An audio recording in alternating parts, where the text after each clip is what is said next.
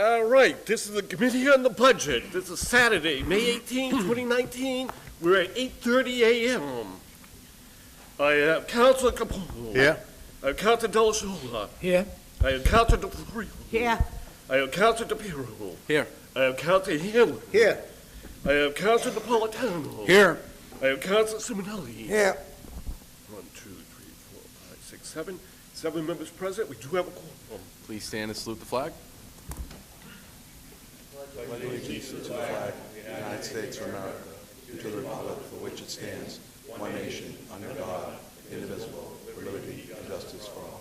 Please remain standing for 1 second. Mr. Chairman, Councilor yes. Napolitano. I would like this to remain standing. Today is Armed Forces Day in the United States, so I'd like to stand a moment of silence to honor our armed forces members, the Army, Navy, Marine Corps, Coast Guard, Air Force. So we'd like to salute their service today.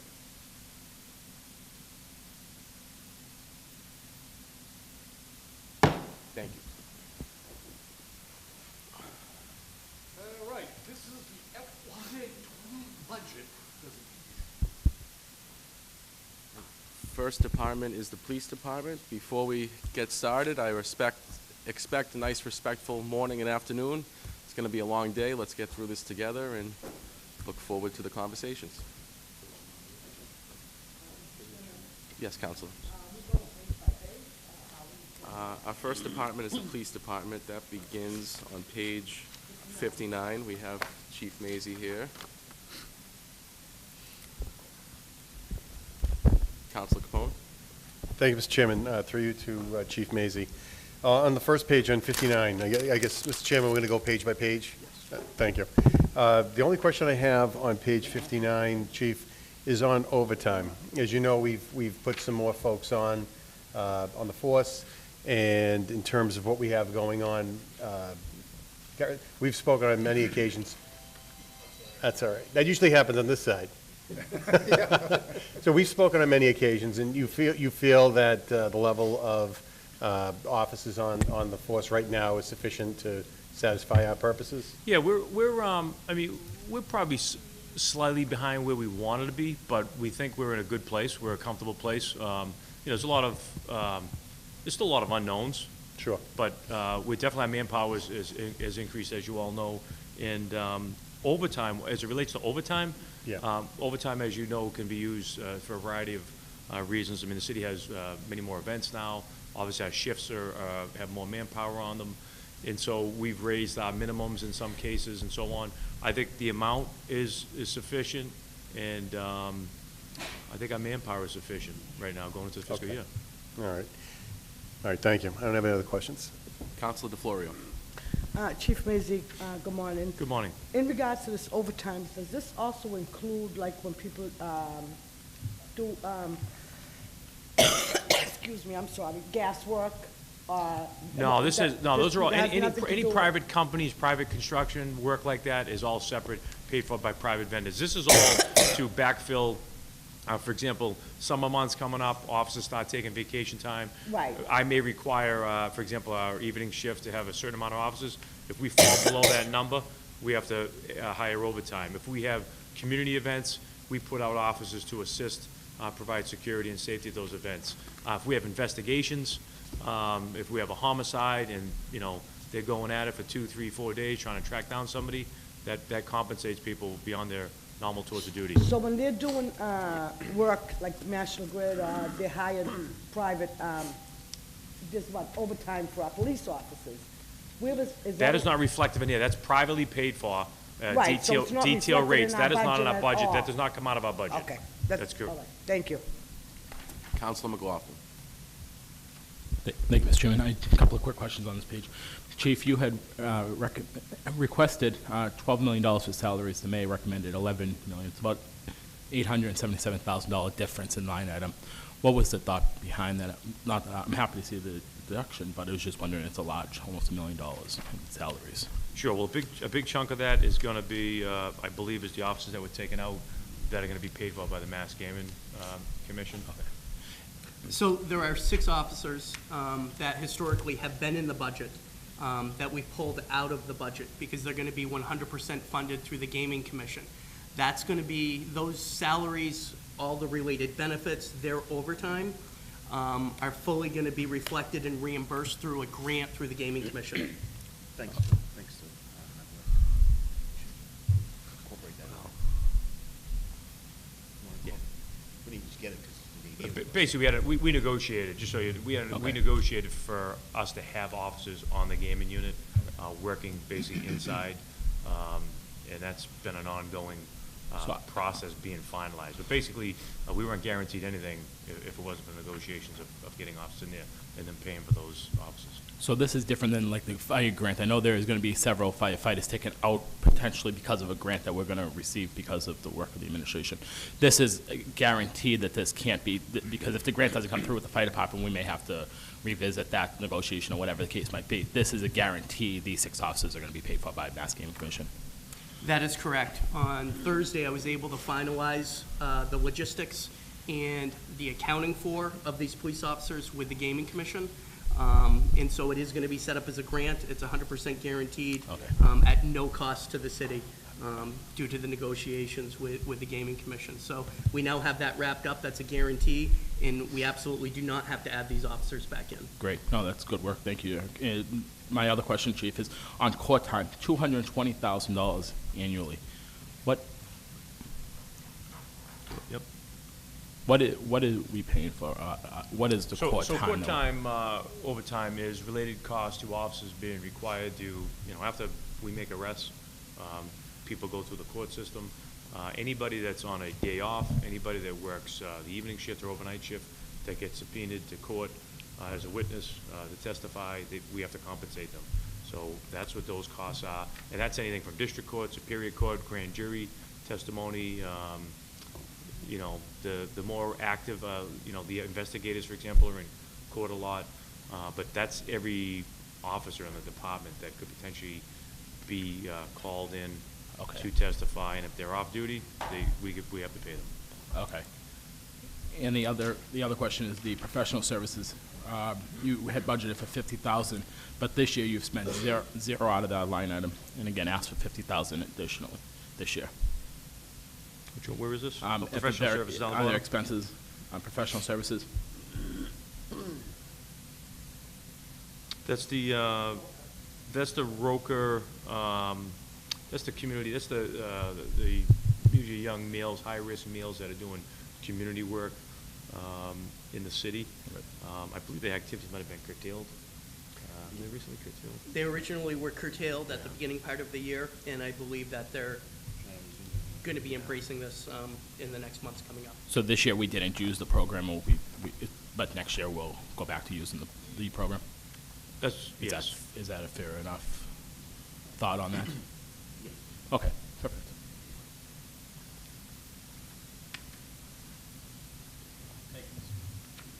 I also do want to point out that a lot of answers to our questions today can be found in the notes section on each department. The administration in each department did a nice job, the budget department, I should say, by breaking this all down, so it's much appreciated. Councilor DeFlorio? Thank you, Mr. Chairman. I forgot to ask this question. In this budget book, whatever I'm sorry. That's okay. I'll yield to the council No, because I go in haven't the middle of spoken your yet. He hasn't spoken. I haven't spoken. Yeah, I'll yield.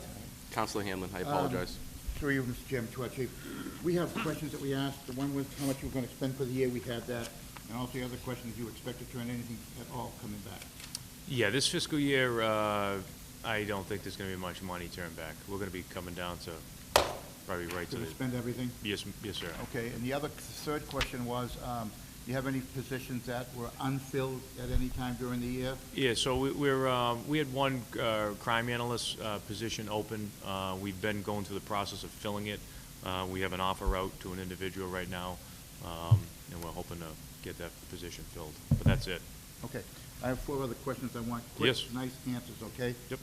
I probably know the answers, but I forgot them. Medical stipends, what is that for? I'm sorry, repeat that? Medical? Medical, I'm sorry. that- Medical stipends. That's for administering the naloxone for overdose situations. Good the enough, op- good Yep. enough. Okay, senior patrol stipend. Yep, those are officers that get compensated if you're on the job for more than 15 years. they get a stipend. Oh, I had a wrong To be idea. senior officers Fine. on their shifts. That's Yep. okay. Special duty. Special duty stipend is officers assigned to special duties where they have to receive extra training, on call, people are on call, et cetera. They get a little extra money for those trainings. Everybody in the department? No, select officers that are assigned to certain positions. Okay. Certain assignments. Okay, and last but not least, first responder stipend. Yep, that's all that's all the other, first responder training and certifications. They have to meet Oh. certifications every year. Enough. If Go you ahead. meet all your certifications, you get Perfect. compensated. Thank you very much. Yep. All set, Mr. Chairman? Thank you, Mr. Chairman. In regard, this is probably a question for Eric. This entire book, there's been union negotiations, is that included in here? The results of the union the union contracts that were ratified during this past year are reflected in this budget. Okay. And currently, we have also incorporated a potential 2% increase for all unions that we have not settled moving into fiscal '20. All right. And we're not out of contract. Okay, thank you. Anything further on page 59? Councilor McKinnon? Overtime, let's see here. You expended, what, 560, 560,000? To date, roughly, yep, You're looking for 670,000. correct. And why is that? There's anticipation, new fiscal year will begin July 1. There's going to be a lot more activity in the community. This number, usually, overtime number usually go up in the warmer months, so the next, like, later this month into June, July, August. Same as last year. Well, yeah, it's level funded, it is the same as last year. Do you need all that overtime? I do. Yeah, especially going into next year, yes. If we were to cut some of that out, and then you would be coming back to Well, that's what I would have to do. If I run short, I'd have to come back up. I mean, with the increases of our police that we're going to put on, Yes. So if we have adequate staffing levels, do we need this much overtime? Well, Council, a lot of it's, Management perspective. yeah, a lot of it's unpredictable. I can't predict if, for example, if we had, if we had some homicides and if we had some kind of crime, a series of crimes that, we have to put out extra personnel, or we're expending investigative overtime to solve some crimes, et cetera. Community events, et cetera, which those things have been growing, the community events as well. We help out a lot of community groups. This morning, for example, is a road race. A lot of these groups we aid and assist them with our, they don't have money. They're nonprofits trying to raise awareness and raise some money. So we assist those. Those types of events are growing rapidly, have been. All right. Thank you. Yep. Nothing further on page 59? Page 60? Well, Any questions on page 60? Councilor Capone? Thank you, Mr. Chairman. Through you to the chief.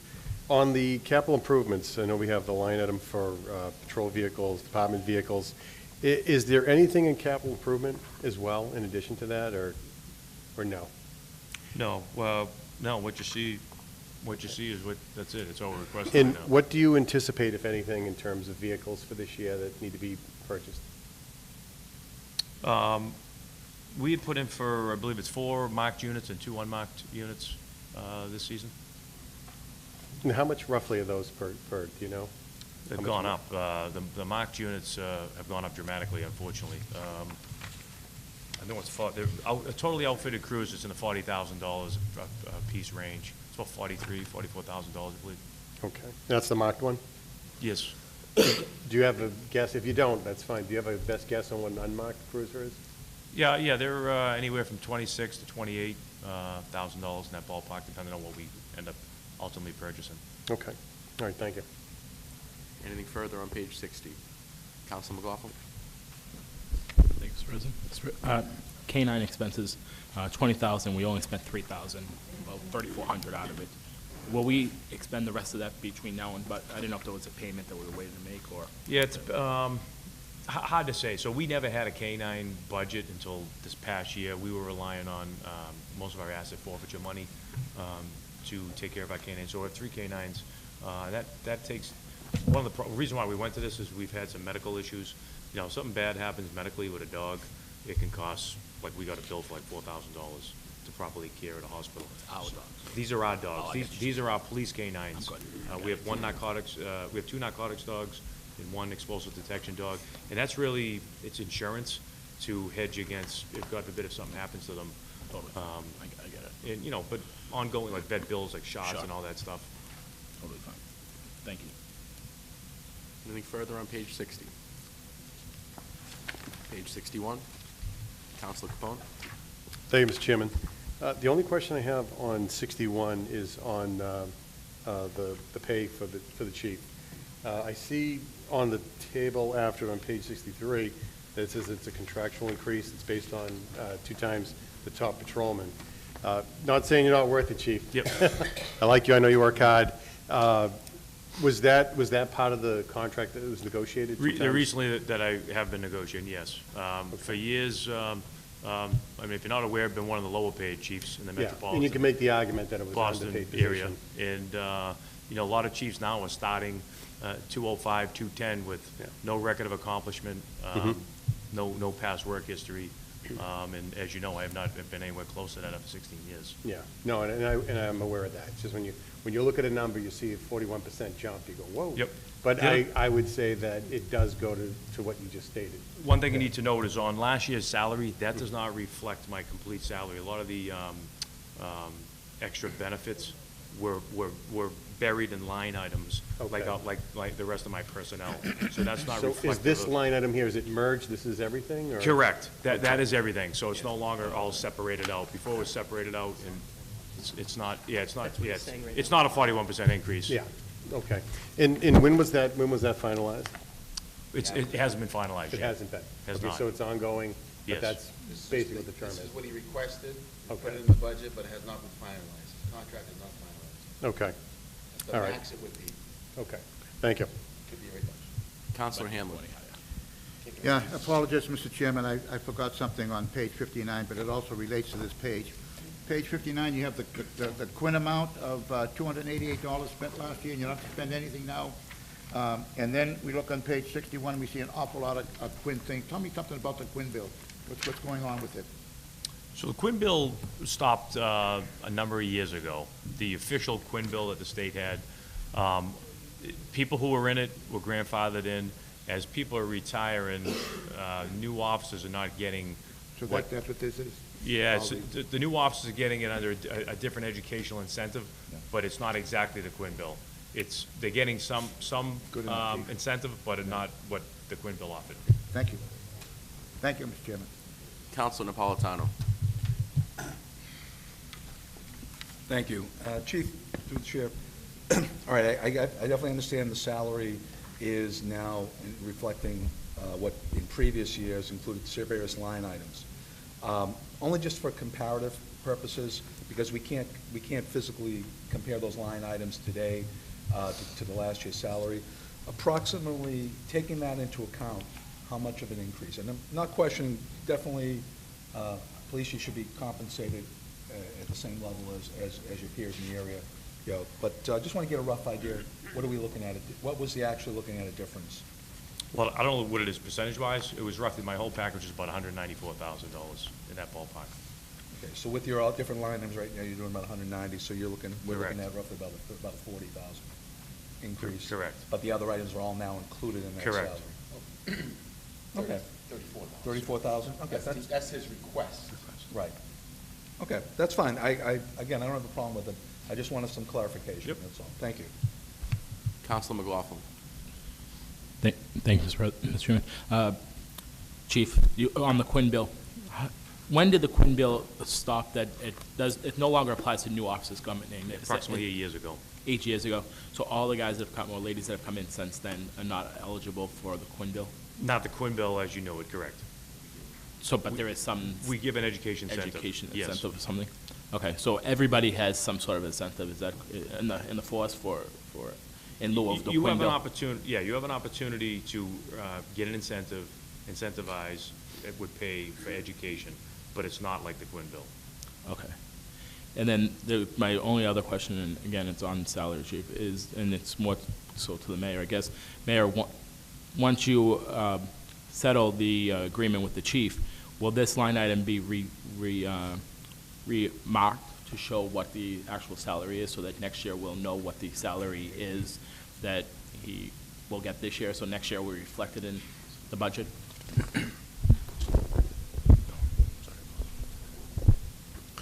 Yes.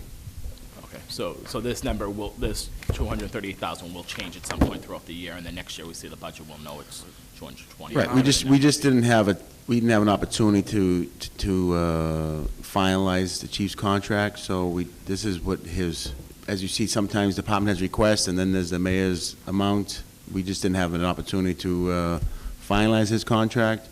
I have been looking at other contracts, other communities, comparable contracts, and the chief is right. He is one of the lowest paid chiefs in the area. So we're just, And I'm okay if you gave him this salary, to be quite frank with you, but I just was wondering what Very nice it of you. would reflect next year, so we knew where we were from this year. yeah, to well, next so year. next year you'll see if whatever that, it won't be more than 238, but you'll see the accurate number. or the true accurate whatever. number, right. Okay, Right, thank so, you. and if the city does take money back, I don't even think we have to raise it. We won't raise that money in the taxes, so. Would it go back to free cap?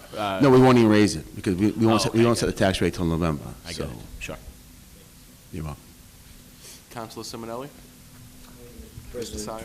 Mr. Chairman, through you for Councilman Simonelli. Chief, the staff right now is at 116, FY '20 will be 126. Will you be adding those new personnel in the coming year, or how do you? Yeah, right now, we'd only be adding two personnel. If this budget would have passed, we'd be adding 2 more personnel. When I say personnel, I mean officers, sworn officers. So will have 8 left over? Or the total then will be 118? No,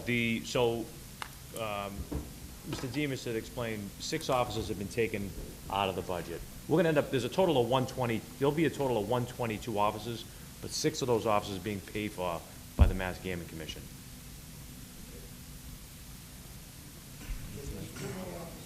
Mr. Sire, your microphone's off, please. Thank you. Thank you, Mr. Chairman. So is there 2 additional officers? I think that's what the question is. Yeah, so right now, if you take the 6 officers out, that leaves 2 openings to bring us to 116.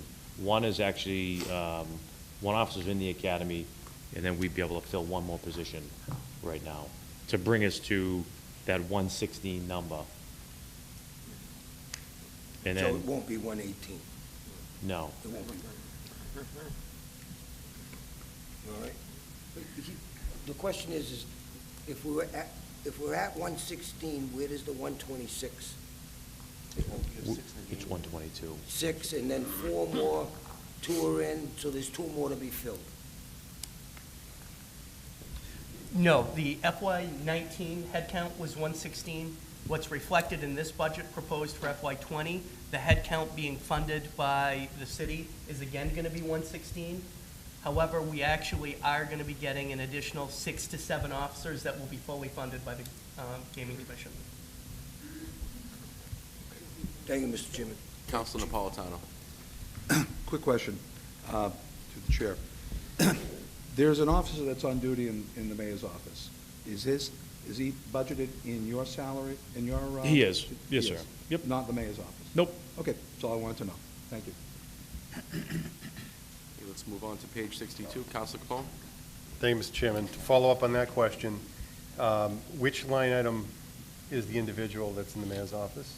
Which salary line? He's not, he's reflective in the budget. He's a police lieutenant in here. In your budget? He's in our budget, yes, sir. Okay, so it's, which on this one, on page 61, what line item does he fall into? He's a lieutenant, I believe. He's under lieutenants at Okay. 25% quint. Okay, so that's the one that break out to about $131,000. Okay, So, and that whole process is a little curious to me. When did that practice start, The practice of what? of a police officer in the mayor's office? It's, what's that? Yeah, well, it's probably been a couple of years. And his role, I mean, just so you understand, his role is in charge of community services, so he's overseeing, although his assignment, he spends a lot of time up here, he's overseeing the community services unit, which is a team of officers engaged in a variety of community Is that the work. ones that oversee each ward is broken down individuals, or how? It's not necessarily ward, no, it involves officers on the impact team, it involves officers in the school resource officers. Okay. I kind of know where this is going. He doesn't just drive me around, he Well, really. you he- said that, no. He really drives me around, to be honest with you. He works with the SROs, the schools, the impact offices, and he also provides some assistance in the mayor's office. We, on a routinely basis, if you can imagine, due to the newspapers and social media, we have people who would like to come up here and threaten the building on occasions. We had to escort someone out on Thursday. We probably escorted a couple people out during the week, and it happens more than you think. Whereas probably things were quiet in the city before social media and before terrible journalism that has made people think differently about what happens here. You know, if Lieutenant Rosa would probably be going back into helping with the resort and with down with helping the chief a little more, but you will see someone in this building, if it's not a police officer, some type of security to protect the employees that work in this building, because on a daily basis, these employees get threatened by residents at the windows. The car gets towed, they don't want to pay their ticket. And I think some of you probably have witnessed that, and some of you have probably received calls yourselves, I'm assuming. So, And I can understand that. Yeah. The only question I would have is, rather than paying a lieutenant's salary up here, it just seems that it would be. he's not just up here. He's Well, not just up here. Okay. His desk is here, Yeah. but his duties are throughout the city. And that's fine. Right. So he could be wherever, but in terms of a body in the building Right. to watch out for the safety of the individuals, which I totally get, wouldn't it make more sense to have someone? It's not really to with watch lower- out for the lower safety of pay grade? individuals, it's to escort those who become unruly, rather than have a female like my secretaries escort someone else. It's always nice to have a male presence to be able to do And I that. have no issue with that, but what Right. I'm saying is someone with a lower pay grade. Right. Maybe a patrolman as opposed to someone with supervisory capacity, who shouldn't be locked in a building. Yeah. We're trying to rely on the sector cars that become more available during the days when they're in the sector, when it's a little quieter, to make their rounds in the building, to be available if a phone calls need to be made and needed some assistance. With the resort opening up in the short few days, there'll be, all hands on deck, of course, with traffic and so forth. And Lieutenant Rosa, as I know, Chief Mazie has a desk at the station for him, and he'll have a place here. His time will be spread between his functions between the building. He still does the community services. He comes to all the city events and so forth. So very rarely does he have to drive me anywhere. I'm not talking about driving, Yep. I'm not even talking about individuals, I'm But I talking know. about pay grade. But I know So- there's been a newspaper that's made reference to it. My request would be that whomever we do have in the building to protect the employees, which I totally understand, Yep. I would prefer it be more a patrolman status, I- somewhere in that level in Yeah. terms of pay grade. So, thank you. Yeah, you're welcome. Councilor McLaughlin. I do have Councilor DeFlorio first for the next page. And you're on that list as well, Councilor.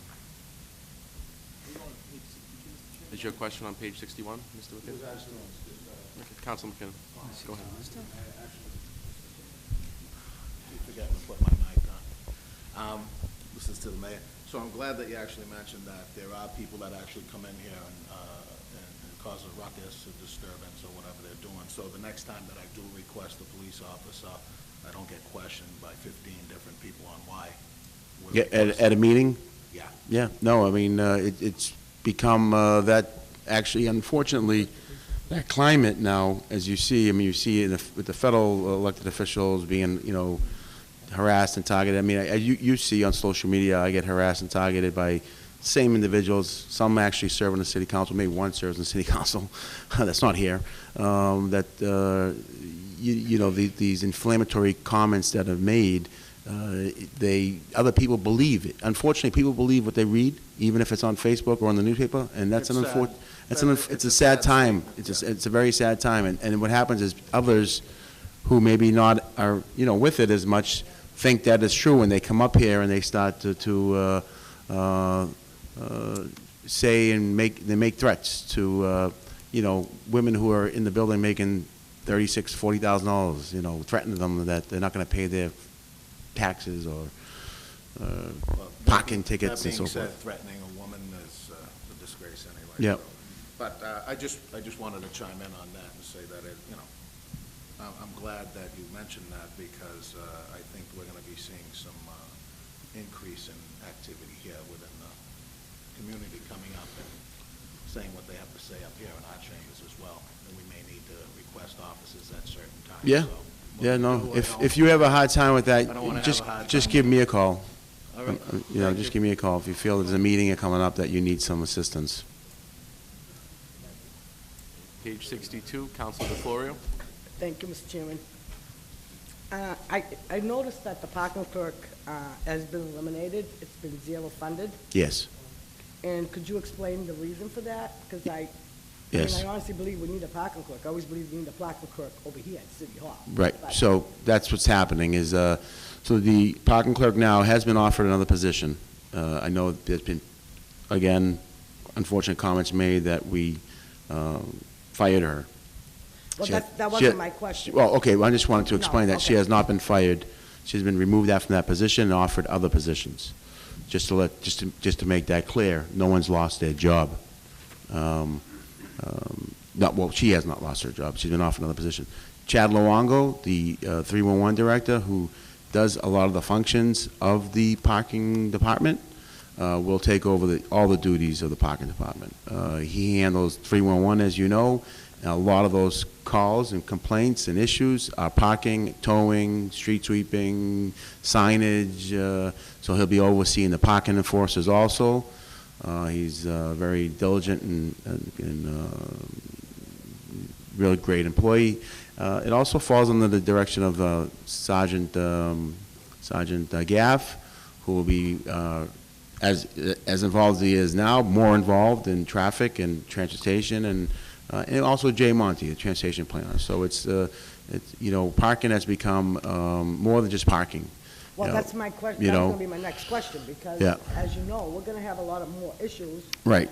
with the resort opening. And not just the resort. I mean, we have construction going on. Everybody's blaming Yeah. everything on the resort. It's not all the resort. Yeah, A lot of that there's a lot of construction is not. construction going on, and with It's all- construction- National Grid actually is doing a Right. lot of work. So we know that there's going to be a lot more traffic problems. And I also feel that, And Tobin Bridge being shut down to one lane, two lane is also is causing us a lot of problems. but I feel that we need more parking enforcement, because those corners need to be enforced, Chief Mazie. I can't say it any worse than this. Every street corner in the city of Everett, there's a problem. There's been a problem for the last 10 years. It gets worse with these Yeah. big vans parking at the corners. You have to start tagging them. You have to start towing. So So parking enforcement has to increase, not decrease. and the chief will let you know that I routinely give him, many calls regarding the same thing, especially off of Ferry Street, where you come up from, like Rock Valley, Woodward, Carlson, the streets that you come up those corners. So, loud and clear, Shirley Street off of Woodlawn, we have a lot of areas that we You hit. have the small streets, like Yep. Stewart Street, Wall Street, Andrew Street. You No, so can't get past Buckley Street. the chief has sent out communications to roll call, to his officers, to everybody, to start tagging 20 feet from the corner violations. That's, we're, only lead the horse to the water, right? So that message has been put out there. If you get it, if you see a habitual offender, please let me know as you do, I mean, I know parking is limited, and we don't want to hurt Right. people. But we don't need to hire any more parking enforcement officers. So we have We have enough police that can take care department, of we have that. enough parking enforcement. I'm trying to reduce the headcount in the city overall. This year's, you saw some reduction. Next year, you're going to see some more. You may see some more during this course of this year. But what I was getting to is if you start tagging and you start towing, there's gonna be more people coming up here, more angry people. Well, that's what's coming up. happening. I didn't want to be honest with you, everyone's like, let's raise the ticket for tow, right? For street sweeping, don't tow. The problem is, you don't tow, and the street doesn't get cleaned, the whole neighborhood that did move their car are upset that you didn't get rid of that one or two cars. So it's like no winning situation around. No, it's not a win Sometimes. And you guys know, you guys feel my pain, you're in the same business. Right. So, I tried to get the guys at DPW to blow the streets where the cars were parked and where everyone else would move. And then residents were saying, well, you do that for them, you don't do it for us, and, why I move my car? So it's like, I don't want to use the bad word, damn if you do, damn if you don't, but, we're trying our best here. It's, but message is heard loud and clear. We'll ensure those 20 feet from the corner infractions will be upheld. I'll talk to the chief again, and he hears you. We'll let the OICs know and the union leaders know also. Would that be something that we really want them to let their members know, to really try to get out of the car and, hit those corners for us? So with And that we being also said- engaged some transportation planners to look at parking in general, right? So Lower Broadway area will be, as you know, I don't know if you know that already, but it will be a 24-hour resident parking program. They'll have, city sticker, we'll just have like a LB in the corner for Lower Broadway. We're also looking at Main Street in the Ward 6 area, because I know, Mike, that's been a thing for you also, because once the bike path from West Street is connected, people understand that. You'll probably see parking off of Main Street, walking the bike path to the resort on a good day. So I'm anticipating as many issues as you are. I'm hoping to roll something out for the Ward 6 area prior to opening. If we go 24 resident, not on, maybe on Main Street, we may go with meters. And then I'm not doing anything, I'm not going to do anything without your approval, by the way. Nothing without your approval. So these are conversations we're having. So you may see like a proposal, like Main Street will have meters, right? The side streets will have 24 resident parking. The residents on those side streets will get like one or two coupons, whatever you call them, placards per home, so they can still have guests. With all this happening, there will be, I'm sure. So we're going to have it all ready, and then we're going to see what happens. So if we see people doing that, then we're going to institute it. I'm not going to institute anything now, until. But my point is, Mr. Mayor, is that by doing all this, and it's great, all right, there's going to be a lot more tickets given out. Is Chad going to be able to handle that crowd coming in without a parking spot? Chad's a resourceful person. He's got a staff. They're all trained in that office. I believe even Teresa is trained. We have Reno, who's now the assistant director of 311. You have Gerline. You have. So those are all going to be able to handle these problems, that whole department? That whole department's going to handle all this stuff. You have even the collector's office. They're all trained to. They take all the tickets. They work hand in hand with them, setting up hearings. The whole building is actually it's really, to be honest with you, everyone's kind of working in sync in this building. A lot of the directions coming from the CFO and the chief of staffs and myself, but a lot of people are picking up the slack around here, and things are getting accomplished. And we, good thing with social media is we do get people also letting us know, how to correct things, or they give us some good input, right? They give us some good ideas rather than just berate us. But yeah, we just, It just seems funny not to have a title of a parking clerk, no matter well, what city you I go. think his title is This gonna, has nothing to do personally with Yeah. anything. I don't listen to rumors.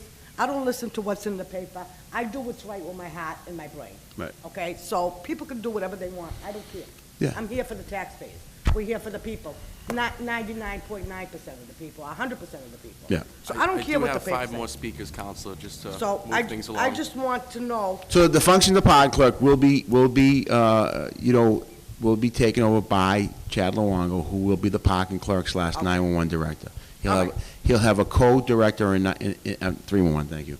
He'll have a co-director in 311 to take up, any slack in 311, but he has been doing a majority, he does all the hearings on parking with, I believe, maybe with the solicitor's office. I believe they may help with parking hearings, maybe not, but he does all the hearings now. We take all the issues. He's been working on all those issues, so. All right, and thank he'll- you. Yeah. Thank you. Okay, I do have 5 more speakers. We are 10 minutes past the allotted time. I asked everyone to expedite it a little bit, and this is a budget hearing, so let's stick to what's proposed. If there's any cuts that we want to look at, and that's what we're here for today. It's all good stuff, though. Councilor McLaughlin is next. Thank you, Mr. Chairman. Question is on office manager.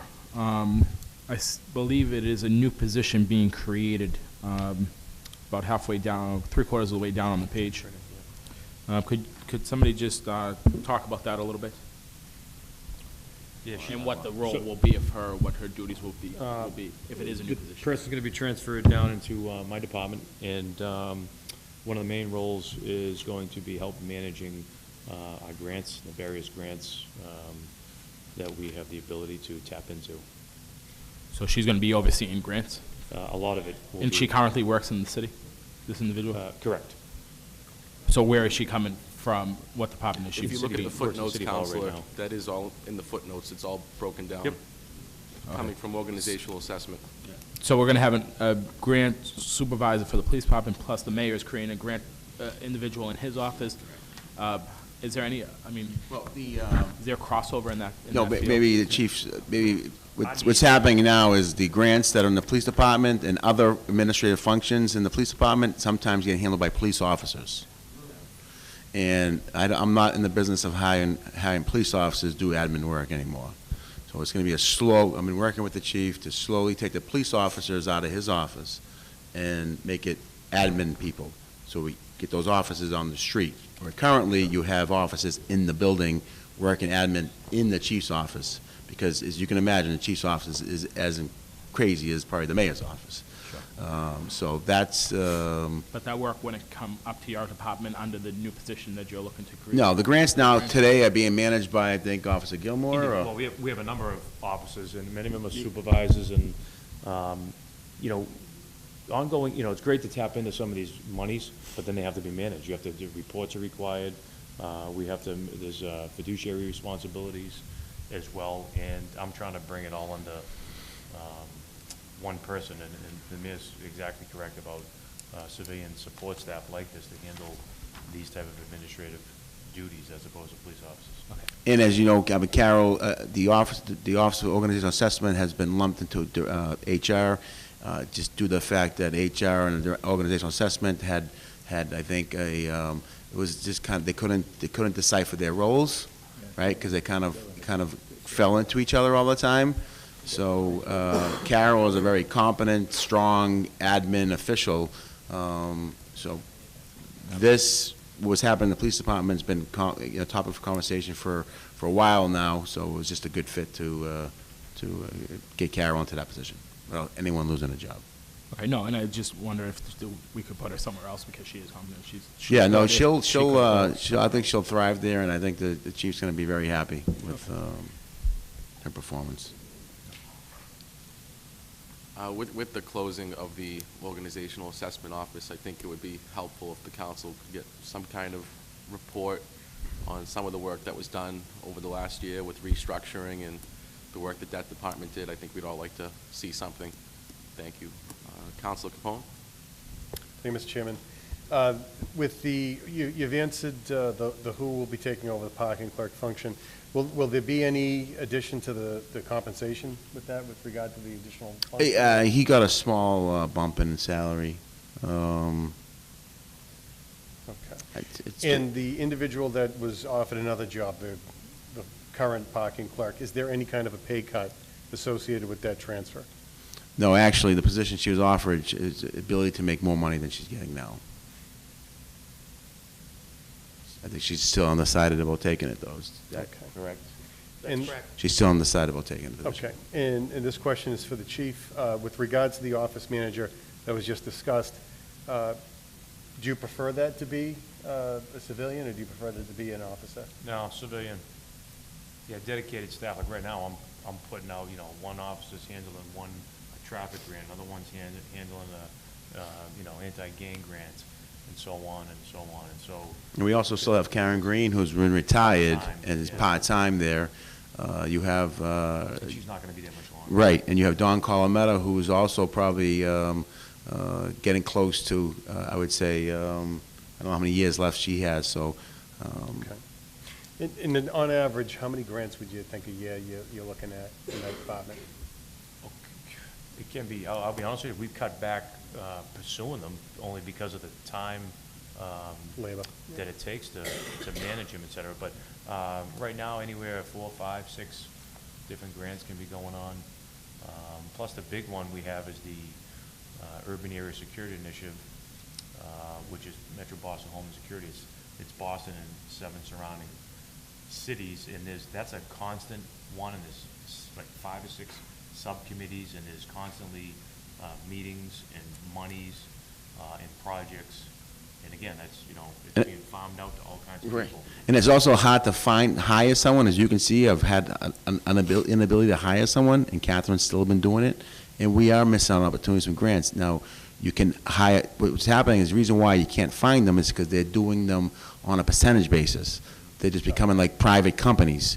So if I'm a grant seeker, I'll work for you, but I'm going to take a percentage of this grant. I'm not going to become your employee, but I want a percentage of the grant, and that's what we're seeing more of. Okay. It And then- can be 5, and 10, 15% administrative fee. Eric, you wanted to? I just wanted to add, also, we noted about, from the headcount standpoint, with the Mass Gaming Commission grant, we're now going to have to be administering the Mass Gaming Commission grant, which is all personnel-driven. And so there's going to be a constant review and adjustment and negotiation with the Gaming Commission when we deal with overtime. And it's also much more cost-effective for us to have a civilian do this type of admin work than our higher-paid police officers, which now will have the ability to do more police work rather than the admin work. Okay. And will this position remain non-union, or? Non-union. Okay. And one last question. I know that the mayor alluded to that there are a few folks that over the next couple of years may end up phasing out just in terms of retirement or anything of that nature. This is a new addition to the department. It's an additional body. What do you see the future over the next couple of years with this person's role? Are they able to take over some of the other functions that are being done? Or is this going to be exclusively for this? And if someone retires, we're going to need to replace them in their capacity? Non-union, union. Well, this role, non-union. I mean, not only the grants, I mean, they would be assisted in my office. I mean, as the mayor alluded to, I mean, I get calls coming in to my office for a whole slew of problems. And a lot of times, it's a matter of managing and connecting those people with whatever issues they have with proper staff. Right now, I really only have Dawn Colometta in my office, and then I have Karen Green 2 days a week, and then I have a police sergeant, but the police sergeant is usually on the go and not in the office. I end up answering a lot of my calls myself in my office, so I'm relying on this person who's going to be in my office suite to take some of the calls and assist us with whatever the issues may be. So this person will cover their salary and then some? Oh, no doubt. Okay. Also, remember, this is, so Dawn Colometta's union, and Karen was union, but thankfully, Dawn is a confidential employee, but you could get a union person in that office when Dawn retires that maybe not as confidential as that you'd like them to be. This position is a non-union position. It's more an administrative assistant working on grants and on office management type work. Okay. Thank you. I don't have other questions. Thank you. Councilor McKinnon? Correct. Yes.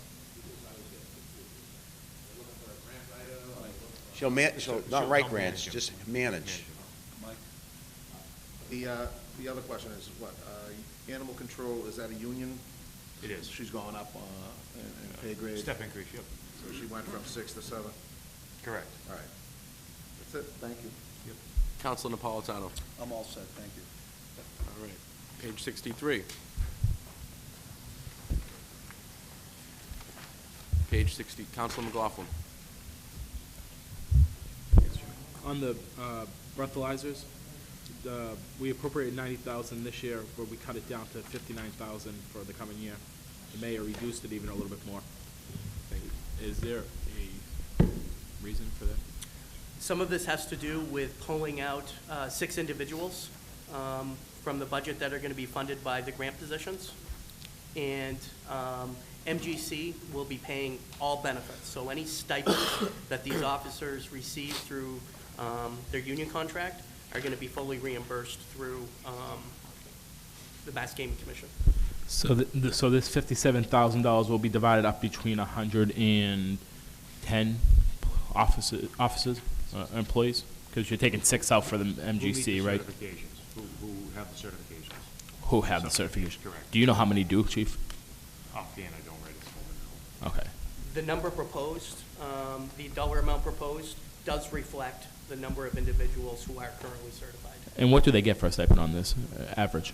There's no need an exact number, but it's a couple of $1,000s, a couple $100s? It's a percentage of the base. The notes say 2% I think on it's- base salary. Yeah. Okay.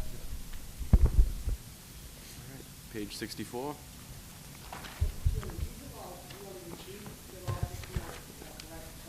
Yeah, the questions that were asked. I know. It's a cheat sheet. I know. Page 65.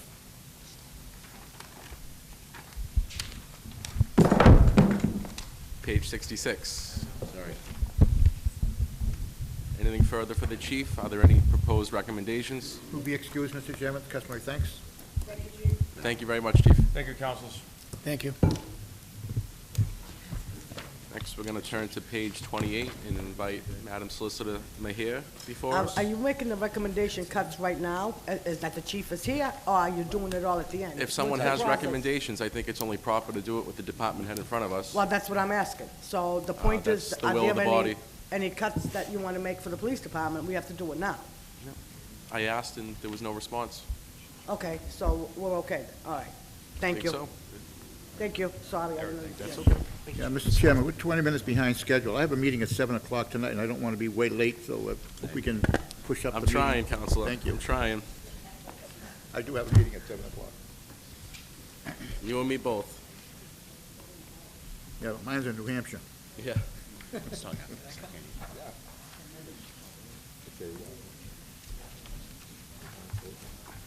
The Solicitor's Office is returning back $10,500 from the ISD litigation account and has 0 unfilled positions. 28, Counselor, page 28. They're returning $10,500. Counselor McLaughlin. Thanks, Chairman. Under salaries, I see there's this difference of about $95,000 if you look through the budget line item here. And I'm just wondering if there's been a new position created in the department, or, so what was expended was $214,000, what is being requested by the department is $313,000 this year. The mayor recommended $309,000, so there's about $95,000 difference across the We line.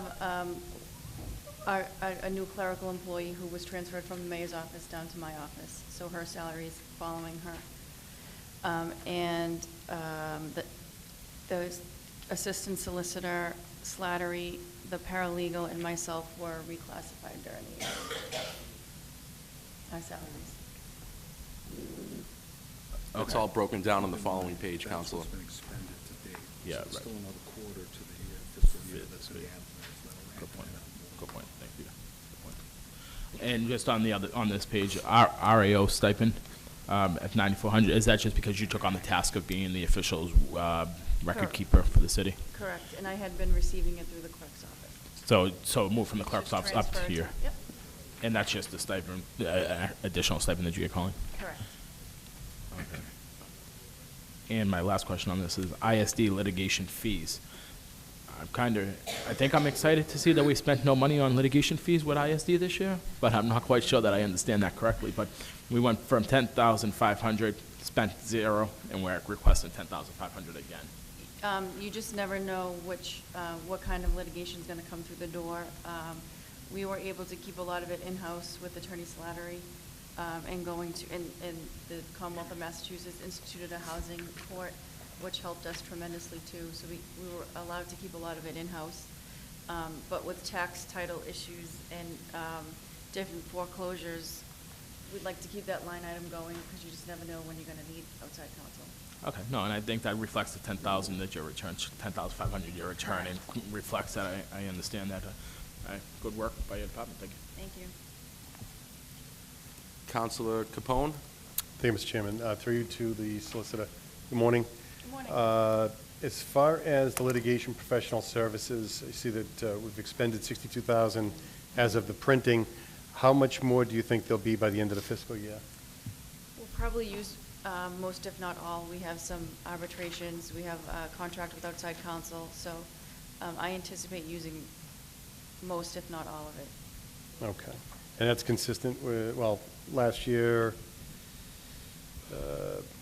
okay. And I have some questions on the next page when we get there, but that's all I have for that page. Thank you. Counselor Hanlon? Thank you, Mr. Chairman. I have a question. I've been through this whole budget, and I've noticed this word has appeared everybody, and I think I'm going to ask Mr. Dumas the question, and that is, it says the solicitor's salary was reclassified, and item number 4 was for a paralegal. That salary was reclassified, and that's everywhere in this budget. What does the word reclassification mean? What are we talking about when you say it was reclassified? So it's part of the mayor's ongoing organizational assessment review, comparisons with surrounding communities based upon requests from non-union individuals, trying to make sure that salaries are commensurate with the work that they're actually doing, and to make sure that we're not losing qualified staff to other communities that have been trying to poach our professional staff. Okay, and have you done that for like every position in the city? No.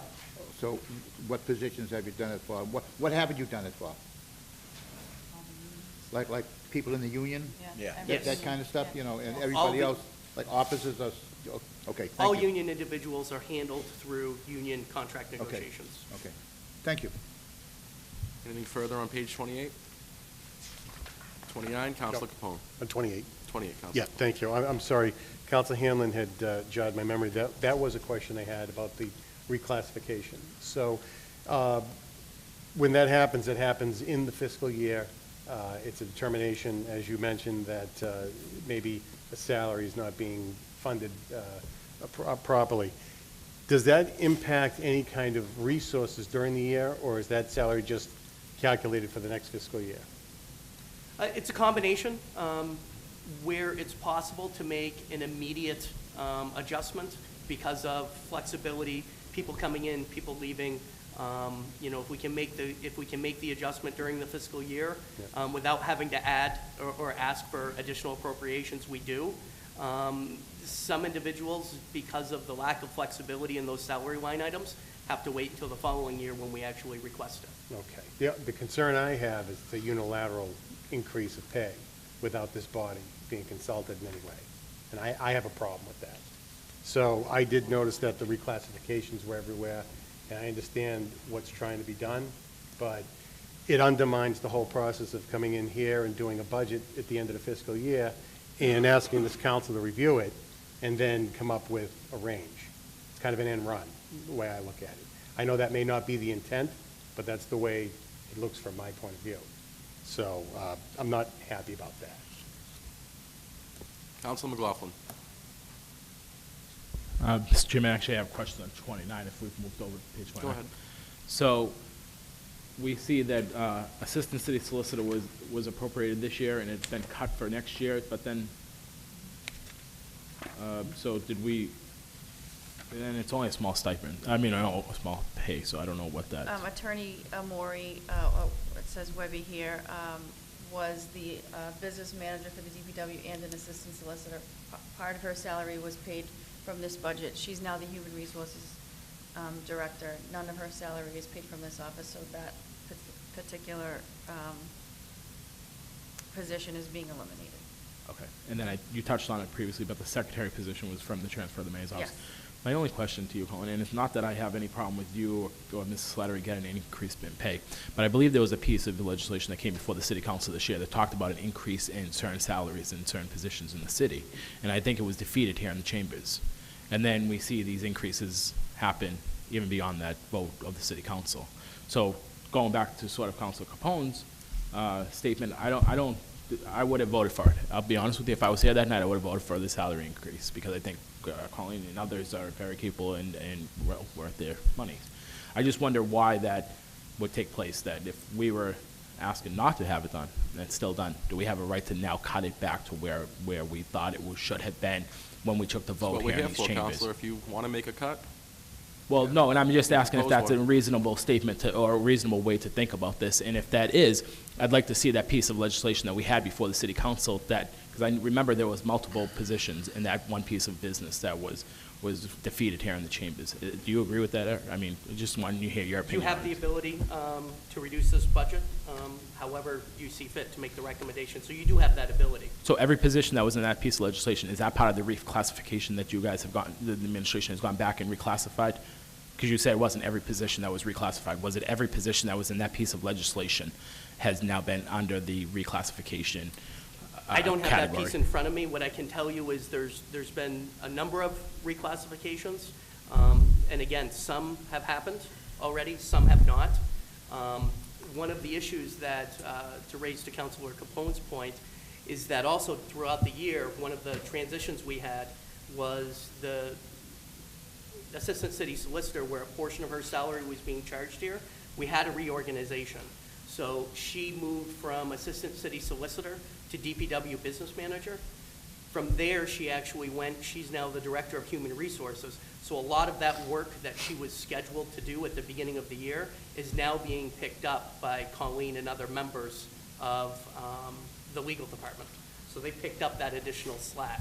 We don't move salaries from one department to the other when we have those transitions. That would require council approval. And if you remember, prior to my administration, for the 25 years I served in government, the mayors, maybe not Mayor Hanlon. I don't remember, I apologize. Okay, it's okay. And I know Councilman Capone was here, and I'm sure others were here. Maybe Councilman Napolitano, maybe Mayor Hanlon, of course, remembers. He's been here for 51 years. Mayors prior, it basically was a bottom line budget. They would transfer money all day long, and then it'd come before the last meeting of the city council to do all the transfers. I remember for 14 years as an alderman city councilman that would come before us. Didn't overspend their budget, so we just approved the transfers. Now, due to Mr. Demas here, we can't overspend anything in any line item. We have to come before you, the city council. So there's no end arounds here.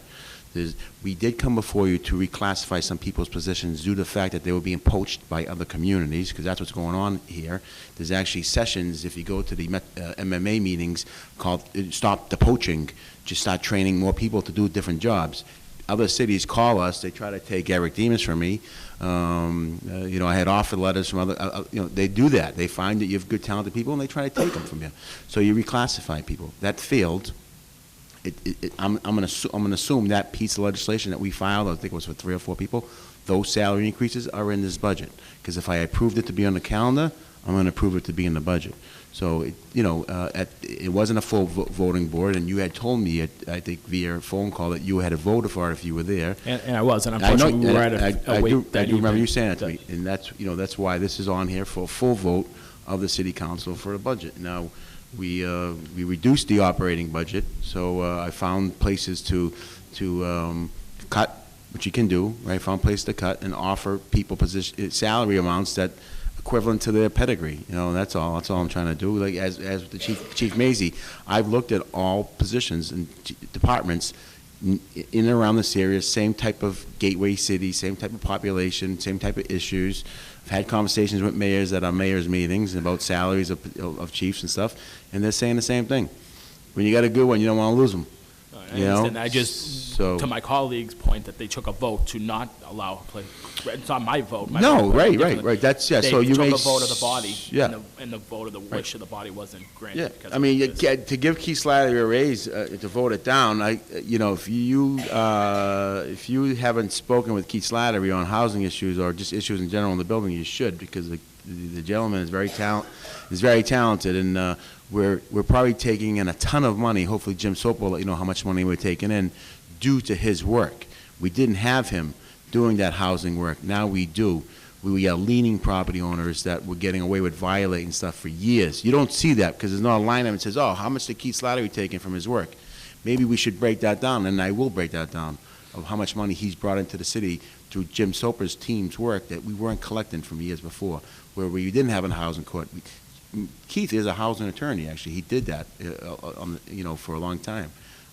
So, it's one thing I'm not going to do is blow people's money, and I don't blow taxpayers' money. And I agree. Mr. Mayor, Colleen, to your last question I have on this is, where does Mr. Lattanzi fall into this? I see the Assistant City Solicitor. He's going to work out of planning. He's working Okay, with. So that, I was just wondering yeah. if there was a position actually missing, or Yeah. well, okay, so he's out of work. Thank you. Councilor Napolitano. Thank you. Actually, my question was regarding Attorney Lattanzi, so thank you for answering that. And Mr. Mayor, again, I understand what you're saying regarding reclassification. Again, you're trying to keep free agency out of City Hall right. here, so we're not losing good qualified people. All right, no, my question was answered, so thank you. Councilor Capone. Thank you, Mr. Chairman. Through you to our guests. So as far as an overall organizational view, I know we've done this in the past. We've had assistant solicitors kind of split in different departments. So will Attorney Lattanzi also be acting in capacity of city solicitor, assistant city solicitor within your office? Yes. Okay, so so we've got the addition of a secretary to the department, and It's not an addition. Now, if you look at it, she worked in my office. All Right. we did was transfer downstairs. We Exactly. did not fill another position in my no, office. I understand that, All right. but it's an addition to your department. So is there enough there to keep that individual busy as opposed to being able to do that with the paralegal, and maybe the secretary could go to another department? No, there's more than enough work. We're also the risk managers, so we handle all the claims that come into the city. She administers all that. She will be administering all of the inventory for every vehicle, every inland marine, every small piece of equipment. She'll be tracking that throughout the year with purchases and disposals, plus, normal clerical work. And the paralegal also took on another role. She is the coordinator for all the 110 inspections, so she works with the Code Enforcement Task Force on a daily basis with all of those inspections. Plus, she's the hearings officer for all 40 tickets. Yep. So she's quite busy. Yeah, and there's an additional stipend for that, though, correct? Correct, yep. Yeah, okay. But she still does that work during her 35 hours. And you should visit her. You should set a time to visit her in her office and see how the 110 inspections are going. We're finally, for the first time ever in this community, inspecting we will inspect every property in this community. We'll get in every built 3 unit plus building that we never have, and that's part of the Mass State Building Code that we're supposed to. A lot of communities don't do that, and that's where we find most of our violations. Yep. So on this particular page, I'll just put it out there because I know we're getting to the next part. In the budget, we don't know what tomorrow brings. Now we have this whole thing going on with down the street. Don't worry about that. With the possible, Don't worry about that. whatever. So It's posturing. my position throughout this budget, it's not an indictment on anyone. It's not a statement on anyone. I'm going to, at least for this year, I'm going to be recommending that we stick with a 2% increase for individuals. So when cuts come along the way, that's what I'm going to be doing. So I don't want any one individual department to feel that they're being singled out. That's going to be a consistent thing I'm going to try to do. I just want to let you know that everybody, every line item and every salary in this particular line item is a 2% increase from what we had earned in the last fiscal year, which includes the reclassifications. Right, and I'll just remind you, I wasn't involved in that, so. Okay, thank you. I don't have any questions. Councilor McLaughlin. Mr. Chairman, just real quick, Colleen, you alluded to the paralegal handling all ticket appeals and hearings. The mayor mentioned that Chad Luongo does that. Do they work together, or who is? Chad does all the parking, and Jen does all of the 40U, the code enforcement tickets. Okay, so she does after the 110 inspections, those tickets that are issued, is those the hearings that she? And any like trash or any building code violations, Okay. any of those. Okay, just so the people at home understood that there wasn't. And I think she had duplication. done about 800 this past year. Great, thank you. Page 30. Counselor Hamlin. Thank you, Mr. Chairman. Just a quick question, I hope it's definition. The RAO stipend, you're calling it a records access officer? Should it be a records assessment officer? Under the public records law, it's called a records access. Access? Yes. Yep. Okay, so what would that duties be? Is it the same thing as the assessment officer? No. No, it has to do with public records. Where the public records law has changed, the Secretary of State had advised that every community has an appointed records access officer. And so the city clerk and I share that duty, and we review every public record. We track every public records request that comes in, and my office I actually review every document before it's transferred out to the requester. Okay, no, it's all right. The thing is, access to me means that you go and get it. I mean, assessment means that you evaluate the piece of thing. That's what I do both. That's what I was looking at, you know. But the statute calls it access officer. Are there any further questions for the solicitor?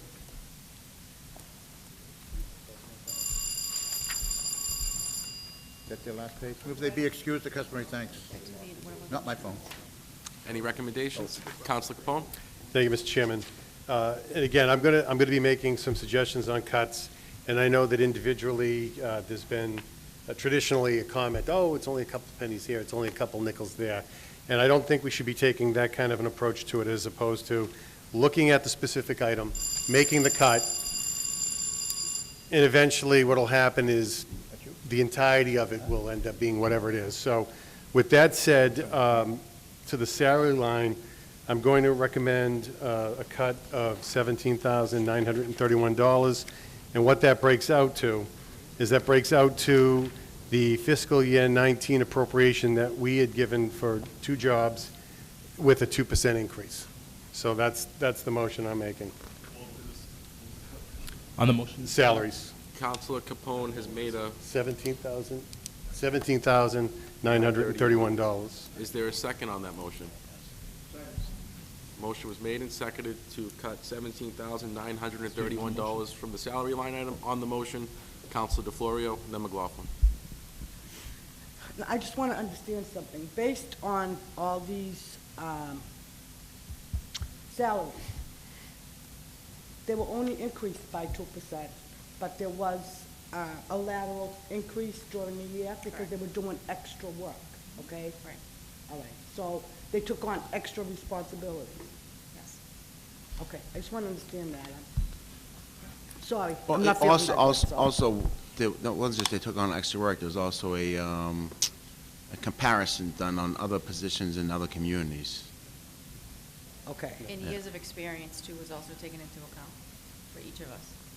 All right, because, I mean, I don't see a salary, anybody's salary here being paid for what they go. They go to school for law school. These people are attorneys. I mean, I mean, it's even you, Colleen, and I'm not just saying that you're here. I don't see her salary being high at all for what she puts up with. So, I'm one of the lowest paid solicitors in the Commonwealth. I know you are. I do my homework and I do my research very well, so, thank you. Counselor McLaughlin. Thank you, Mr. Chairman. Mr. Chairman, I was going to ask the same sort of question that Councilor DeFlorio asked, which is, it's a 2% increase, but the fact that additional work has been put onto your plate is what is added the increase throughout the course of the year, correct? Last fiscal year, yes. From last fiscal year. I'll be honest, I'm one guy that wants to cut this budget as much as I can, to be quite frank. But this department, I think you guys both do a great job. I think you're both here very frequent and as often as need to be. So I can't support the cut. But I want it understood that the 2% was not, it was just 2%. It's been increased from last year. It's just the stipend has raised because of additional work that had occurred. I received a stipend beginning last fiscal year, and the paralegal and Attorney Slattery have taken on additional work, and their positions were studied by the Office of Assessment and Organization, and a recommendation was made to the mayor. to reclassify all those two. That's what scares me, but no. Mr. Mayor, could you give us a breakdown of what Mr. Slattery has brought in this year, not today, in future days? Counselor, I just want to keep us on track here Yep, for this thanks, Mr. Chairman. I specific just want to know recommendation. if we can see what they've brought in to offset the salary increase. Is that? The motion was to cut $17,931 from the salary line item, and it was seconded. If there's nothing further on the motion, I'd ask our clerk to take a roll. Yes. All right, Counsel Capone. Yes. Counsel Del Sola. No. Counsel DeFleury. No. Counsel DePiero. No. Counsel Hill. No. Counsel McLaughlin. No. Counsel McKinnon. Yes. Counsel Napolitano. No. Counsel Simonelli. No. We have 2 yeas, 1, 2, 3, 4, 5, 6, 7, and 7 days. The motion failed. Motion failed. Counselor Capone? And then the only other thing that I'd be looking to cut is on the ISD litigation fees. Reflected nothing was done last year. Again, there's no rhyme or reason. You don't know if another year is going to bring something up, but I'd make the recommendation that we reduce that by 2,000 and, just move forward. Second the motion. Motion made and seconded to cut ISD litigation by $2,000. There was a second. Mr. Clerk? All right. Counsel Capone. Yes. Counsel Del Sola. No. Counsel DeFleury. Yes. Counsel DePiero. Yes. Counsel Hill. Counsel McLaughlin. Yes. Counsel McKinnon. Yes. Counsel Napolitano. Yes. And Counsel Simonelli. No. 1, 2, 3, 4, 5, 6. 6-2, the motion is passed. Anything further for the Solicitor's Office? Thank you very much, Mrs. Mejia. Thank you. Thank you. Next, we're going to jump to page 67 and invite Chief Colley before us.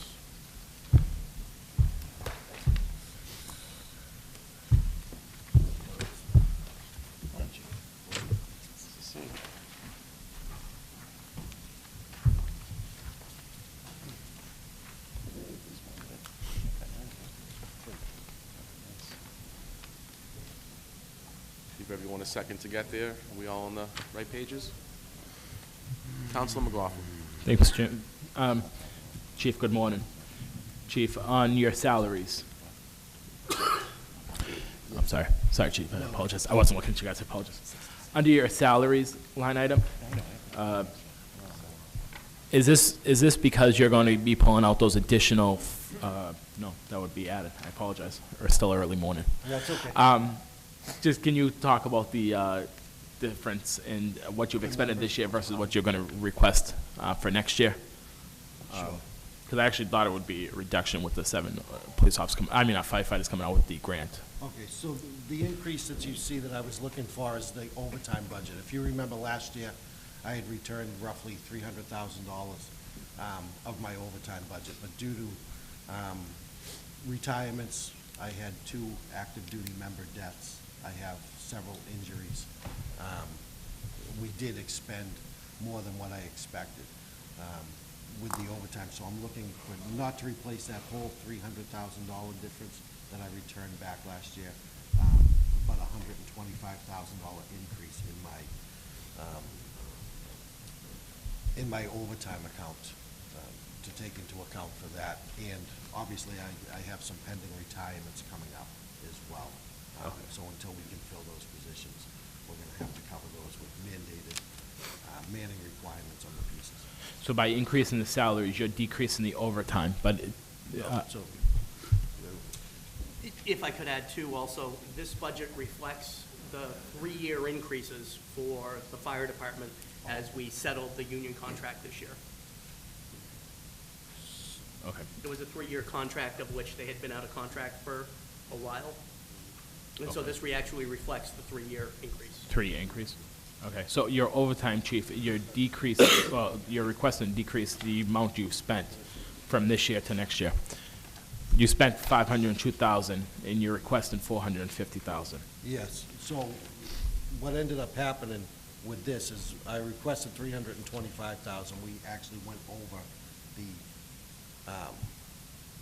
that requested amount because of what I said earlier with the vacancies, the two unfortunate deaths, the manning requirements. So we did that. We're trying to So really you're actually- level it out. I don't expect that I would be back up around that amount next year, but we're trying to see what best fits as far as that. I don't think I'll be in the area of the previous year of 600,000. And overtime is traditionally budgeted for having to fill shifts, maintaining the same headcount. The reason why he's over this year and not requesting an increase above what he's spending or what we're projecting is because we did have a couple of deaths and some vacancies. So even though he's going to be over on his overtime, he's going to be under on his full-time salaries because we weren't paying them there. So because those individuals, we weren't paying the full-time salaries, it offsets some of his overtime. We're not anticipating having that situation next year, and if we are, then the vacancies and salaries will offset it. So we didn't want to, just because we're overspending it this year, request more than what we actually think we're going to need. It just was an unusual year. Yes, unfortunately, you're right. And my last question on this, defibrillated stipends, is that, there's a huge difference in that line item.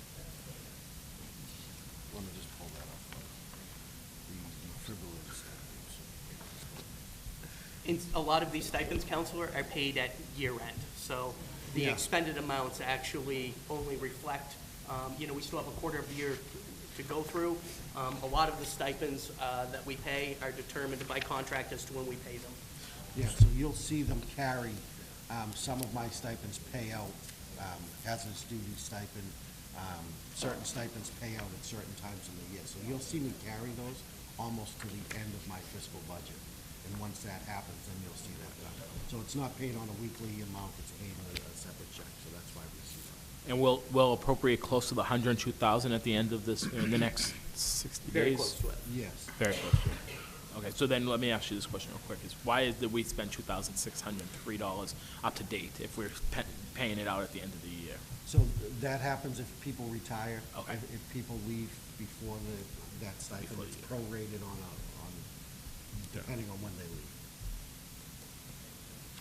Okay, next is Counselor Della Sola. Come on. Come on, gentlemen. Just a quick question. I read the notes in the back here.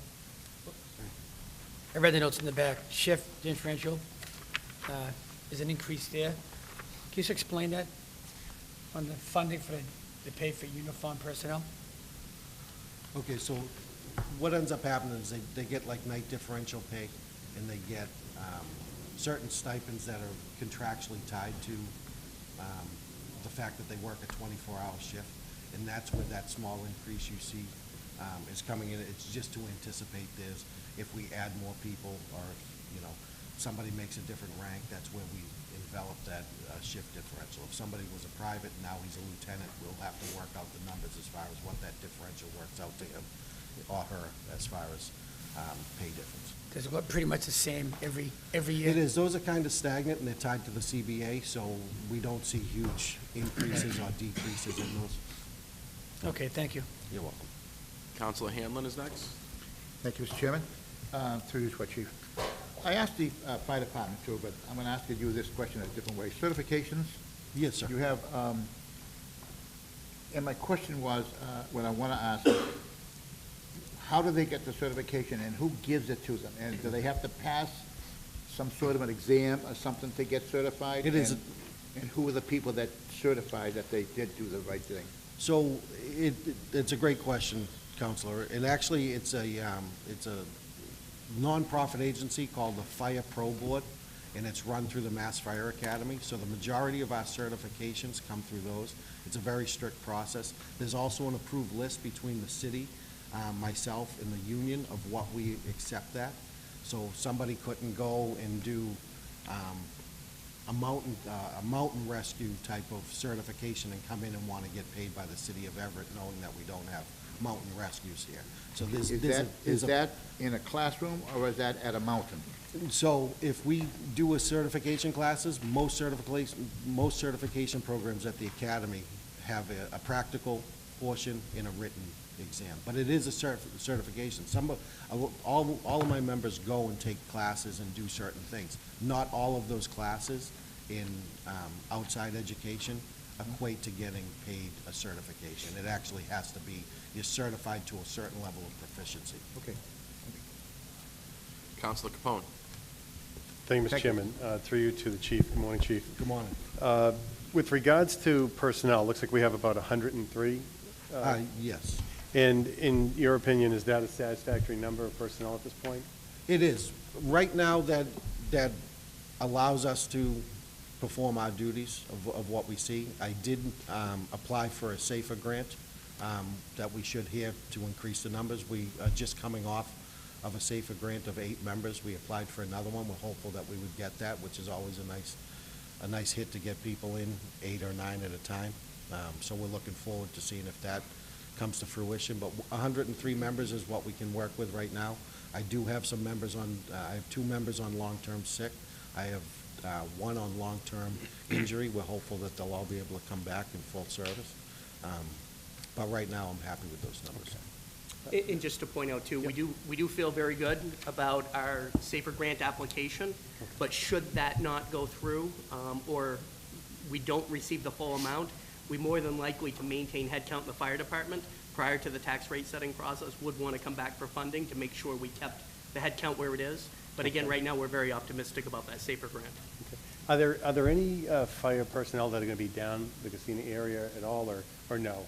So on a regular basis, similar to like what you heard the police chief talk about with the Mass Gaming Commission. The Mass Gaming Commission didn't earmark any type of positions for the fire department in that level.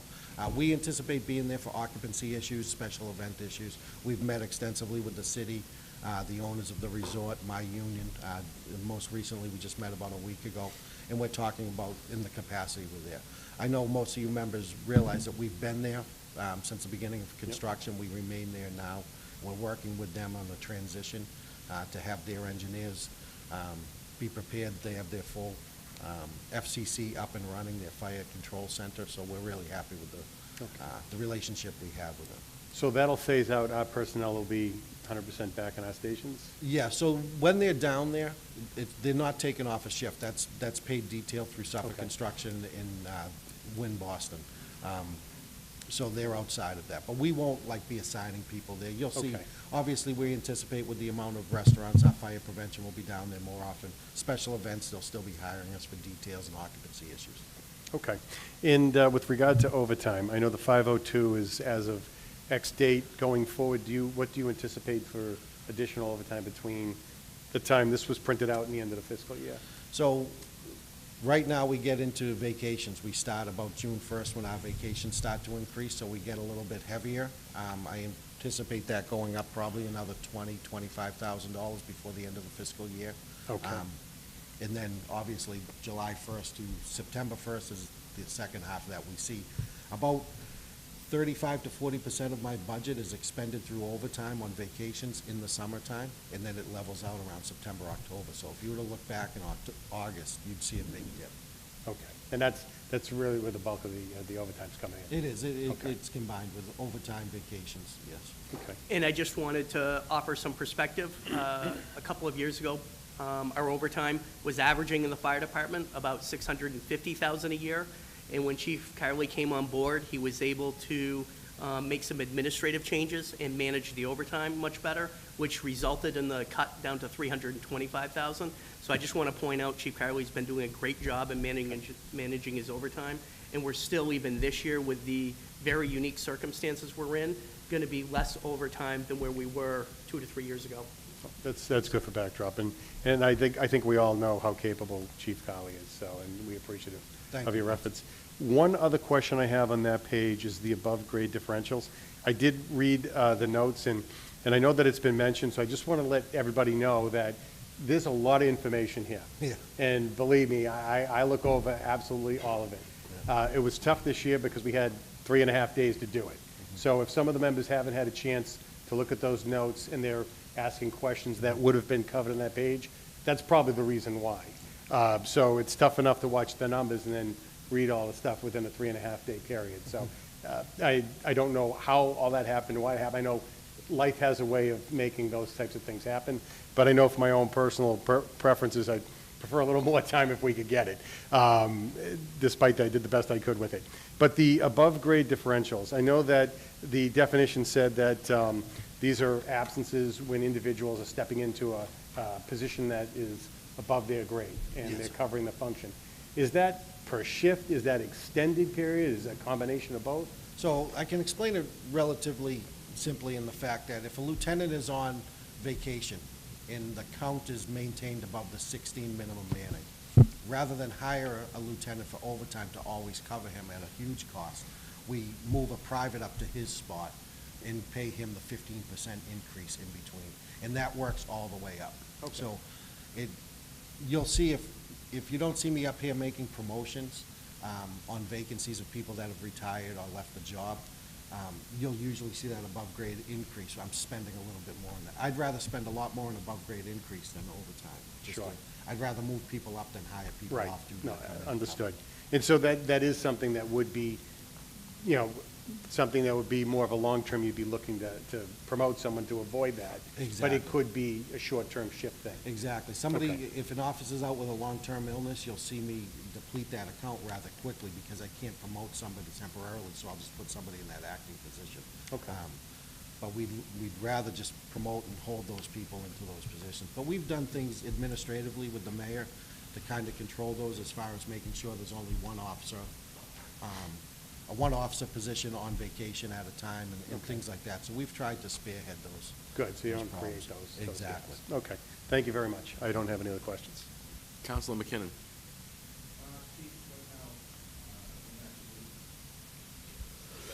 Hi, Chief. Good morning. It's been an early morning. Right now, we mentioned we have 103.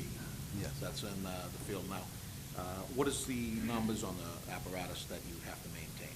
So we don't do a per apparatus. You used to, I remember. No, Dave so Butler we, used to. no, so what it is it's a minimum manning for day, Okay. per day. So we have 16 members that are assigned, you know, we have roughly 20 to 21 members per group, 4 groups. That are where per- They're assigned each group. So we don't do per piece manning, but the deputies on duty have the right to move guys around to make sure they're spread out. We try to run with a 1 and 3, an officer and 3 privates, so we'll limit that depending on injuries and things like that. But we do not do a per-piece manning. So if a man on the ladder truck calls in sick, we don't hire just for that person. We might be able to move somebody from Hancock Street down and level And it cover out.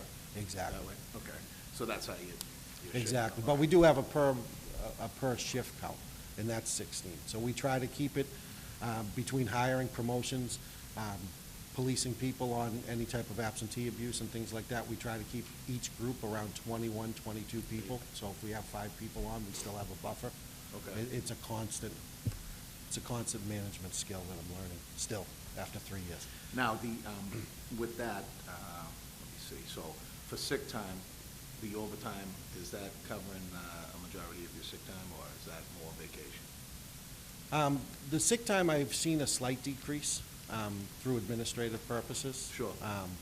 But I would say it's probably a combination of sick time when people are on vacation. You know, you tend to get a perfect storm, Yeah. you know. You get your 7, then you get your Exactly. 10. So we try to police that and let people know that it's not acceptable. And overall, people do come to work, and I'm happy about that. Okay. You know, Now, in regards to the overtime, that's why I'm asking. Oh, yeah, absolutely. I mean, we have the numbers Yeah. that it seems that you're filling. Exactly. And you're a great manager of the numbers, so, do we need that amount of overtime, or can we take some back? Right now, I wouldn't be comfortable having you take any back with that little bit of an increase I'm looking for. Like I did the It's previous. 125,000? 125,000. And the reason why, I would be confident if we got that SAFER grant, or if we came back and we looked at hiring individuals, if I just got 2 or 3 more people per shift, I would probably I would do very good in overtime, similar to, if we were on that steady stream and I had a tough year last year with injuries and obviously the 2 deaths Oh, of yeah. the 2 beloved folks. Those We were are, on a steady you know, path. those are unexpected Oh, yeah. incidents. We were on a steady path to even, you know, Eric and I talk on a regular basis about this. We're on a steady path to increase that 300,000 even a little bit more. But we're hopeful on that grant. Reason why I ask is because good manager as you are, with the numbers that you have, it should be able to actually lay off the overtime at some point. Exactly. You know, so. Exactly. And then when everybody's coming to work and they're all working, then we don't need the Exactly. overtime. And our numbers are right there where, you know, we get those folks back from injury and long-term sick. Sure. We get this grant, you would see a large return on that. Okay. Just two other things to reflect as far as overtime is concerned that you have to consider. The overtime rates are up. You know, overtime rates are based 1.5 of the firefighter's base pay. And because the union contracts had been executed, you know, so he's actually paying more per hour on an overtime basis. And in addition to that, and working with the chief over the last couple of years, trying to reduce costs wherever we could, this is probably one area where we got a little too aggressive in trying to reduce our costs, which is why Chief and I meet on a regular basis. Sure. In regards to all of his salaries and overtime. The last question that I have is, we have an apparatus that's stationed down at the tanks. It's sitting down there. Oh, Why is that there? That's surplus, so Okay. that's our surplus ladder too. Exxon was nice enough to let us house it there. It really kind of ended its useful life when you folks. Do we need that? We don't need that. I Can mean, we sell it? Can we get rid of it? We're in the process, myself and Mr. Mareshi were just speaking about it this week. So we were keeping it because it was operational in an emergency capacity. If ladder one, which we know is really on its last legs, ever went out, we would be able to try to figure out something to put that in. But it's really not at that point now. We just spoke about declaring that surplus. And what price tag you looking at to gain? I wouldn't see any, you know, these Real usually money? go anywhere from $5,000 to $15,000 to $20,000. Companies buy them, salvage them off. A city wouldn't have a use. So it's just parts at this point? Yeah, it's a late 90s model. It Okay. served us well, but obviously our new ladder two that you guys all have seen and it's been great. That's actually, we've seen real low maintenance costs come out of that new pieces because of the new. And then my last question would be Hancock. Yes. So Hancock Street, that's all refurbished. Is that back to full utilization? It now? is. It's full utilization. It's, you know, I'm really happy with the construction process, really happy with, you know, obviously being able to do a renovation like that in a building well over 100 years old through the administration to be able to do that. Mhm. The guys are happy with it. We've had minimal problems as far as sometimes after the contractor leaves, you have things the contractor. Punch list and all that? Yeah, they've built a great relationship with us as far as getting back, fixing things. We still have the high school one as well? We do, and we're actually looking at housing a piece there temporarily while we do some work down at Central because of the ongoing Central renovation. So is that like a satellite? It is. For everything? Yeah, we call it a temporary station. You know, if we need the folks to move out of here with either our engine or ladder company out of Central Station, we can move them up there for a couple weeks while we can get the work done a little bit quicker without depleting our resources from that side of the city. Just add, because you talked about Hancock Street. Yeah. We're very pleased to say that we actually came in under budget at Hancock Street. That was largely due to the involvement of our OPM, but in addition to that, there were some contractual violations from an opening standpoint on the existing contractor, language that we put into the contract so that the city was protected. So we are coming in a few $100,000 under budget, and in the very near future, as we're working on the renovations at Central, we'll be asking for a reclassification of those bond proceeds from the money we saved to do additional work down to Central. Did anything come back from fire? I missed that. It's going to be minimal in the fire About- department. Yeah, so. Do we have a number on that or no? No, we did minimal because like Eric alluded to earlier, with moving, with the overspent on my overtime line item, we'll be able to move the existing money in my budget around to cover that. Okay. So, All right, thank you. thank you, Councilman. Counselor McLaughlin. Chief Kelly, we have 103 members on staff. If we got the SAFER grant, that brings in 8 or 9 additional members, so the 103 grows. Yes. So the 103 grows, the federal government pays it for a certain amount of time, and then we would obviously take those members in at the end of that. It's a 3-year. Okay. It's a 3-year SAFER grant. It's a 75-25 the first year. Federal government pays that. 75-25 the second year, and then it switches to, I believe, a 35-65 on the city side. So it gets us used to paying for those people. But through attrition, that's what we did last time, and we were able to keep our numbers up until the time came and then put them into our budget, which worked out well. It's a real advantage to put on people through these grants and put them on because it's a huge cost to put on 8 firefighters, as you all know. It's a large cost, but to have the federal government kind of take that edge off and let us train them, get them up and running, get us used to paying for those folks and then getting in, it's a real advantage.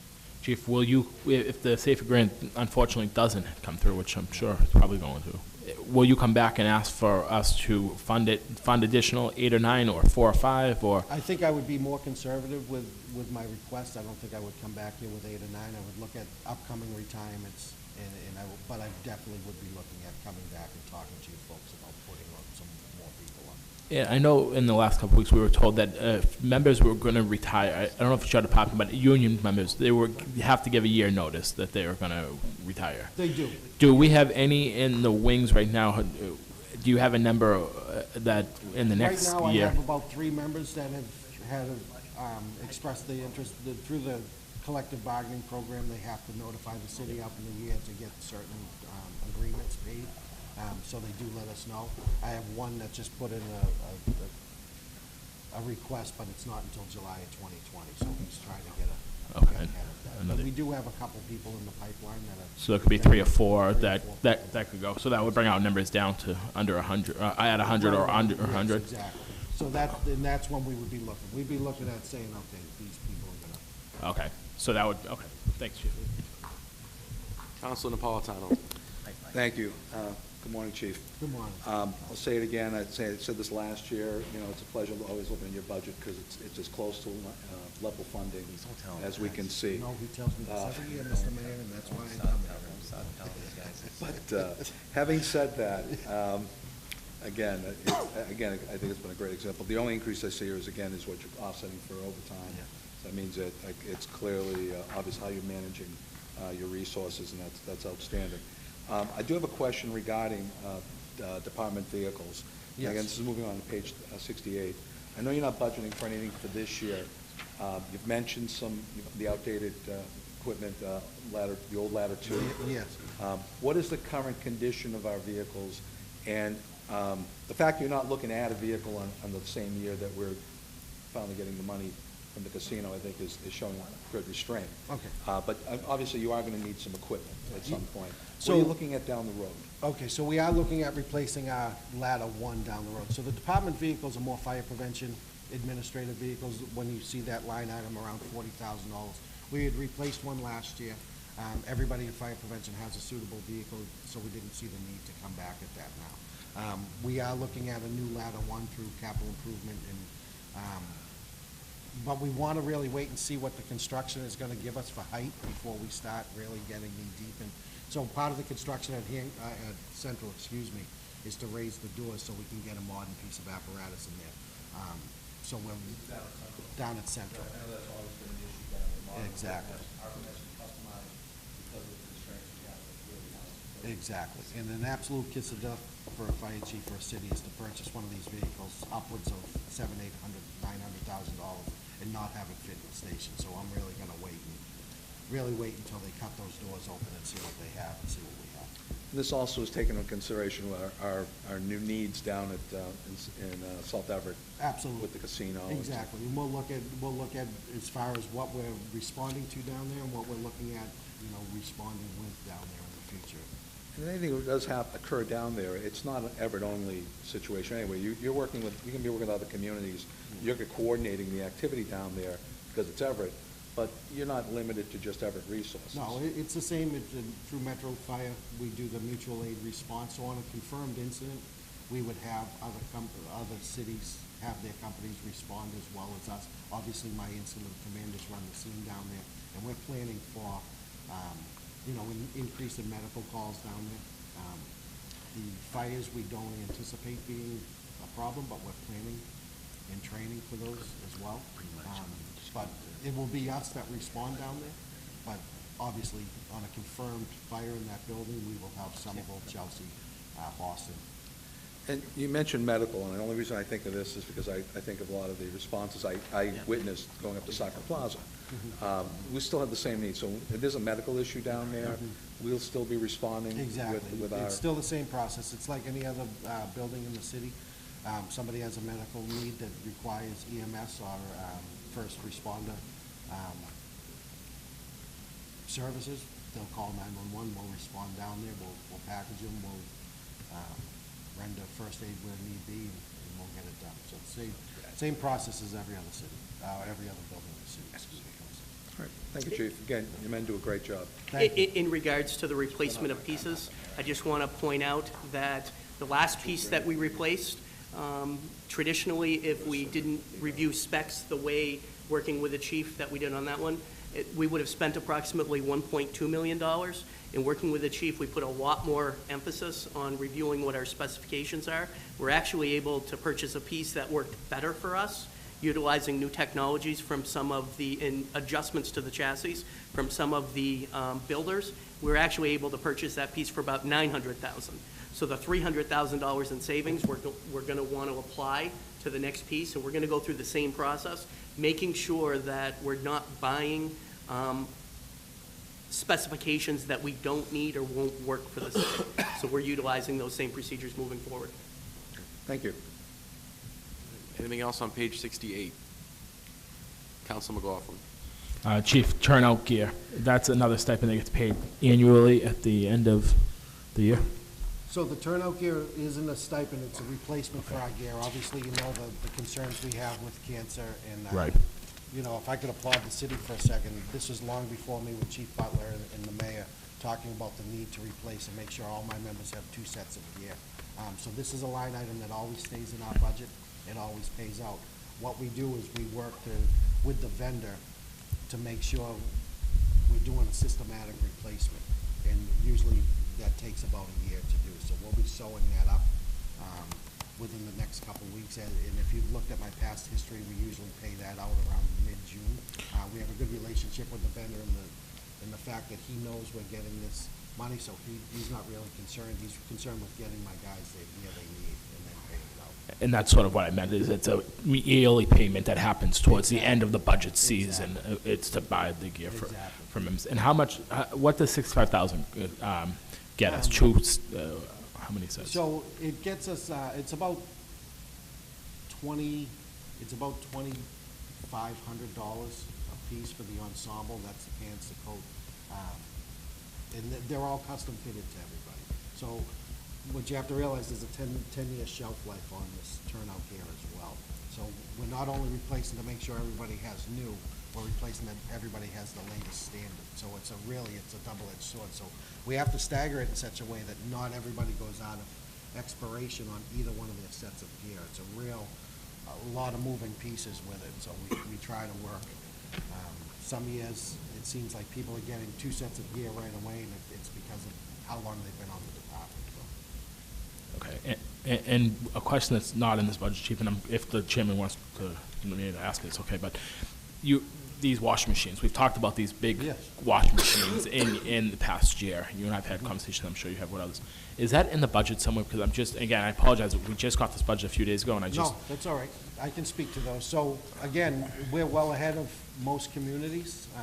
We always had one at Ferry Street, part of the renovation at Hancock Street. We were able to provide a second one at Hancock Street, and now part of these renovations, in that renovation budget, we've included for a third one. So we'll be one of the, I wouldn't venture to guess, but I would say one of the very few cities in the Commonwealth that each one of our stations within the department has its own extractor and dryer. Another thing we did, which is a relatively small cost, is we've put standard stackable washer and dryer into all of our stations. Ferry Street, the last one being installed in the next couple of weeks through facilities. A small price to pay, but now our members can wash their actual station uniforms there, keep that stuff from getting home, keep it from getting in their car. So you might see my guys coming and going now in just civilian clothes because they're able to leave their uniforms that they have washer and dryers there. So we're really making some good steps, working with the union, working with the administration, to make sure our guys are as safe as possible. Is there a cost in this budget, though, for another extractor for No, that's Central Fire included in Station? the capital, Okay. we sliced out a little bit of our capital improvement on that Hancock Street, so we're not looking for anything from you on that. You already helped us with it on the capital improvement side. And I'm happy to hear those are gonna be in each of the fire stations, yeah, are really that's great. important. Okay, gonna move to page 69. Do you have a question on 68, Council McKinnon? 69. Della Sola is first on the Yep. list for 69, and then McKinnon and Capone. Council Thank you, Della Sola. Chairman. Come on, Chief, again. I have a question about fire apparatus repair tech. Yes. Is that just an upgrade to that same person? Or- Yeah, I saw that there were 2 lines, is that what you're asking? Yeah, on just that? one we have in 18, and 19 you don't have it, and then one step down. I mean, I see you have W12/4 to W13/4.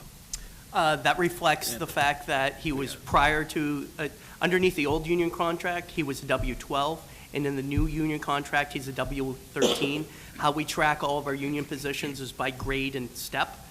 So due to the fact he went from a 12, we zeroed out the 12, and the new item is the 13 that he's currently in. So it's not an additional position, it's a reclassification due to a grade change from the contract. So we have one repair tech for all our engines? Is that? Yep. Yeah, M1, Steve Leonard, he's a mechanic assigned to us. He does an unbelievable job. I'm just curious, where does he actually repair them? So he brings them down the city yard, he'll bring them to the old high school, he'll, depending on what level of service they need, he can repair them right into the station. I can tell you from my experience of being around, Steve takes up the challenge to do a lot of things that we used to contract out to private vendors, and everybody knows bringing a car to the dealership isn't the best way and most Correct. economical way to get things done, and Steve's pretty much eliminated that where he could, and it's pretty great to see. Thank you. I just want to applaud yourself and your whole staff, and even the city of Everett. I talked to a woman in the city, surrounding city fireman yesterday, and said, well, our firemen are very well taken care of here compared to the surrounding cities. Thank you for that. Nothing against anybody else, just, No, absolutely. thank you. We just work at providing a good service for you folks. Thank you. Thank you, Chief. Councilor Capone. He's all set. I'm good. Thank you, Mr. Chairman. Through you to the chief. So that was, my question was whether it was a union increase. That one step, it jumps up about 15,000. That's commensurate with the step? Yes, that's reflective of what the Okay. union negotiated. Okay. And yeah, I don't see additional expense for maintaining the vehicles, and that's, Yeah. that could be a huge, that number could dwarf your entire budget. Exactly. So the only other thing that I point out is with the opiate counselor. The appropriation last year was 56.1. There was a request of 65. It came in at 58.3, slightly over the 2%. So true to my word, I'm going to stay with 2%, so when you see me make a cut, don't get nervous. I think everyone's doing a great job, and echo what Councilor Della Sola said. I had spoken with one of our community business members about a week ago, and there was an emergency that required the fire department to approach. Did a tremendous job. I don't know if the individuals have come down to the station yet or not, but said they have every intention to go down to the station and That's thank. great. We'd So love I to want to hear make that. sure we publicly get that out. Thank So, you. and thank you again. Thank No other questions. Anything else on 69? 70? Anything on page 70? Page 71?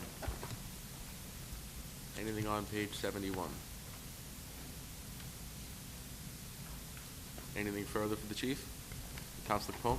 Thank you. Just on page 69, it is to the opiate counselor. I would be recommending a cut of $1,143. Again, not the biggest number in the world, but as we move through the budget, trying to hold down the 2% increase. So I'd be putting that in the form of a motion to reduce salaries by $1,143. Okay. 43. Is there a second on that? Motion was made and seconded to reduce salaries by $1,143. Please call the roll, Mr. Clerk. Councilor Capone. Yes. Councilor Della Sola. Yes. Councilor DeFlorio. No. Councilor DePiero. No. Councilor Hill. No.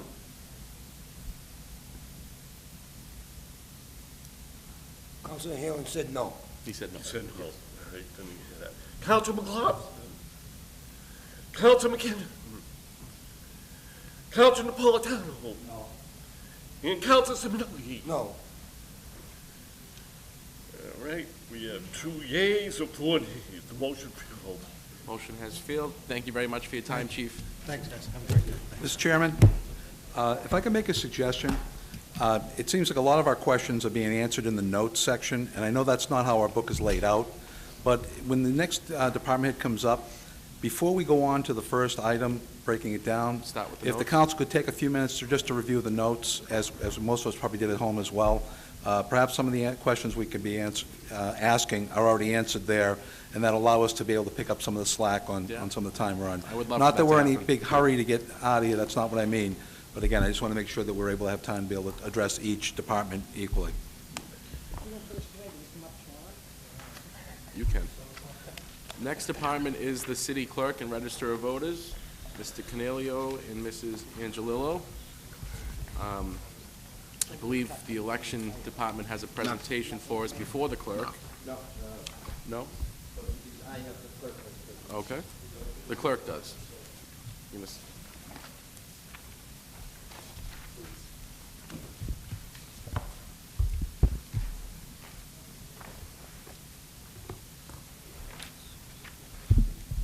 Yeah, are you going to give the presentation, Mr. Clerk? or- No, I was gonna have Linda do her budget first if we could. I know it's skipping 2 pages, but I think it's easier. She has a, that way. What page is that, Mr. Chairman?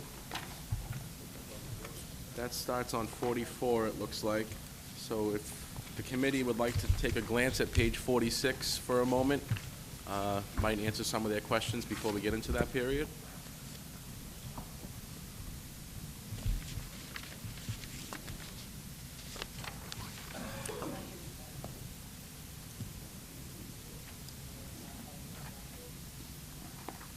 Yes, we're going to start with the Election Commission on 44, and those notes are on 46, if you want to take a second to look at them, Counselor. Faster.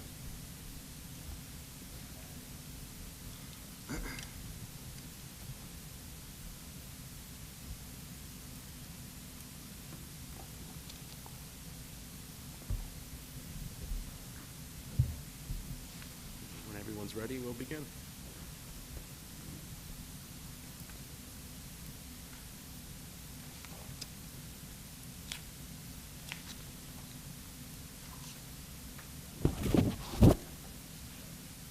Councilor McLaughlin. Mr. Chairman, I'm trying to read through this briefly, but I'm not finding the part-time on salaries on page 44. It's, you do have to be speaking. You're right. So we expended 19,710 this current year, and we have $1 in the line item for the coming year. Probably easier for you to just tell me what it is before trying to identify it in all these notes. It was a part-time position that's been eliminated. Okay, so it has been eliminated. So why would we leave $1 in the line item if we? Because you cannot, because this position is a union negotiated position, you cannot, the mayor cannot unilaterally just remove it. He has to fund it for $1. He has to negotiate to remove it from the, through the union. Am I correct? You're correct. CFO? Yes. So if you, the only way around that is to fund it for $1. Okay, and why did we, why was the decision made to remove this part-time from your department? Mr. Demus, through you, to you, Mr. Demus. Yep. This is actually, this was a discussion with the new director, the CFO, and the mayor. We didn't feel it was necessary to have the part-time position. I'd rather use people as needed to save the budget. So during election time, we'll hire somebody, through our, maybe our clerks or inspectors line item, just for as needed basis, which won't put them on the payroll, won't require insurance and other fringe benefits. That is the easier way for us, and we only really need them during the election month or two. So it just made more sense to save that money. So Mr. Canelli, Yeah, we can help them with that. So who's running elections? Is it sorry. I'm sorry, I know you see me up here, so we do have an executive director. I don't want to talk over her, but under the charter, I am the department head for the Elections Commission. So it's kind of joint. She really runs the day-to-day stuff, but it's like an umbrella, right? I'm at the top and they follow. Though she has her own budget, her own decisions, we work together. I'm not her boss, really, but I am the department head under the charter. So we work together on in that. And I only asked that, Ms. Cannoli, because we just heard the mayor talk about two departments, and they couldn't decipher their roles. Oh, no, we decipher our roles, don't worry. Okay. So that's why I just want to know who is running the election. Both of our departments. Okay. And Counselor, just to add on to that, you're going to see positions that have either been eliminated or reduced. This all comes under the mayor's direction. He's charged all department heads, do more with less. And so any areas where we find that we're not being as efficient as we can, we've made recommendations to reduce those positions. As in this instance, as as Sergio said, this position is important during elections, but there wasn't a lot of work for this individual throughout the entire year. So there's no need for us to budget for this position. This is us trying to do more with less, make government work smarter, not harder, and try to make sure that we're spending taxpayer dollars as efficiently and effectively as we can. And the reason you're able to make these decisions, because city clerk or elections commission is solely under the jurisdiction of the city council, or is it under the mayor's jurisdiction? No, the election commission is a mayoral budget. So election commission is mayoral, city clerk is city council. Correct, but don't forget, at the end of the day, the mayor is the chief executive, and he makes the final decisions on the budget. So what I present doesn't mean he has to present it. He can present it any way he sees fit. Okay, so that's why he has to be in and you have the negotiations authority. of moving this position altogether. Correct. He's the Okay. mayor. He makes those decisions. That's his function. And I can tell you, we have a great working relationship with all departments citywide. We really are doing this collectively as a team. There's no unilateral decisions being made. It's collaborative, constant discussions as to, where can we make improvements. So it really is a team effort. No, that's fine. It's just Ms. Cornelia says he doesn't need the position. It's fine. No problem.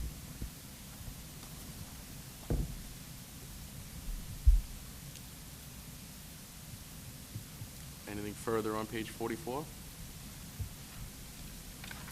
I also want to point out that our sheet says they're returning $37,850 from election accounts.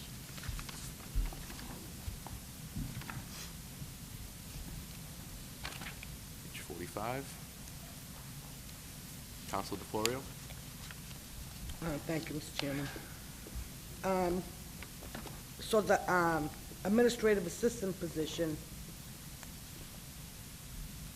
that was zero last year, is budgeted 52,000. Is that coming from another department? Nope. She just, she was promoted contractually. She was a C6 and she moved to the A6 position, which gave her an increase in salary and a new salary schedule.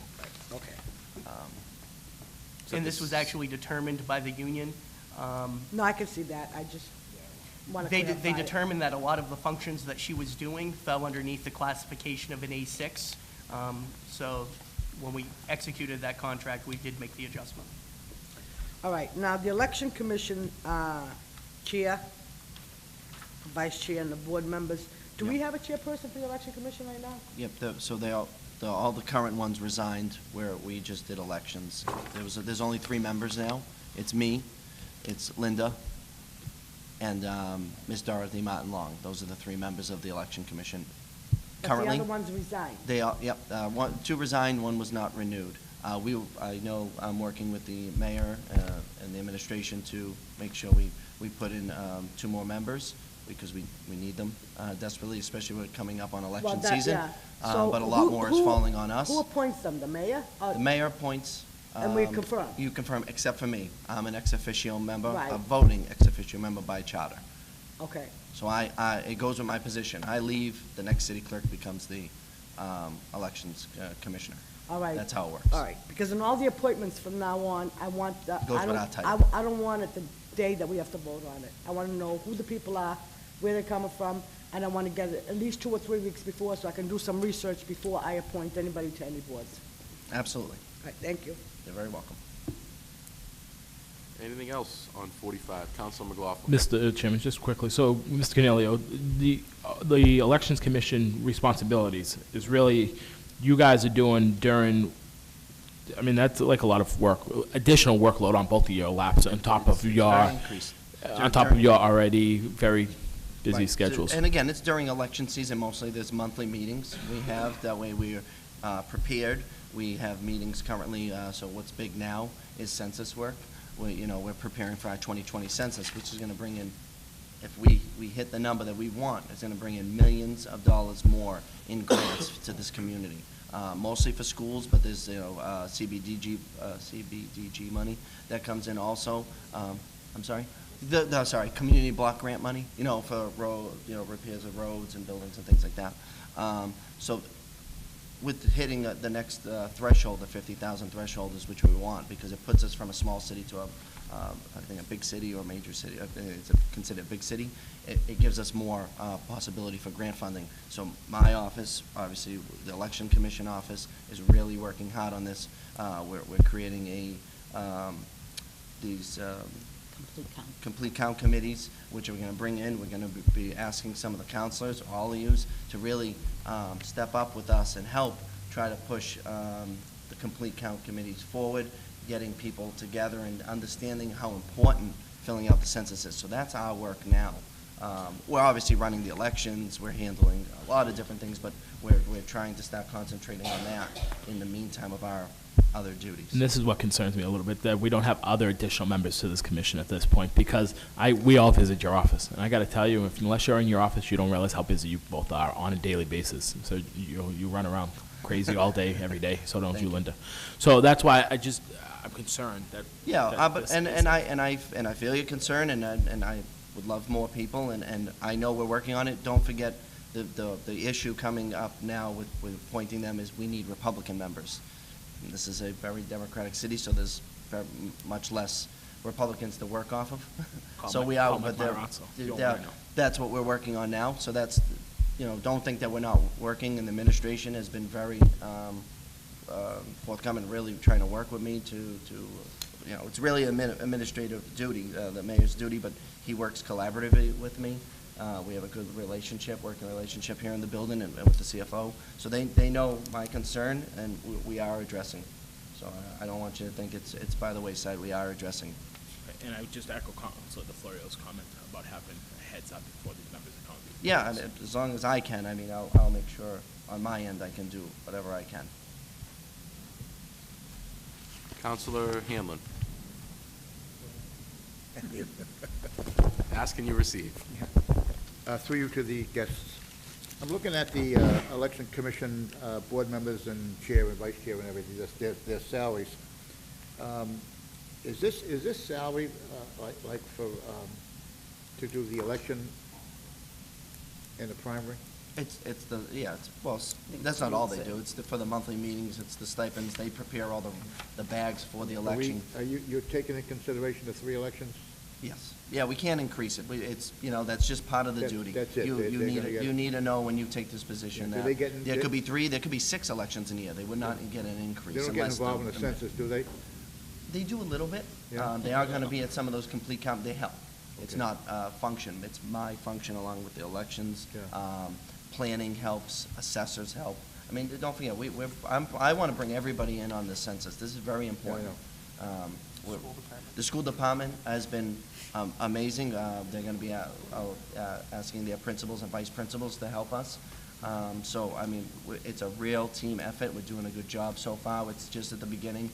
Next year it ramps up in the March or April is when you'll see these people coming door to door. So we're just trying to prepare for that. Okay, thank you. Anything more on page 45? Page 46.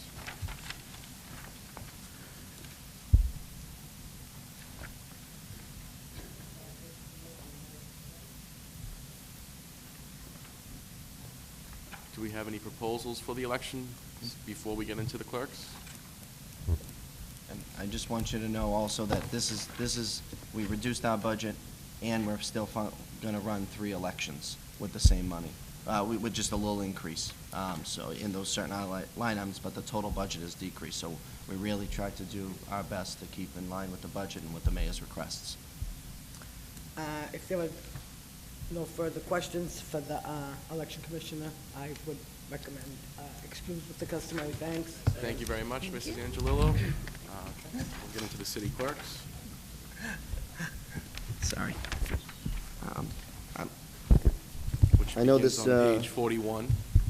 Normally, you don't do this. Is that okay? I don't normally like to put a presentation about budget goes long enough, but I thought it was important because there was a lot of talk on what the city clerk does and what my function is and of my department. And I thought it was just something that was very important and the increases that we're going to see in revenue. So there's just a few slides. The hub of local government.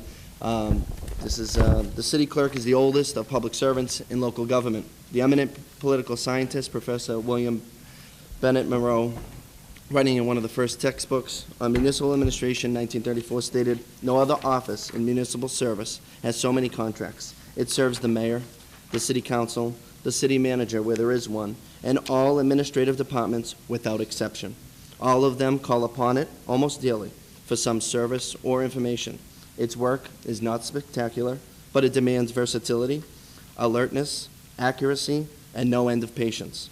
The public does not realize how many loose ends of city administration this office pulls together." And please note that obviously I state this as the city clerk, but there are a lot of offices that help me and work together collaboratively. But my office does handle a lot of different constituent services, and it usually is the first place besides 311 that a resident goes for a question, and I try, or my staff try to direct them. So it happens very often. The primary roles, and again, these are primary. There are probably another 24 that are missing, but the city clerk is the clerk to the city council, vital records officer, and burial agent, keeper of the records and keeper of the seal. I am the super records access officer under state statute. The non-criminal disposition liaison to the Everett Police Department. All non-40U and non-criminal tickets are sent to me, and I go to court on those. I am the unofficial city historian, the city archivist. I am a justice of the peace and notary. I'm the clerk and voting member of the election commission. I'm the clerk to the school finance review commission. I handle all ethics and training and compliance, legal business certificates and licensing, and many more. Is that your resume? Okay, now we're on page 41? Yes. Is that correct? No, I just wanted to offer one more thing here at the end of the... Oh, I'm sorry. That's all right. We'll jump. I just wanted to make sure the city council understands that last year the city clerk's office brought in over $300,000 in revenue with a budget of $422,000 total between salary and other expenses. In this fiscal year to date, we have received $560,000 in revenue. I will break that, surpassing it probably $650,000 will be in the range that the revenue my office will bring in this year alone, and it will be an annual new payment between $600,000 and $700,000 in revenue this office will receive. My budget this year only increased $5,000 total to $427,000, and I will be returning between $25,000 and $30,000 approximately. So my office, between return and revenue, will bring close to $700,000 in revenue, which is nearly $300,000 more than I expend. Thank you. I thought that was pertinent. Mr. Cornelio, and the taxpayers appreciate the extra Thank you. funds coming back. I believe, Council McLaughlin? Mr. Cornelio, Yeah, I didn't on realize page this. 41. I didn't realize this package was handed out. I was trying to take all these notes, and you just kept going on. Yeah, sorry. I apologize. I didn't know that was in front of us. I thought it was, there's a lot of good information in there. There is a lot of good information. That was important information. Under salaries, you up to date. I know there's still a quarter left, but you're at $100,000 difference between what you're Yeah. expending to date now and what you requested for Well, next don't year. forget, one, this was printed maybe a month-ish ago? Oh, just a week ago, okay. That's where a lot of my return is coming. I have one funded, unfilled position. I think I forgot to mention that at the beginning, I'm sorry. I had a retiree, I think she retired sometime in November of last year. The administration was good to send people down there to fill in at times, but I do have a funded, unfilled position that I hope to fill sometime in the new fiscal year. It's a clerical position. I believe it's a C6 position. Okay. So that's where the major return is. My expenses is one of the lowest. I only have about 62,000 expenses, and I intend to spend just about everything between paper and goods, and then some historical work that I'm doing to prepare for next year's historical tour that I'm working on. So. And city clerk council stipend. You didn't request anything, so that's the stipend you get for being here every Monday night. I'm sorry, can you point that out? It is not funded in this. The fourth line item? It is not funded in this, it's not funded in this budget. It's funded in the city council budget. Okay, so, okay, that's, I That just it wanted to shouldn't be make in sure there, that you were correct. going to get a stipend Yeah, for no, sitting through these that's meetings a on Monday nights. separate job under Mass General Law and the city charter. That's funded under the city council, though, because it's a city council position. City clerk is its own separate position, and.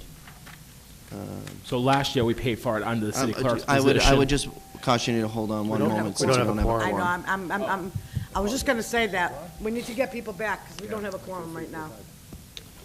I was just counting as. Yeah, I was doing the same. Yeah, yeah. We do have a sixth. Okay, thank you. So last year, your clerk stipend was paid for out of your office, but this year it's being transferred over to the council. It was accidentally paid there. It was not correct. So it was part of the other REA stipend. They had a payroll posting error that I'm in the process of adjusting with them. Okay. One of his clerks had just charged one of his items to the wrong account. Okay. So that'll go back to zero. Nothing has changed logistically how you pay that stipend to Mr. Cornelio. Okay, so total number this year was this number that reflects that you get, Mr. Cornelio? In my as our- salary? Yes. As a stipend for our clerk? No, I said that'll be at the end of the day, the city council stipend. It doesn't come under here. So we'll explain that. The president will have that. It's not part of this budget. That additional stipend is paid out of city council. Okay. So that stipend is above the number that you see here. Okay. Yes. Okay.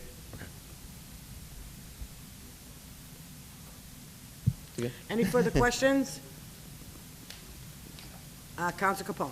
Just one quick one. On the overtime line, in what circumstances would overtime come into play in your office? In this circumstance, where I'm short-staffed one person, and I still have to allow their union employees, I have to allow them vacation, and it does happen that I need someone to work the counter on an evening.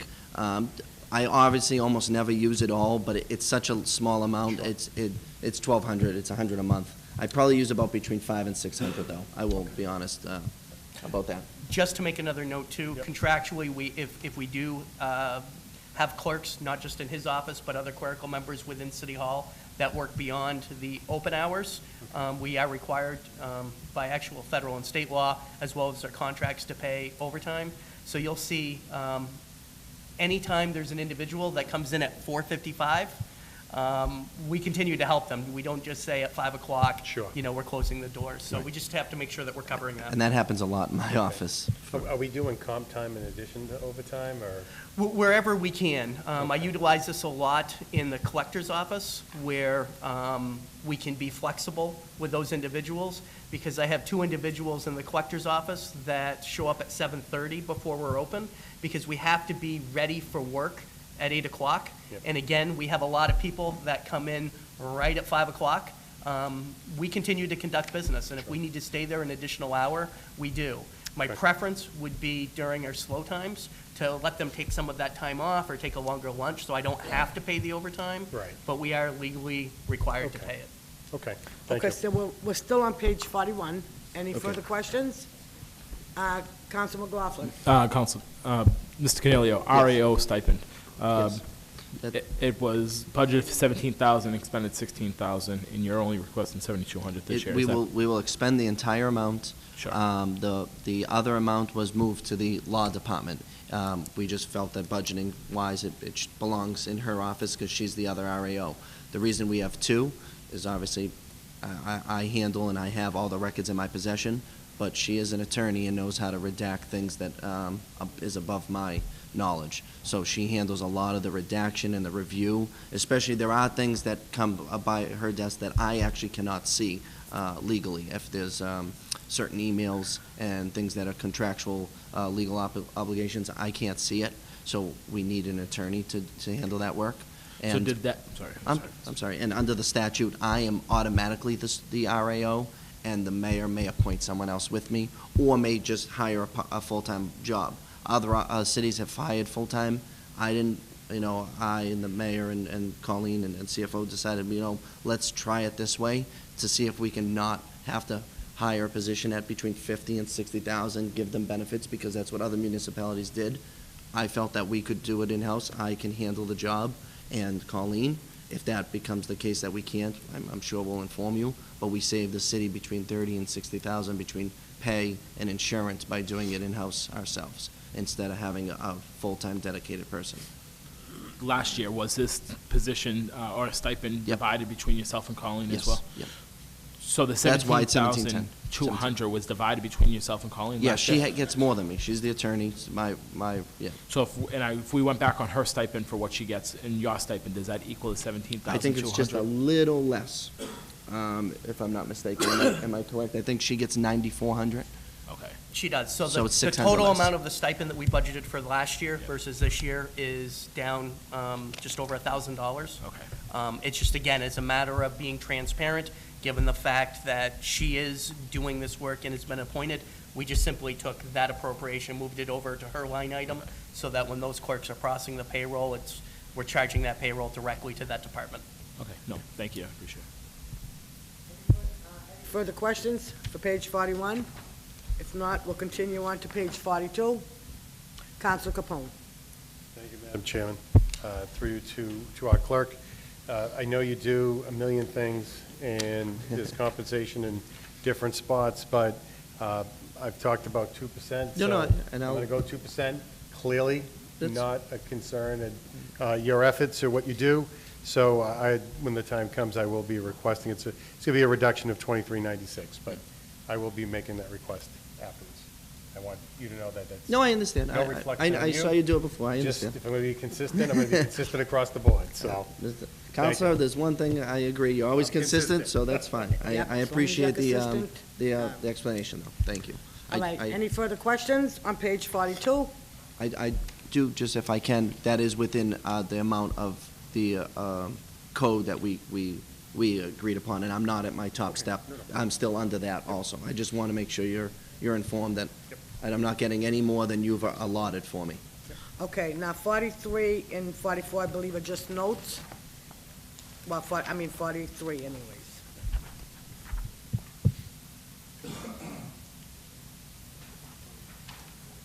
Yeah, we already did that. So do we have any further questions? Do we have any recommendations? Counsel Capone? I just have one motion, it would be a reduction of $23.96 from the salaries line. So Counsel DeFlorio? 23,000? No, $2,300. $2,396? Correct, from salaries. Okay, I have a motion. Just I'm ask sorry. one question, that's all, Sure. because I came a little late. Counselor, Marchese? And excuse me for coming late, I'm sorry. Sergio, just before I look at this, so I don't keep you long, are you losing any workers in your, The mayor did not cut any positions, but currently I have a funded position that is unfilled. So for the last, few months, Yep. my staff and I have handled that work, that workload. is there money to pay for that unfilled? The money is in there. Yep. As I stated to the council, my budget total has only increased $4,700 total, 1%, and my revenues will be increased from $300,000 last year to over $650 this year, and I'm returning almost in the range of $25,000 to $30,000. The unfilled position is presently filled, right? No, it's funded. The It's money's funded. there, but it's unfilled, and Mr. Demus and I have mentioned, talked about it, and at some point, it's got to go through the union process. All right, so I expect it to be, I hope it will be done sometime this Yep. next fiscal year, at the end of this year. All right, it was just a concern, but, you know. No, actually, there were some union issues in regards to which members would qualify or have seniority Yep. for this open position. So we're just working through those to make sure that we're working collaboratively with the union, but we're fully intended to fill this position. All right, thank you. All right, so I have a motion on the table to cut $2,396 from the salary line item. Do I have a second? Second. I'll second everything. I have a second. The clerk will please call the roll. All right, Counselor Cut my Capone. salary. Yes. Counselor Delasola. No. Counselor DeClory. No. Counselor DePiero. No. Counselor Hill. Yes. Counselor Marchese. No. Counselor McLaughlin. He said no. No, he I said don't no. want to speak for him. Counselor McKinnon. Yes. Counselor Napolitano. Yes. And Counselor Simonelli. No. 1, 2, 3, 4, 5, 6. 4-6 vote and failed to pass. 4 to 6 votes. That was 4 nays, 6 yeas. The vote has failed to pass. Thank you very much, counselors.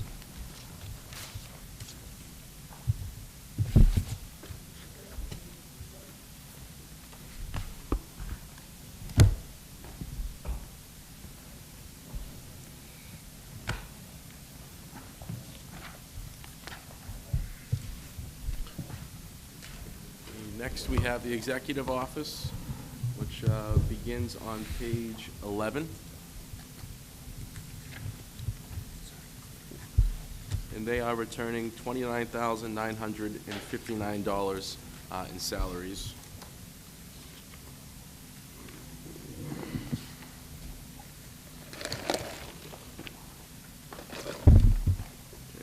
Page 11, Councilor McLaughlin.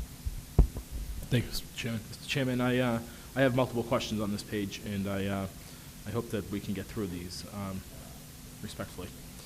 The salary line item in the mayor's department is increasing significantly. Last year was budgeted for $770,000. It's going up to $977,000, a little over $200,000 line item increase. I don't know if we can talk in depth about, but a $200,000 increase for one department in salaries is significant. Yeah. You want to tell me what you did? Sure. Actually, on the next page, it shows the detail to the number of positions, but there are 2 new positions that are included in the mayor's budget, as he mentioned in his original speech that he gave to the council last Monday. One of them is an affordable housing coordinator, which is a new position. In addition to that, we added on a weekend 311 operator so that we could still answer questions, 311, on Friday, Saturdays, and Sundays due to the increase in demand with 311. In addition to that, in 311, given the fact that we had additional responsibilities in a little bit of reorganization with 311 and parking, Mr. Longo would be receiving additional fees. Given the increase in need in 311, we promoted, or anticipating promoting another individual to be an assistant director so that we have somebody helping with those responsibilities and in charge when Mr. Longo is on vacation. And just going through. The grant writer. Mr. Dean, And so we if I also are including the grant writer again this So year. if I can go back to a couple of your points, the affordable housing coordinator, what is their role versus, because Mayor had alluded to this earlier, and I agree with him, that Keith Slattery in the legal department does a great job with housing issues in our city. And so what is the difference between the 2 positions of what Keith is doing currently and what this new position would be entailed of doing? So we had so Keith Slattery won't be working on affordable housing. He will not be, Mr. Mayor, I'm sorry. No. Okay. Keith Slattery works on basically the housing task force. He heads the housing task force. He also does all the hearings, does all the court, goes to court, represents the city on all, violators.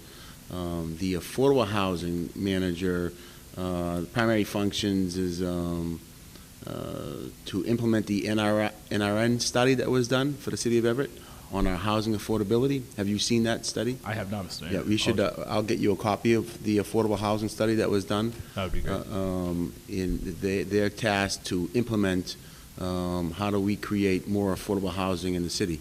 And it's things that we've spoken about, where a lot of people are using attics and basements as illegal units. How do we make those legal for property owners to make them legal, right? And how do we work through the building department to, also make those legal? In essence, you cannot charge for a one-bedroom studio or an attic, crazy prices, so you're actually creating more affordable houses. So instances like that, how do we, this coordinator will take this report and implement strategies to put in place to create more affordable housing. It could be like rezoning the square, for instance, right? Once the bus line is operable, once the commuter rail shuttle is operable from the Civil Line extension at Chelsea, where it's running down 2nd Street to maybe a garage that abuts the station, what do we do with these corridors while we increase housing, right? So you change zoning, they'll be working on zoning changes, working with the transportation department on increasing transportation capacity, allowing developers to build, zero-car developments, right? Like you've seen the Philbins do on Ferry Street, Antonelli is doing on Broadway, developments where they're zero parking, no stickers being issued for the developer. The emphasis is give the tenants Charlie card passes. So this housing coordinator will coordinate that. So how do we, the RFP for the square, how do we get affordable workforce and luxury housing all in one, right? Because we want all three, because we want to be able to, get people with some, we don't want people that are paying more than, right now the average median income in the city of Everett is, I don't know exactly, top of my head, it's probably around 60-something thousand. They should only be paying a certain percentage for rent, right? Right now, most people are paying above that number. So there actually might be 1 or 2 months in the hole when it comes to affording to live in their properties. So how do we work on that? A lot of things, right? Better employment, better access to employment, career resource services.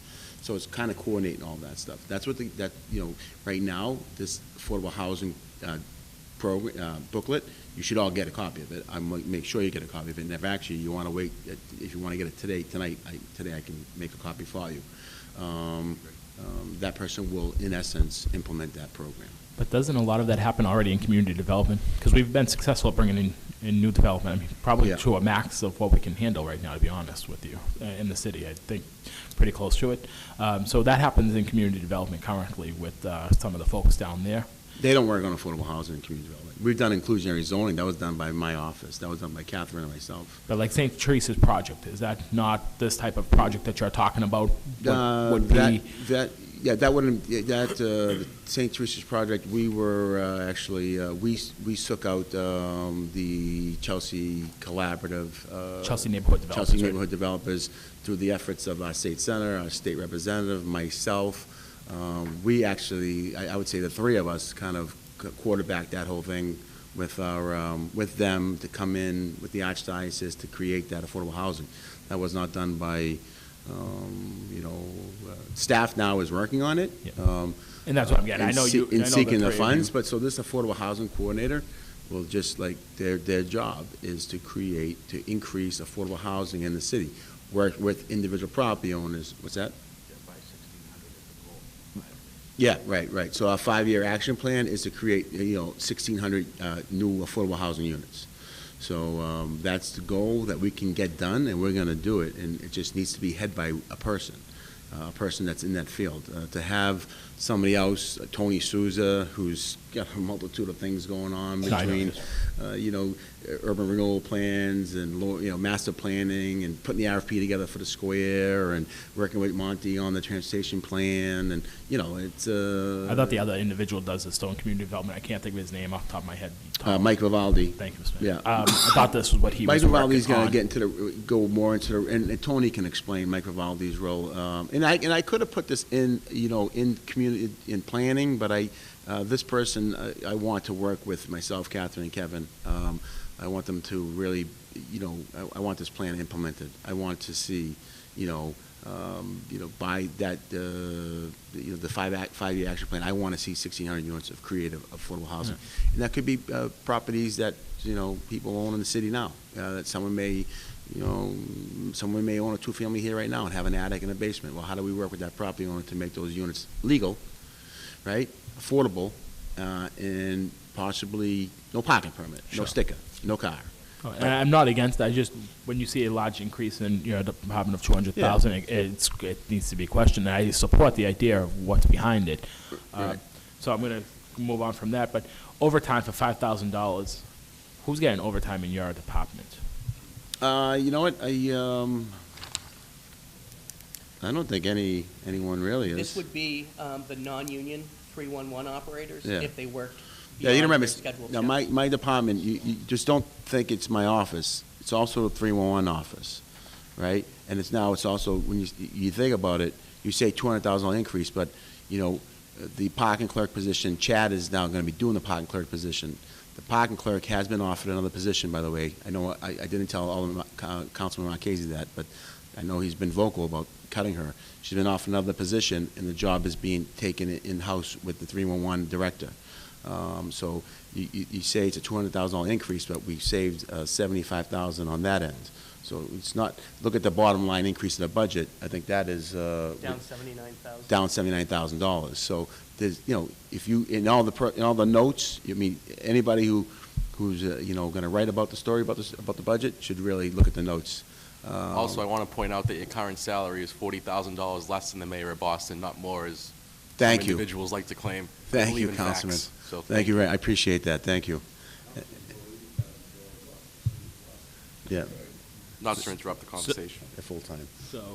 So who's getting the $5,000 overtime in the mayor's office? Sorry. That's from I guess what Mr. Demas says. That's for 311. It would be 311 or any other hourly employee. We have some non-union hourly employees that work in there. And the only time we would pay that is if we were required to by statute. Okay. And my last quote on this page, and I think a lot of our colleagues are going to feel it. The after-school program is something that the mayor and I have talked about year after year, and Kevin O'Donnell and I have We talked saved about it. It's in the school budget. But it's not in the school department budget, because I compared the school department budget last night when I was at It's going home. to be in there. But the booklet that we received, You'll get a new addendum to that budget. okay, because talking to school officials, and we've talked about this in years past, it's he said, she said, it's going back and forth. And again, last night, after I felt the same way, and late last night, I was going to actually call you here and talk to you about this. It's a school because function. It's not in the school department budget, in the school department. After-school officials. programming is a school function. It should be in the school budget. Well, it should be, but And it's if the not. members of the school committee do not want to fund it, they should cut it then. But after-school program is not a city, we, as you know, we support the schools immensely. Yep. And they should take, that program started with the schools. There was a personal issues with the former superintendent and the director there. I don't know what happened. But that program, if they want to cut it, they'll cut it. But that should be in the school's budget. That provides assistance for kids in the schools that they educate during the day. Now, if they don't want to fund it, then they should cut it out of their budget. It's not going to be in the city operations budget. It's for, same with like our recreational programming. So then it has been. I'm cutting our recreational programming because I am talking with the school superintendent, the athletic directors, that athletics and programming, working with the feeder system should be done by the schools with the kids. They have the kids in their building on a daily basis. They should be running the after-school recreational program in their gyms, not us. So, so we're going to convert the rec in a year into a vocational school. And then they're going to assume that program to be part of their CTE expansion. We're just, they have a budget. They have a lot of money in the school budget. They have a lot of money in Chapter 70. They're probably going to get some more money due to the efforts of everybody up in the State House, including our senator and our rep and our governor and our mayors and all that. So let's not putting all the burden on the taxpayers, of the residents. Let's share that through our Chapter 70 requirements. Which is fine. I agree. I just want to know that the after-school program is going to be funded It's going to be somewhere, funded. because, as you know, Mayor, how important the program is We're to the giving kids. them $6.5 million above net school spending? we want the after-school program in the budget, correct? So then why isn't it then? Well, It's in their budget. It's not in their budget. It's going to be in their budget. If I could, Mr. Obremski called me on Wednesday, and he said that they did have adjustments to their budget, and that they'll be presenting to you the night they come in. I believe it's on the 29th.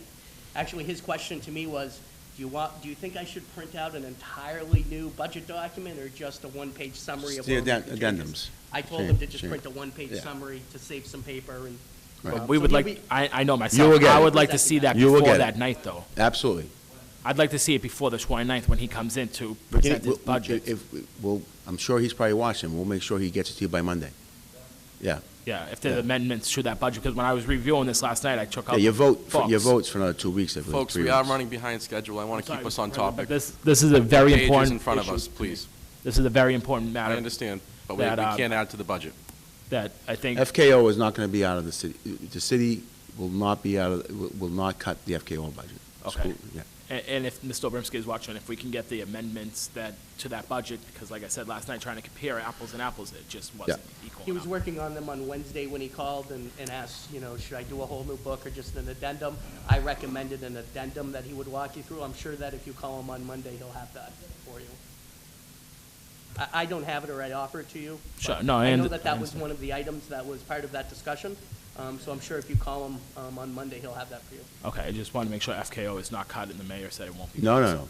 Just like you'll see in the school budget, you'll see an increase in attendance officers. 2 attendance officers for 8,000, 7,000 kids is, as you know, a farce. There'll be 1 in every school and 2 in the high school with a director. And our goal is, as we are hearing, that there are a lot of waivers being given out in the PIC office downstairs. Those waivers are affidavits. People are being taught how to use an affidavit form to divert the residents, the parent information center. So we will ensure. Listen, there are kids who go to school in the city here, but if they live with a grandparent, they sleep there, or an aunt, an uncle, that's fine. We're good with that. Anyone's fine with that. A kid coming here, they're staying with their grandparent or a guardian or a family member and getting educated here, that's okay. But if someone's coming here and is just using an address and has no family or any track to the city, because we have a great, free preschool program that many communities don't have, and then they stay here, I have a problem with that. So you'll see a few changes in the school budget. Councilor Hanlon is next on the list. I think I forget what he wanted. The 3 positions you talked about earlier with the Affordable Housing Coordinator, the Weekend 311 Coordinator, and the Assistant 311 Director. Yeah.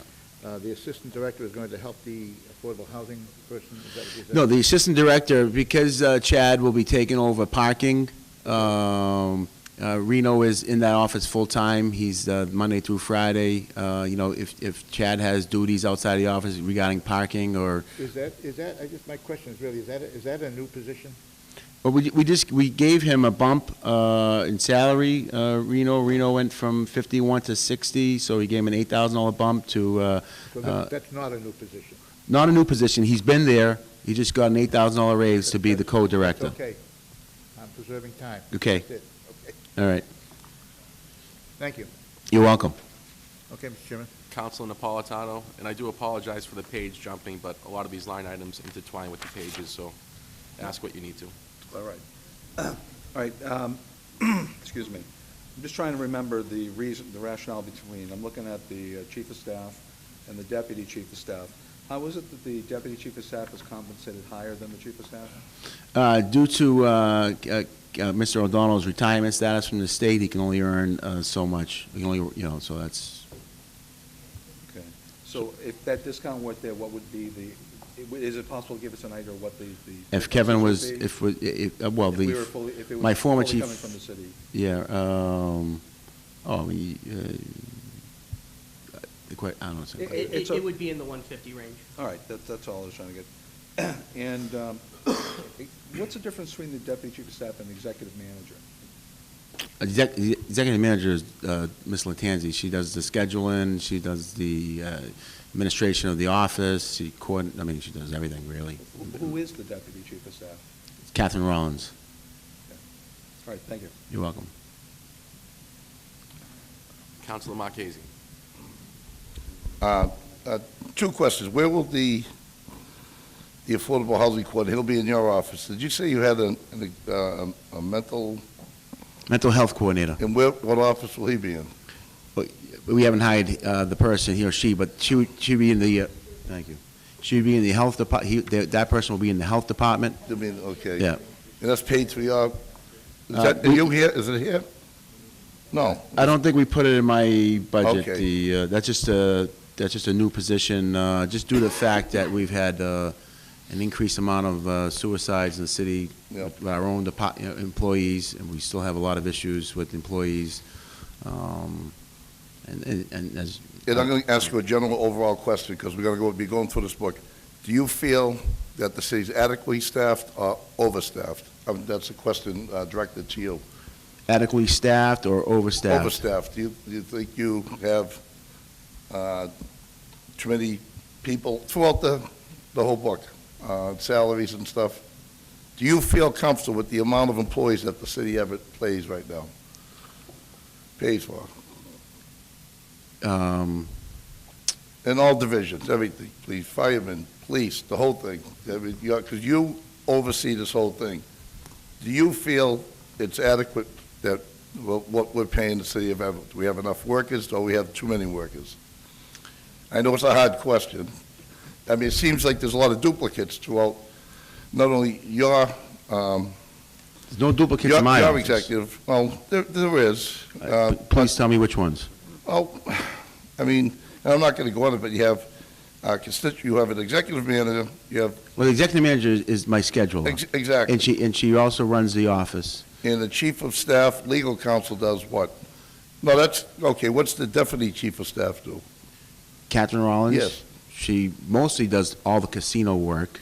She does, a lot of administration work regarding, she does a lot of the speech writing with the communications department. She does a lot of the grant administrations. She does. She does grant writing. She does a lot of the policy work. She coordinated the whole study with the affordable housing department. She does a lot of the state meetings with transportation officials, governor officials. Now we have an affordable housing coordinator. Yeah.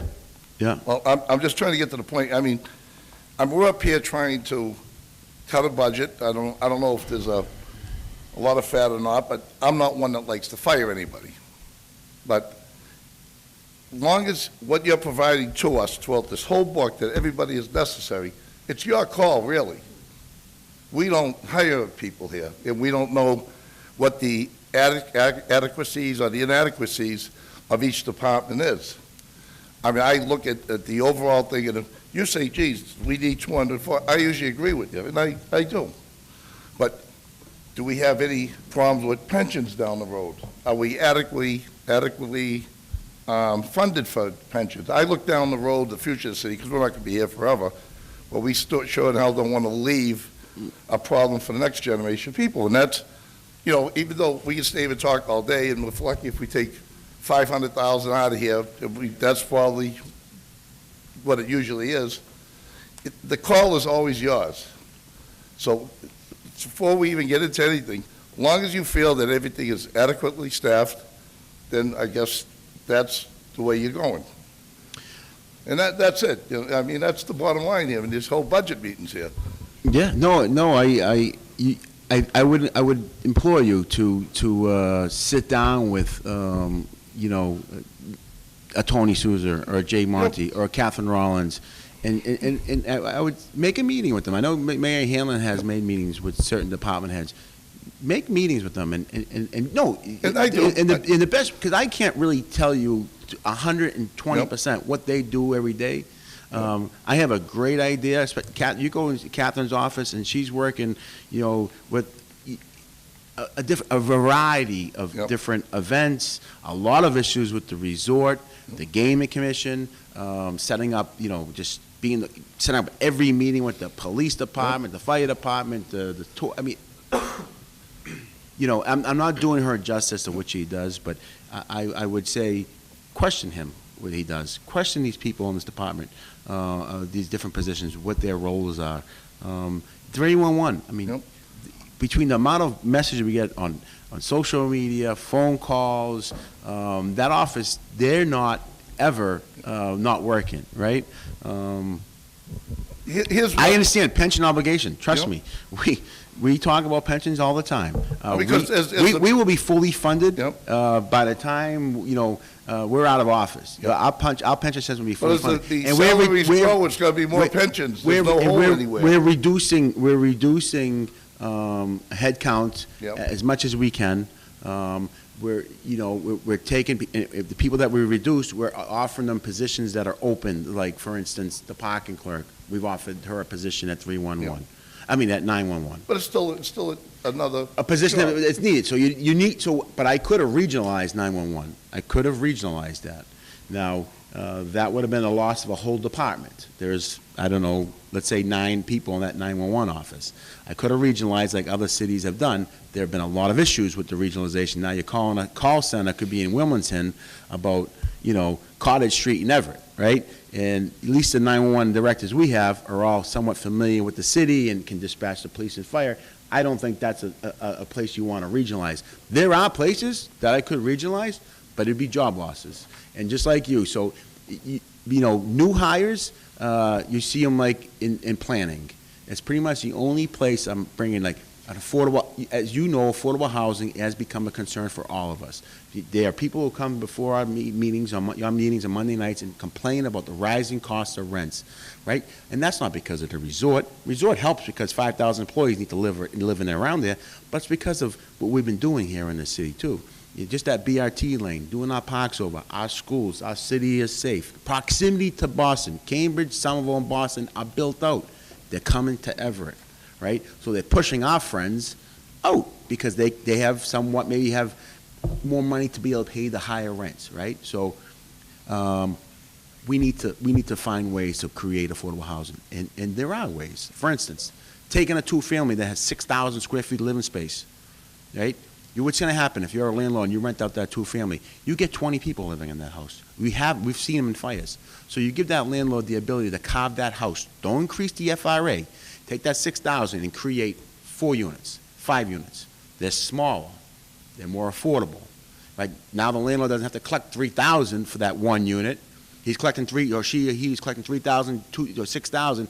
Now they have 5 units to collect, and they'll collect more, reduce their rents, things like that. And we get the house sprinkled, and and they use public transportation. And I don't want to go on. I see. But I don't want to lose cost. But yeah. The thing I'm saying is, could I cut in this budget? Yeah, could I cut clerical workers?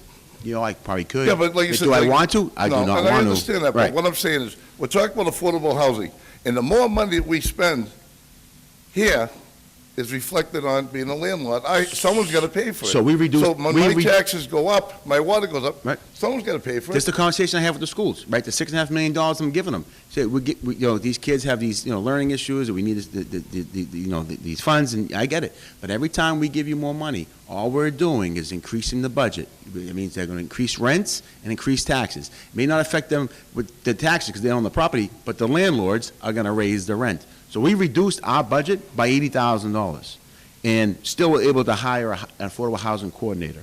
And I did that by taking some people, putting them in different places that I had like holes in, and I know they're not happy. I know they're calling you all and crying, a few of them, but and I'm also I was trying to get as many people to look at positions down at the Encore. That was the goal. Hey, there's a company that's still looking for 1,000 employees.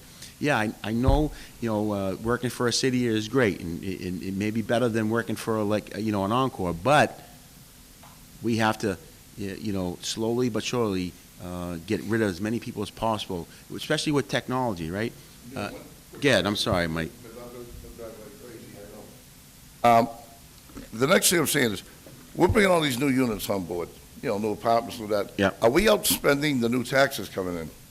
So are we outspending the new growth? Yeah, we have like 400 units being built. The tax that they're giving the city, are we using that to keep things level, bring our taxes down? It seems like everything's been rising, no matter what we build in the city. It seems like everything is still. Well, things are, if you look at the fixed costs, right, health insurance. Well, that's the issue with hiring more employees. But we reduced the headcounts. Even though we're bringing in a affordable housing coordinator and a grant writer, I haven't been able to hire a grant writer. I can't even hire one. Last year, we didn't even hire the person. We couldn't find the person. We've got some resumes. I'm not going to just hire anybody. I'm fine. I thank you very much. I don't want to keep everybody. I know Peter's looking like he wants to shoot me over there, but thank you very much. You explained. You know what I'm saying. I agree. No, I agree. I agree. I mean, but, you know, but like for instance, like the Pioneer, right? Yep. That housing development, you'd think, well, all of a sudden, you went from Harley Davidson to the Pioneer.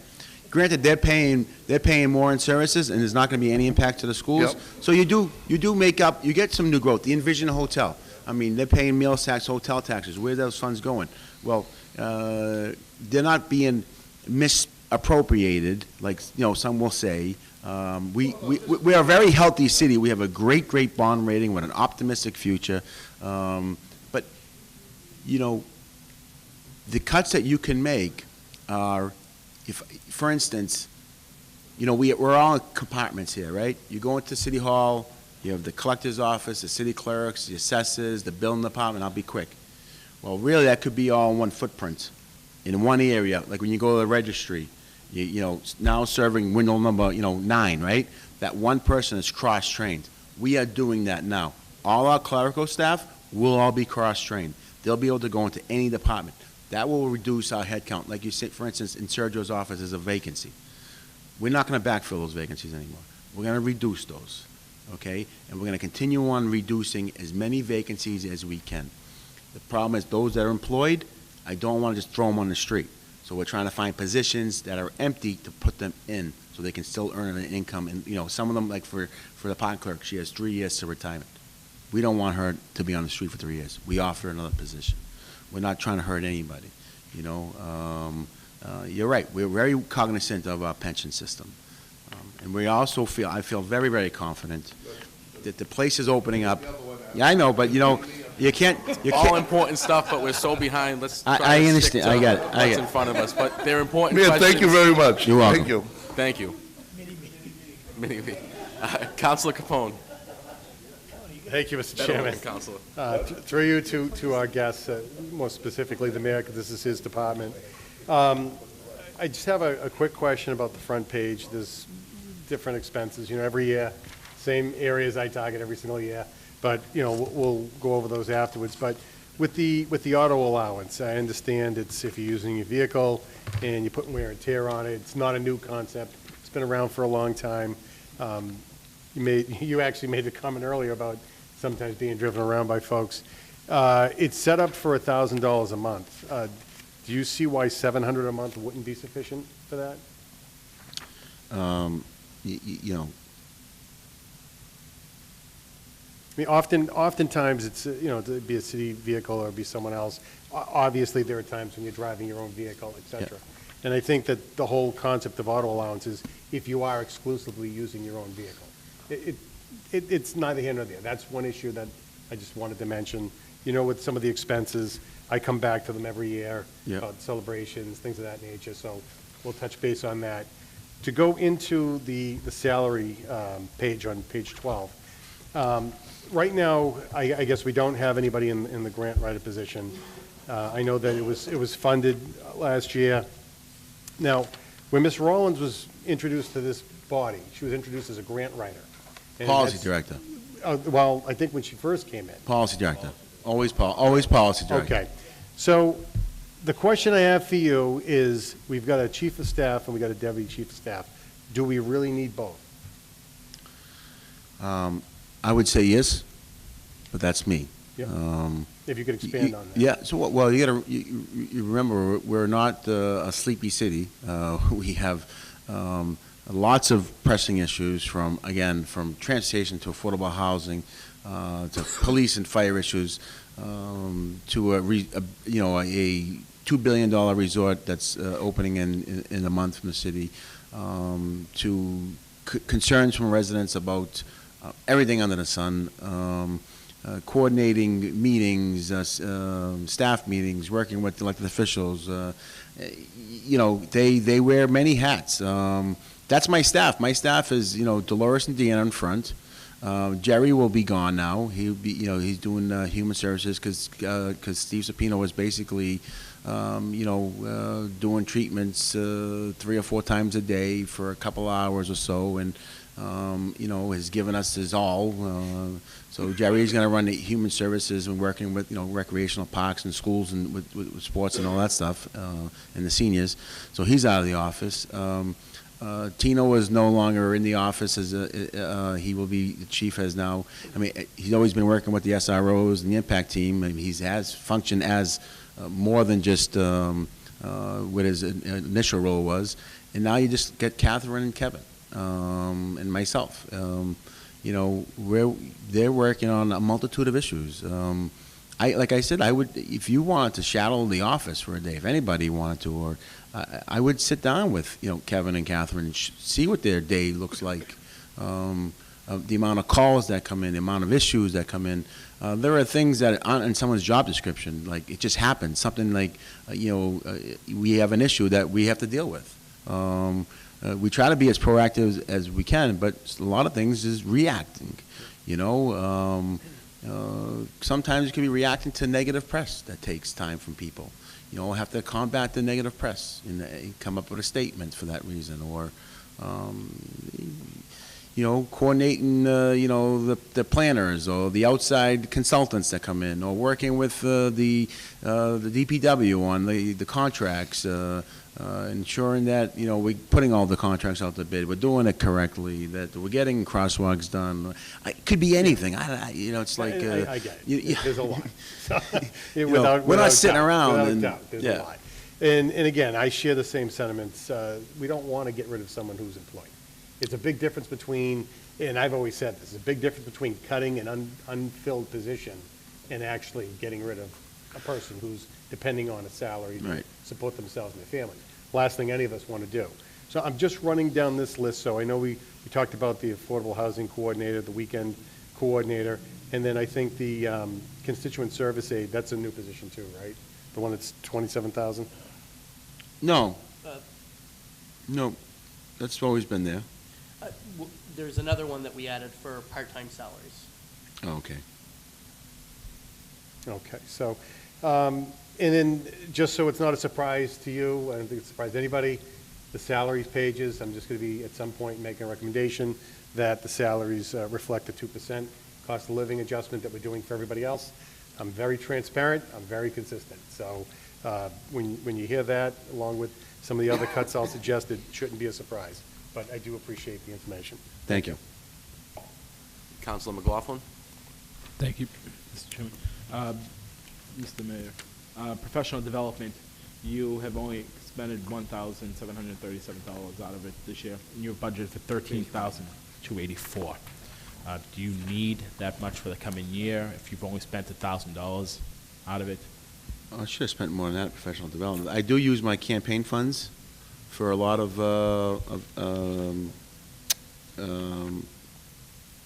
things I could use that line item for too, so I try to spread in between the two. Most mayors will use only the city's funds. I try not to. Like I just took a course at Harvard University just recently. It was driving government performance. It was a week-long course, so I plan on taking a couple more courses there. So I do plan on using the professional services that is allotted to me. It does help to be able to network with people in different sectors. I was able to make contacts in every federal department in this country, actually, from you name it. So do you think you'll use up some more of those funds between now and the end of the budget year? Yeah, I mean, I wouldn't even want to see you cut that. And you probably don't want to see us cut anything, in all due respect, Mr. Mayor, but what, I'm just looking to see if there's a reduction that could be made of some sort, not to cut it completely. Right. But to see if there's a reduction that could be made of some sort in that line item, because it's been so smallly utilized.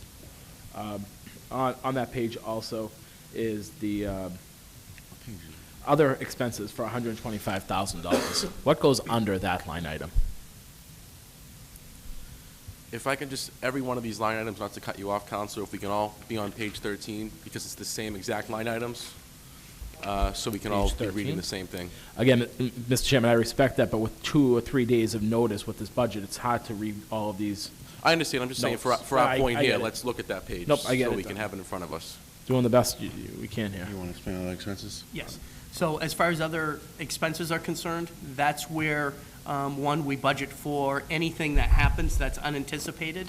Rather than having that in numerous departments, we have it there. But that also includes our Massachusetts Gaming Commission grant match. So we had received about a $125,000 grant. As part of that grant, we had about a $50,000 match. So anytime we submit for those Gaming Commission grants through the Subcommittee on Community Mitigation, which I sit on, that's where we fund whatever grant matches we're required to fulfill. Okay, could you give us a breakdown, obviously not today, Mr. Demus, but of that line item? Yes. So we can better understand that line item? We don't take more Absolutely. time. Just moving along to some of my additional questions. One is the salary of the mayor. So the mayor's salary appropriated this year is $160. It's requested for $174. That would be for fiscal year 2020. But then on page 13, it says mayor's salary to $185,000 on 120. So is it going to $174.60 or is it going to $185,000? As you know, it was voted here prior to me running for it that the first 2 years of the first 4-year term was 165. Okay. And the last 2 years would go to 185.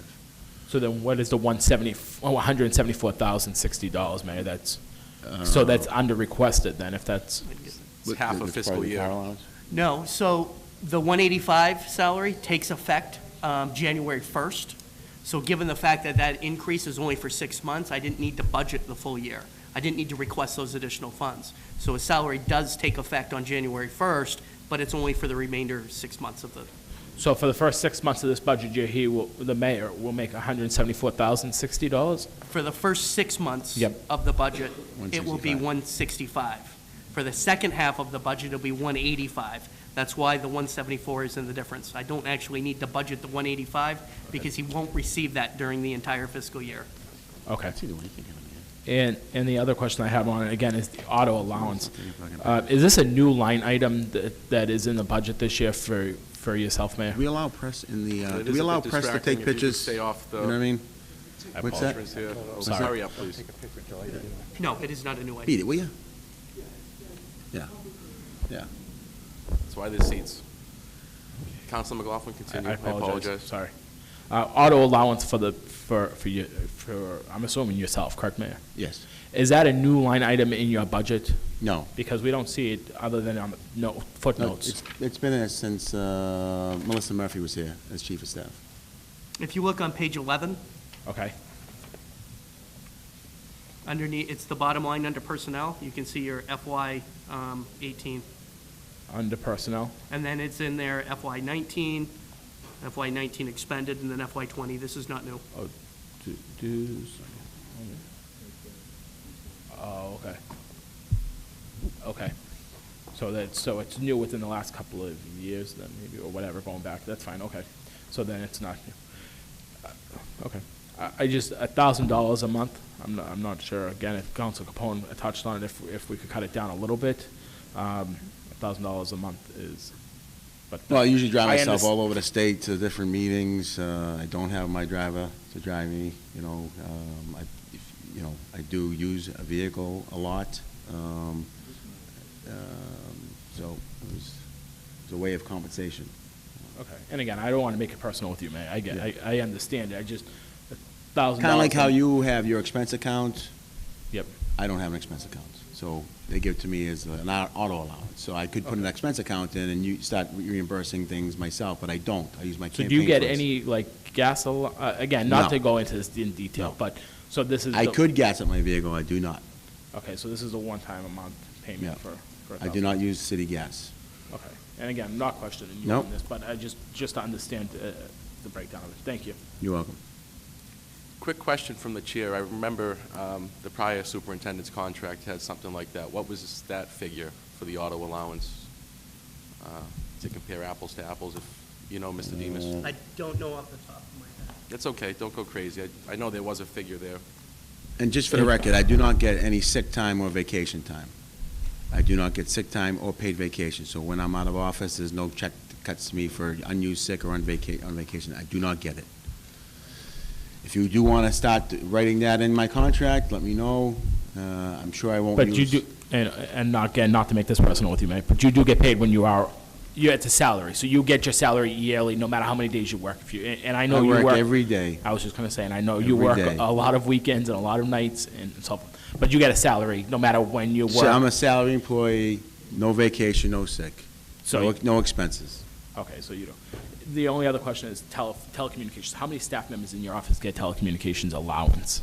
It's for $3,000 allowance. I think, I don't get one. Those are not allowances that are being reimbursed to employees. Those are for the costs of city phones. City phones, and we have an iPad that has a data plan, maybe two, and then the cost of our telephones. But those are not reimbursements. Those are actual city phones that you hold on to. So it's a cell phone, correct, Eric? Their cell phone charges are included in there, yes. So then who gets the actual device? Who's holding a city I'm gonna say Kevin phone? has a city phone, Catherine has a city phone. Dolores has one. And then again, Mayor, you're very accessible. I'm not going to say this respectfully. That but phone's my phone. Should we have, as a city council, a phone number to a cell phone for somebody that, on the weekends? And I'm very happy to see a 311 coordinator in this budget, because that's really something I've been pushing for, 311 weekend weekends. coordinator. Yeah. Weekend coordinator. And I know Mr. O'Donnell is accessible also on the weekends. I've called him many times. But just whoever has a city phone, should we know who has a city phone so that if they need to be reached for? Yeah, I mean, they should share you, there is a mass list. Why don't we get you a copy of the master list of everyone who has a city phone, and the department has their numbers. Okay. But I'm sure you all have their other numbers. You can call, I've never been one, I know there's been mayors in the past that said, do not go through, department heads, go through the mayor's office. You guys can go through a department head. I mean, if you don't want to call me, call them first. And I'll say, I call both of you gentlemen. Yeah, And I have yeah. called both of you gentlemen. That's fine many with me. times. That's And the- that's you as the- well, Eric. You as well, Eric. You call me frequently on the You as well, Eric. You I know, apologize. You're But right, I'm Eric. fine with you calling directly to a department head. I was That's- just wondering overall if we could just know who has Yeah. who has a city phone, and that would be fine. In addition to that, we also have telecommunications costs, like say, for example, there's a snowstorm and our 311 operators can't actually make it in. We still service those calls, so we actually have it set up so that if they can't physically make it into the building, it's as if they were sitting at their desks. And that's sort of what's going to happen with the 311 weekend coordinator. Yeah. And it's something, again, that I'm very much in favor of Yeah. having. But that will be housed in the building, right? It will be housed off-site. No, I'm gonna allow Steve to work from home on some days.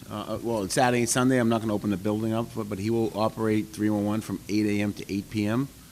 On both Saturdays and Sundays, where we got lots of action. Which I think is great. And Yeah. he is always available. He's always available. 2 in the morning, 2 in the afternoon, doesn't Yeah, matter. it doesn't matter. You call him Available. anytime. I agree with you. So. You're welcome, Counselor. We've kind of gone through all three of these pages collectively, so are there any other questions? If there's no other questions, we'll open up for recommendations before we move to the boards. Counselor Capone? What I'll do is I'll make recommendations with regard to salary first, and then Okay. we could go, deal with that, and then we'll go to expenses. second. Recommendation by So, recommendation. All right, so as far as to try to piece it so that everyone can follow along, I'm looking, this is on page 12. I'd be looking to do 2% increases for the different positions across the board. So with Chief of Staff, there'd be a reduction of $3,500 to bring that to $76,500 rather than $80,000. Then the constituent director, constituent service 301 director, we would be, 2% of that one is $78,030. That's a reduction of $69.70. I'm going to itemize them, and then I'll give you the total. Then the executive manager, 2% increase would be $74,285, so we'd be looking to take $57.15 off of that. The affordable housing and coordinator, the $70,000, I think, given the circumstances and what we're looking at, I think we just have to, it's a viable concern. It's one that I've spoken vocally about. I think we need to work a little bit smarter in government rather than create a position for it. I'm going to be asking to eliminate that. The weekend 311 coordinator, I'm going to ask to eliminate that as well. Again, we need to be working a little smarter. I think what we do is we flex employees, so rather than creating a new job and new benefits, we use existing personnel to flex so that we have coverage over the weekends if there's issues. And then the other positions down below, the new constituent service aid for 27846, I'm going to be asking that we get rid of that. And then the constituent services on the side, you get 51,957. All of those would bump up with 2% to 52,997. So reflective, they would be a $7,003 decrease, $5,588 decrease for the other two. So on the full-time salaries, I'd be looking for a reduction of $297,210. And I put that in the form of a motion. Mr. Chairman, on the motion, Mr. Chairman? There is no motion without a second. Okay. Is there a second on that? Motion made and seconded on that motion to reduce it by $290,210. Councilor McLaughlin. Mr. Chairman, on that motion, I would respectfully ask Councilor Capone if we could take these motions individually one by one, because there is many of them that I could support and there's some that I could not support. So if we have to take a total vote on this. Yeah. However the body wants to do it. Your motion, it's your will. Mr. Chairman, the reality is at the end of the day, it comes out of the same line item, so the mayor is free to do whatever he wants with whatever the figure is, but whatever this body wants to do is fine with me. So, Your motion, it's up to you. is there a specific item that the council would like to remove? Well, I think if we took them individually, Mr. Chairman, we would decrease the total number at the bottom line if we were to take these line items individually, and that's why I requested it to be done. I understand your request. It's just the motion was made, and before we entertain another one. I'm going to second that because the mayor can move the money around. Yeah. That's right. If he wants to give any kind of raises or whatever, he's still in his thing. So How we're do just talking about the bottom I line. do that? I can't just move money around. You can't? I cannot move money around. Then we I have to come before you. I cannot just move money around. Inter-office. Inter-office. Okay, I just want to let you know that now the city council budget, I will make some changes myself if we're going to start looking at my budget. And you're free to. Okay, that's fine. Mr. Chairman, Councilor DeFlorio. I do have a question that I'm not It's been a long time understanding. practice in this state, in this city, since the day the city is, and last year I allowed you to cut something, I may do with that, but you want to cut 200, 300,000 from my budget. You say you're for affordable housing, but you want to vote against the affordable housing coordinator. You say you want services for 311 on weekends, but you want to cut that out of the budget. So we can't just find a way. Just find a way. If you look at what my staff does, go to the event at noontime. You'll see them all working all day long at the Kids to Park event. Mayor, I do have councils that want okay, to speak on the motion. all right. I don't want to. Or city cleanup events when we're cutting down brush and cleaning parks for 6 hours at a whack, or whatever we're doing at a cemetery. But let's look at our own house before we start looking at my house. But, I have a point. There's no way we could cut affordable housing. There's no way. We need a person that can do affordable. But anyways, I'm not here to tell people what to do. Everybody does what they want. My point is, I don't understand the 2%, the figures on the 2%. So I'm misunderstanding something. The 2% figures, I want repeated. Like, I don't understand where the 3,500 is coming from, 6,900? If we can get everyone on the Well, it's same not page adding here, up. Councilor DeFlorio, to get everyone on the same page, would you mind pulling back your first motion and make the cuts that you want to make one by one, and we'll vote on them one by one? If you wish, that's Just so fine. everyone's on the same page. Okay, so the first move would be with the chief of staff. Well, Mr. Chairman, we have to withdraw the motion. We haven't withdrawn, the motion is still on the floor. However you want to do it. He withdrew his first motion. So he withdrew the first motion. So I'm waiting for my turn. If that's the will of the body, that's fine. Yeah. But we have to withdraw the motion if you want. He did. But can I talk on the motion, though? There is no motion now. He withdrew his motion. You can't withdraw and not vote on it. We have a motion before us on the floor that was duly seconded, and we just can't say, I want to... If that was the case, Counselor, we would vote on it, yes or no. Fine. Was it? Guys, do what you want to do. Go ahead. There's You no can't call question, for there's the no question motion. Unless you got the floor.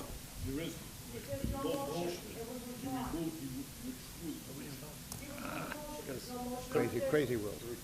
So the reimbursement expense is Go ahead. $3,000 per There's member. no motion. Counselor Capone has a motion to make. Thank you. All right, so we'll do them individually because that was the will of this body. We need a second So- on that. Oh, okay. All in favor?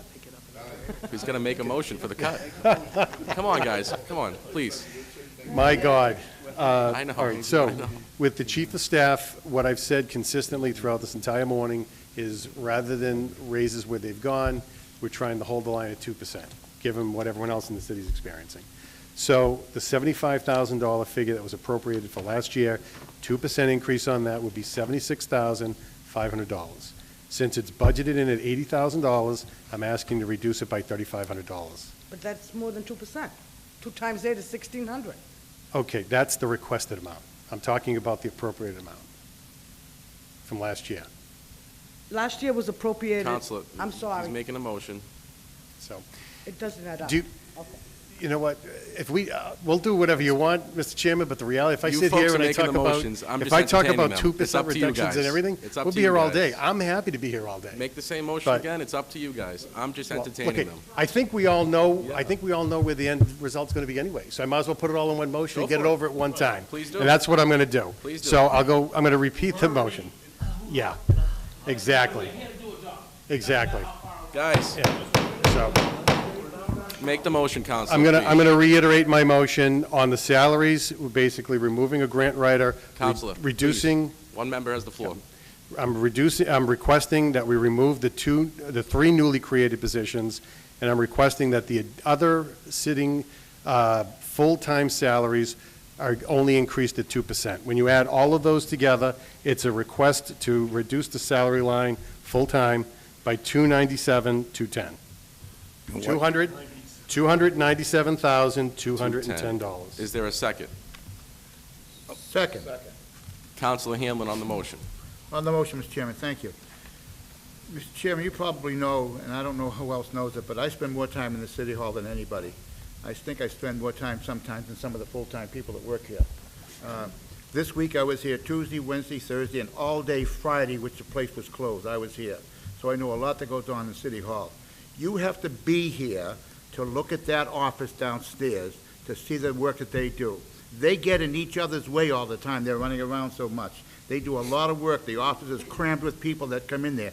That, you cannot get rid of the people in that thing. You'll have people lined up outside this building. We provide that service for these people. We have to maintain that service. It's got to be there. Otherwise, you're going to be on the phones. You guys will be on all the phones. You'll hear all the phone calls. That's a good office down there. I don't want to get rid of it. So I'm opposed to that motion. Anybody else? Counselor Marchese. I like what you want to do. I'm not in favor of of taking their raise away, but I am in favor of eliminating the 3 positions. So, I mean, if you could divide that up, I could vote. I'm not going to take a salary bump, but I will eliminate the 3 positions. If you want to cut that in half, do it that way, Fred, you know. All right. Counselor Napolitano is next on the motion. Call for the question. Thank you. Praying for someone to do that. All right. Counselor Capone. Yes. Counselor Del Sola. No. Counselor DePluy. No. Counselor DePiero. No. Counselor Hanlon. No. Counselor Marchese. Yes. Counselor McLaughlin. No. Counselor McKinnon. Yes. Counselor Napolitano. No. And Counselor Simonelli. No. We have 3 yeas, 1, 2, 3, 4, 5, 6, and 7 nays. Motion failed. That motion is failed. Counselor Capone. Thank you. For the part-time employees, I'd be looking to increase their salaries by 2%, and that would result in a reduction from part-time salaries in $14,420. I put that in the form of a motion. Second motion. Repeat that number one more time, please. $14,420, looking to reduce that from the part-time. 14,420, that Correct. was seconded. So 14,420. We're Correct. gonna reduce the The salary. part-time salaries. For part-time salaries. Big events. Part-time salary.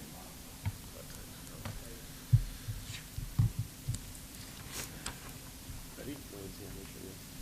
Matusky seconds.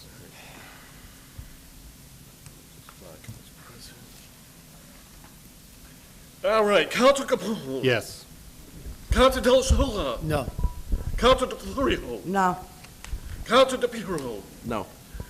Council Hamilton. No.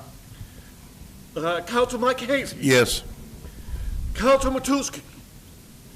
Yes. Council McLaughlin. Yes. Council McKinnon. Yes. Council Napolitano. No. And Council Simonelli. Yes. Was this one? Was this one? 6. Motion is passed, 6-5. Part-time salary line was cut by 14,420. So was that? Counselor Capone. On page 11, on the expenses, Yes. I'm requesting, and if I could, for clarification through to our clerk, because all the expenses fall under one category, can I lump the number, or do we need to do them individually? You can lump it, but you should Identify basically it. identify Yeah, it. I will.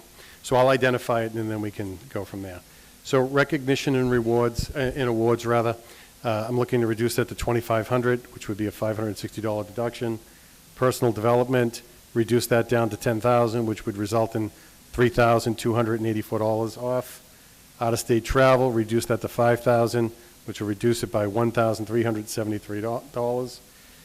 Other expenses, I'd like to reduce that down to $50,000, which will be a $75,000 deduction. Official celebrations, reduce that down to 100, so that would be $67,500. The total amount of the expenses to be reduced would be $147,717. Now, before my colleagues go bananas, the one thing I say every single budget is that if you cut something, it's not fatal. It's just not in the budget. If a department, whatever the department happens to be, thinks that that money is necessary for whatever reason, they have the opportunity to come back in front of this body and request it and explain it. You know, we're talking about all these different things, and everybody wants this and everyone wants that. At the end of the day, we're all sitting in front of a budget, all right? It is extremely difficult to put a budget together. Very difficult to put a budget together, okay? No one is losing their job because we don't want anyone to lose their job. But there are people out there who are losing their houses. There are people out there who can't afford to pay their tax bills. There are people who are moving out of this community because they can't live here anymore. We all want them to stay. All of us. The administration too. So what I'm saying to you as a body is we got to make some tough choices, at least in the short run, to tighten the line. And then if there's a need for any of this additional funding, a department can always come back and ask for it and explain it. And if this body feels that it's warranted, then you could give it. So that's the sense and the spirit with which I'm making these cuts. I'm not indicting anyone. I'm not saying that anyone is doing something improper. I'm just saying from my perspective as a city official, as an elected official, this is what I think part of my role is, if not the most important role, to try to make government run as leanly as possible for the benefit of this community. So the motion is 146. Before you make the motion, Yeah. we have to do them separately because of the line Okay. items. All right, so why don't we'll go right down the line. So, Okay. oh, and the other one was the auto allowance. I want to reduce auto allowance by $3,600. That's still going to allot $700 a month for expenses. So why don't we start there? Second motion. So actually, the first one is recognition awards, 2,200. Is that right? He just added one. There's Yeah. the 3,600 for, Oh, is it? Auto allowances and, Oh, this one. yeah, so we'll do that one and then we'll run down the other ones. So however, it was made and seconded, but what was that number, Counselor, one more? auto allowance would be a reduction of $3,600. That would still allow $700 a month for reimbursement. Made and seconded to reduce auto allowance by $3,600. Motion. Second motion. Mr. Demas, I have a question for Mr. Demas. Okay. On the auto allowance, now, who's using the auto allowance? I want to clarify that again. On the auto allowance, that is for the mayor. Okay, but what does the auto allowance for what? Gas? Because the mayor just, is it more than gas? What is it for? Explain. Wear and tear, everything. Yes. So if the mayor buys a brand-new car, wait a minute. We need to clarify this, because everything gets twisted in this city. We already have the paper doing that. We don't need anybody else to do it. Stick to the issue. So I want to stick to the issue. If you buy a brand-new car for 2020, you're using that car as the mayor for the city of Everett. When you go into your meetings, whether you're going from here to the rec center, it's your car that you're using. Is that correct, Mr. Mayor? Well, I would never buy a brand-new car, because that's a waste of money. Well, that's all right. You're allowed to buy a brand-new car. I always buy secondhand Yeah, vehicles. okay, but But the auto stipend is a stipend that was granted to the. this is a stipend that's to been the in the mayor. budget book for the last 100 years. You have Is that- stipends that Okay. everybody has. You have numerous amount of employees who take vehicles back and forth to home for work, and you're looking at one line item, mine, right? You have We give it to the every police chief, the fire police chief, all the fire chief. captains. We've given it I to mean, all them, and it hasn't been deducted as of right now. Right, so Okay. it seems a little personal, and I know it's not, and I appreciate at least the administration was thrown in there, because we want to try to protect the taxpayers, but you do understand that the single-family home tax bill in the city of Everett has gone down, okay? It's going to go down again. And you do understand, come June 30th, we'll be taking $40 million additional dollars into the city. So you want to cut a temporary, part-time 301 operator for $12,000 who lives in the city of Everett, who's a retired woman? I don't want to get into that. I don't want to. Well, no, you have to get into it. You talk about for affordable housing, There's a motion and then you here cut to the cut the coordinator. auto allowance So you- by you- $3,600. Let's Yeah. stick to that motion, please. Okay, I just wanted to make sure it was clear for that motion, for that one, and then I'll add on as we go along. Go ahead. So the motion is to cut 3,600. And was there a second? There was. Okay. All right. On the motion, Councilor Napolitano. Thank you. I'd just like to ask a question. Again, I'm just trying to see if there's any way we can come to a compromise on this, because I agree, we have income coming in. This is going to be a different year than the past 2 years. Mathematically, is there any advantage to the mayor or disadvantage to the mayor if, rather than a stipend, he had submitted mileage the same way as we do submit for reimbursement? That's my question. I'm just throwing that out there just to see if there's an option that might be more equitable than reducing the amount. It would still have to be funded. We had thought it would be in the best interest, rather than I have to write down every time I take my vehicle to work because I don't have a city vehicle, right?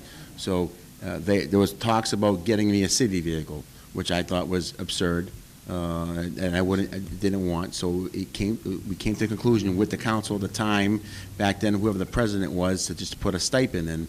And that was, it's been the same stipend for the last, I would say, 8 years, has not increased to cover my transportation costs. The reason I ask is because I know the amount that is allowed for mileage actually is very equitable to the person submitting it, more so than, and that's the only reason I'm asking if there's been any kind of idea of whether or not that could offset. I know it'd be a little extra work, but if it comes out to be the same amount and then it's verifiable. I mean, the budget's $208 million. We're talking about $3,000 a year on a vehicle stipend? I mean, Jesus, come on. I mean, the money that I brought into the city myself, no mayor, nobody would have ever done what I did. The deal that I brokered in this city, I brokered that deal. I brought $40-50 million. I made everybody down the line the money they're making. I'm bringing in the state-of-the-art transportation. I'm doing the pedestrian footbridges and the bike paths and the civil line and commuter rail stops. Are you guys serious? The stuff that I've been doing in this city, you want to penny me, the chief executive officer, because of a rag newspaper all of a sudden, or some people comment on social media? The thing, I've employed 5,500 people down the street. That was me. I did that. I brokered the whole deal. Nobody else. Mr. Mayor, I'm not asking I'm not suggesting that we go that way. I'm just asking if there was any information that could help us get it clearer. I don't go through your budget like this. You want me to start going through your budget and your employees and start making reductions in their salaries and expenses? No, I'm not gonna do that. I'm not gonna do that. I wanna make cuts too, but I can't cut fixed costs. I can't cut health insurance and pensions. I can reduce their headcounts. I can try to work with the new school administrators. For years, the tyrant came through the city and proposed whatever he wanted, got whatever he wanted, pitted children against children. Okay, that's what he did. Or the mayor's gonna cut the kids from going to DC. No, that was out-of-state travel. He took that to a different level. But we kept year after year just giving them $6, $10, $13, $12 million. You wanna cut me $3,500? I'm taking it personal. I'm taking it very personal. Because, no, I am taking it personal. Yeah. As I said, Okay? that wasn't a I do suggestion. have another I speaker was just after looking for Councilman Napolitano. information. I'm going to call for the question. I still have the floor. Called for the question. On a point of personal privilege, I just want to say, Actually, call for the question. There is no more discussion.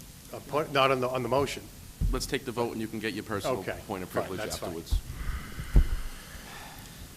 Right, on the 3,600 cut for Huddle, Council Capone. Yes. Council Del Sola. No. Council DeFlorio. No. Council DePue. No. Council Hamlin. No. Council Marchese. No. Council Matusky. No. Council McLaughlin. No. Council McKinnon. No. Council Napolitano. No. Council Simonelli. No.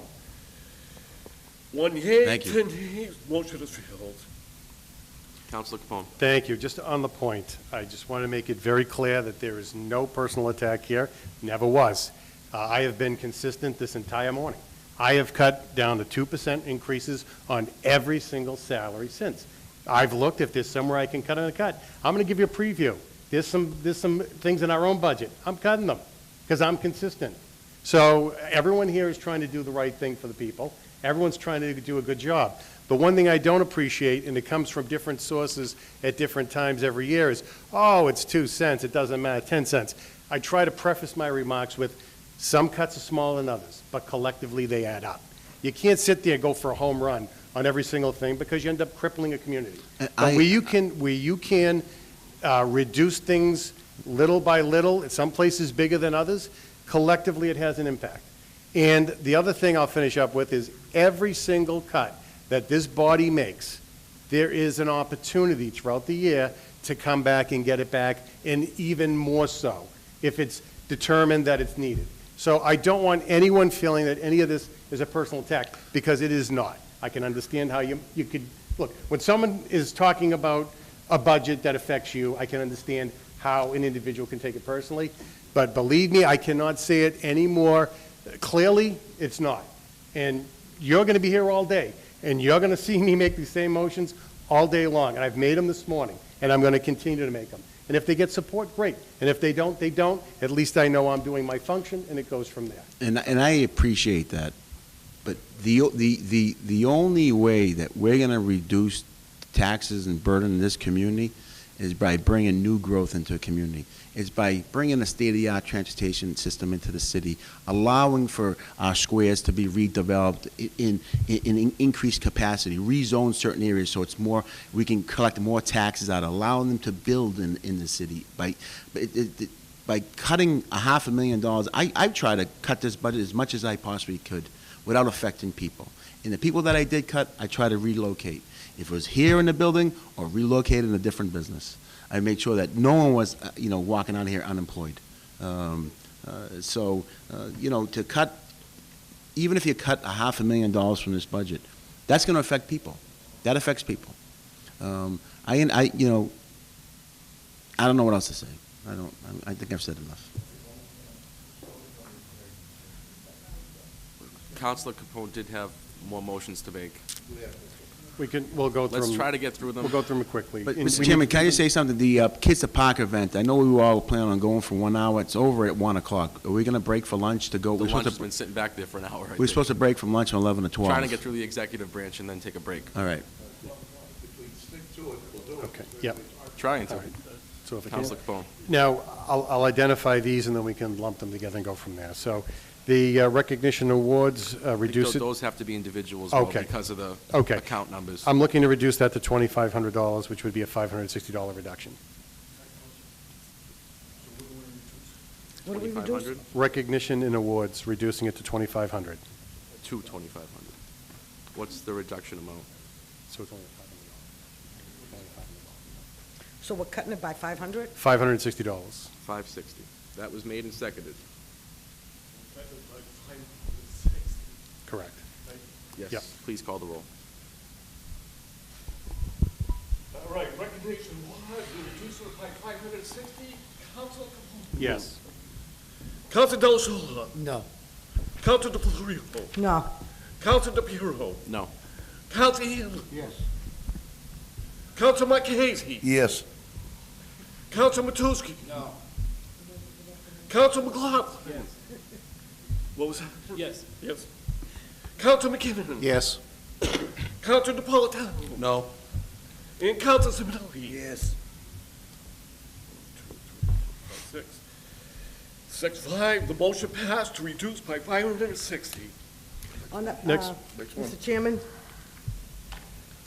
on a personal point of privilege, I understand this is going to continue, but I just want all the people that voted yes for the recognition awards, I hope they're not going to be giving out citations every minute on our end. Please, But let's besides stick that, with it, will you please? Come on, Besides councilors, that- let's get through these cuts. no, I'm just listening. Proposals. I'm just listening to people saying they're going to come out. Counselor. They're going to come up I understand. to get more money. They're going to come up to I get more understand. money. In the middle of the year, that's not the way you run a budget. I'm Counselor sorry. Capone. On professional development, I'm looking to reduce that by $3,284 to reduce it to $10,000. Is there a second? Second. Motion made and seconded to reduce professional development by $3,284. Please call the roll.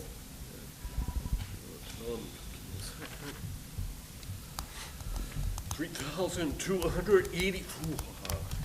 We're reducing professional development. I have Council Caputo. Yes. I have Council Del Sola. No. I have Council DeFlorio. No. I have Council DePiero. No. I have Council Hill. No. I have Council Marquez. Yes. I have Council Matusky. No. I have Council McLaughlin. No. Council McKinnon. Yes. Council Napolitano. No. And Council Simonelli. Yes. We have 4 yeas, 7 nays, motion failed. Next motion, Mr. Chairman, is out-of-state travel. One moment, Counselor. Let our clerk catch up. I will go get it. Next motion is out-of-state travel. I'm looking to reduce that to $5,000, so it would be a reduction of $1,373. Is there a second? Second. Motion made and seconded to cut out-of-state travel by $1,373. Please call the roll. All right, we're looking at a reduction of out-of-state travel, $1,373. Council Caputo. Yes. Council Del Sola. No. Council DeFlorio. No. Council DePiero. No. Council Hill. No. Council Marquez. Yes. Council Matusky. Council McLaughlin. Council McKinnon. Yes. Council Napolitano. No. And Council Simonelli. Yes. 1, 2, 3, 4, 5. 1, 2, 3, 4, 5, 6. Motion is failed. Counselor Capone. Next Hold motion. on. I'm sorry. Gotta record that. Okay. Field 5-6. Every vote. Yep. Gotta be recorded. Let me know when you're ready.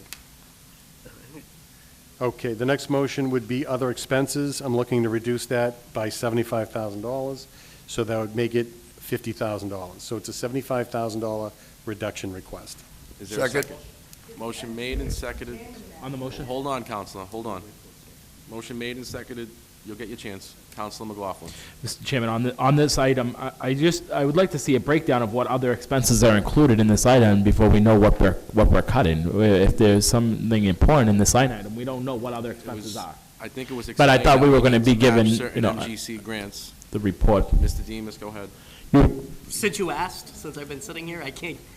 No, I know you can't. That's I'll the- be happy to give you the report. Right. But about $50,000 of this is related to Mass Gaming Commission. But if you want to postpone this until your next meeting, I'd be able to provide that for you. So if I may, thank you, Mr. Chairman. So out of this 125, is 50,000 of it from the Gaming Commission? No. It matches 50,000 would it. be out, the city's match to a gaming So commission this is grant. our money of 125, they're matching 50,000 more. Out of this line item. Yep. About 50,000 is our match, and then they're matching about another 50,000 for this particular grant. I don't know what it's gonna be in fiscal '20. Okay, so if we cut this line item, if we're getting 50, if we reduce this to 50, we're not cutting any of our match, are we? You're not. And how far do we think that this contribution is going to continue? How much longer? Pretty much over after this year? The contribution from the gaming? No. Will that go forward? I'm aggressively pursuing that. I'm Okay. actually I sit on the subcommittee for community Okay. mitigation, so I'm Okay. gonna constantly be fighting for more dollars to come from Okay. Everett. Well, that's good. So what we'll do then is, if we drop it to 50, we're not losing anything. If through your good efforts, we're able to increase that number, you could always give us the heads up, and we could always appropriate more to get additional matching funds, correct? Sure. Sounds good to me. Thank you. So the motion will... But what is the other 75, we don't know what the other 75,000 goes towards. That's the problem, and I don't mind cutting it, but I just, the 50,000 we have an understanding of, 75,000 we don't know what we're cutting it, what it goes towards, what we're cutting. It's, we'll take the vote, but I'd like to lay this over. Vote how you feel. The motion was made. Please call the roll. All right. Can you give me detail? Other expenses, a cut of 75,000. I have Council Capone. Yes. I have Council Del Sola. No. I have Council DeFlorio. I have Council DePiero. No. I have Council Hill. No. Council Marquez. Yes. Has expenses. Council Matusky. No. Council McLaughlin. No. Council McKinnon. Yes. Council Napolitano. No. And Council Simonelli. Yes. We have 4 yeas and 7 nays. The motion failed. Councilor Capone. Well, give our clerk Well, a minute. yeah, I we'll know, give I it- keep jumping the gun. Get away. A little hungry.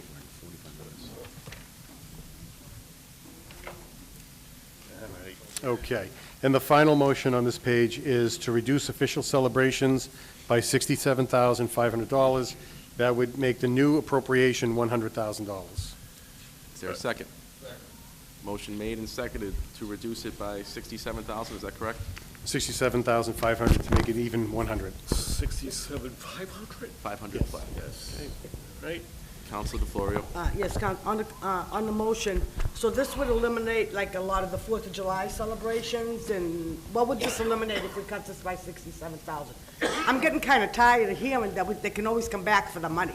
They Because can. even if they come back for the money, it's still a problem on the taxes. You still have to raise that money. So my point is, I want to know what $67,000 would do if we cut this budget. Well, it's going to affect July 4th, City Fest, Drum and Bugle, Bugle events. Village Fest part of this? Today's Kids to Park event. How about the Village Fest? This is Councilor asked. Yeah, City Fest. Oh, I'm It's sorry. called Village City Fest, City Fest, yeah. Fest, same thing. Yeah, I mean, everything's potentially affected. I mean, Okay. I just wanted to understand I what was mean, affected by you, it. the And it is bills, more I mean, difficult bills to and accounts, appropriate where you need a we, two-thirds all the vote. money from this line item goes through bills and accounts, so you'll see how we spend it through bills and accounts. You know, I'm sure you saw how we spent it, official celebrations last year. I mean, is there a particular event you'd like to see me cut? Like, is there an Easter event, or a 4th of July event, or, a tree lighting, the tree lighting event? These are all events that we do for the city, that's all they are. The paying vendors, if it's a horseback ride, a horse ride, or picture with Santa Claus. Okay, thank you. Should just go by the number. Councilor McLaughlin, then like to Mr. please Chairman, on the take a motion, vote real on quick. this. One reason why I think of cutting this, City Fest, for example, we're not charging these businesses, correct, to set up and to be part of City Fest, that are the breweries and the micro distributors that are down there. We're not paying.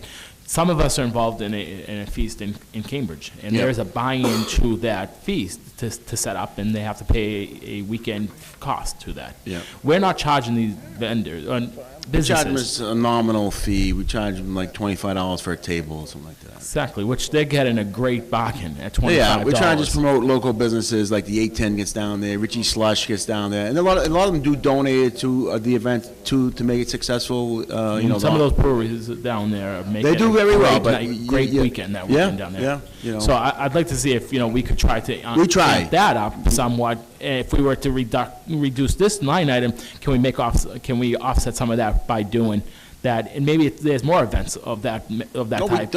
We still take in, sponsorships for our Village, City Fest, Village Fest. We take, Encore gives us 25,000, the Craft Brewers Guild gives us 25,000. So we do take in money, and that goes into what, the general fund? No, that actually Goes right to celebrations, yeah. So I would just audit that. Ask for Mr. Demas to give you a copy of the celebrations to see what money we take in, what we spend out, and, ask for an itemized report. You can get it. And if, we try to encourage those businesses to donate. I just don't want to, it's such a successful event that And I I really agree. don't And want I don't want to see any of the events that we have throughout the year cut. But But I think get we you. could. Charging more we for those, could yeah, we can look at that. Offset some of this money by doing things like that. I mean, We $25 thought for a about, table. putting $1 on the beer cups or something like that, but it's just like, well, I'll take into, we'll definitely look. We did start that this year, saw some positive things. We're obviously going to continue to look to do that in the future. Okay, so would it be responsible to cut this, and then if you can't offset some of these costs by doing those types of initiatives, then coming back and asking us for the money back because it just didn't work out? I mean, is it a one-year trial and error period that we can go on and see if we can offset some of this cost by doing those types of initiatives? Again, I know because of the fees that we're involved in. I would ask. How much money comes in with vendors? I would ask, unfortunately, Andrew and Bobby on here, who really run Village Fest. But I'm not even sure if Village Fest is the only event that. That's the only one we could charge people for. Other than that, we provide all services. Okay, right? so, and again, I don't remember all of them off the top of my Yeah. head, so I didn't know if there was other ones that we could, so if there's only that one. Yeah, and we also use it for veteran events too. It's just celebrations. All righty. Official celebration, we're looking to reduce it by $67,500. I have Council Capone. Yes. I have Council Del Sola. No. I have Council DePuy. No. Council DePiero. No. Council Hill. No. Council Marchese. Yes. Council Matusky. Council McLaughlin. No. Council McKinnon. Yes. Council Napolitano. No. Council Simonelli. No. We have 3 yeas, 8 nays. I know Motion yours, is but what's with withdrawn. Leo? I know his issues. The tri-lam, he says. Is that it? I'm going to ask that we break for a half hour. Mr. Chairman, We're as behind as we are. Mr. Chairman, if you could, Councilor there's only a Napolitano. small piece left with the committees. It looks like, with the exception of the addition of 2 alternates for conservation and planning, it's pretty much level funded. I really think this is something we can dispose of very quickly. Seeing as there is no increases, there has been no add-ons. These are everything on page 47 to 58. the boards and commissions. These are all the various commissions and committees that, again, with the exception of adding 2 alternate members to the Conservation Commission, and the same for the Planning Board, everything else is level funded. Any questions about boards and commissions? Page 47, Licensing Commission. 47, Licensing Commission. We're gonna break. The thing's over at 1 o'clock. 48, page 48. Page 49.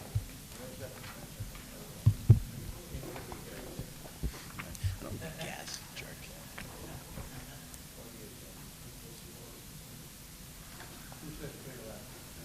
Who? We just got to go page to page, Counselor. Page 50. Conservation Commission, page 50. Page 51. Counselor Capone. I will just point out to my colleagues that on the alternate boards, I'm going to be looking to reduce those to 1,000. I know that they're going to be attending meetings. I know that they'll step in, but if it turns into a situation where they're stepping in on a frequent basis, under the new administrative code, they could be removed. So, just to give you a heads up, I'd be looking Do you to want to make that motion now, Mr. Counselor? I could. The alternate, well, we're on page 51. The alternate board members, I'd like to change it from 1,700, look for a $700 reduction on each, to make them $1,000 positions. Correct. Is there a second? Second, vote on the motion. Motion made and second. Councilor McLaughlin. Just ask the administration if they have these positions filled or have intention of filling these positions this coming year, these alternate positions on the Conservation Commission. I think there's another committee as well that has alternate members being added that haven't seen it before. Yeah, I'm sure we're going to. This is something that the city solicitors are working on with the city clerk and with the different board members. It seems that we need alternate members because due to the fact that if one person misses, they don't have a quorum. So.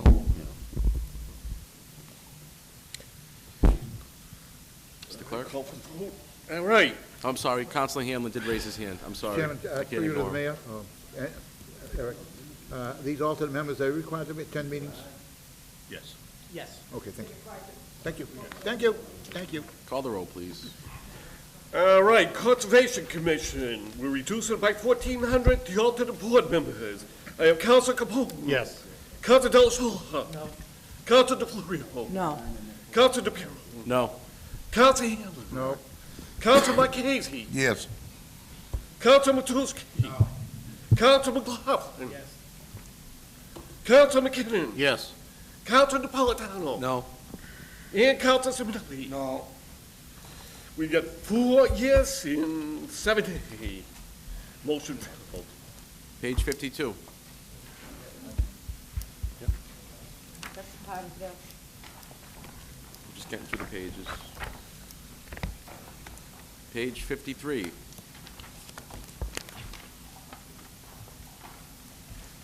Page 54, Councilor Capone. Mr. Chairman, you're anticipating. The alternate board members, I want to reduce them from $2,000 to $1,000 each, so I'm asking for a $2,000 reduction to the stipend line. Is there a second? Second. Yeah, I want to understand the question. Go ahead, Councilor. Councilor Hanlon, go ahead. Go ahead, Councilor.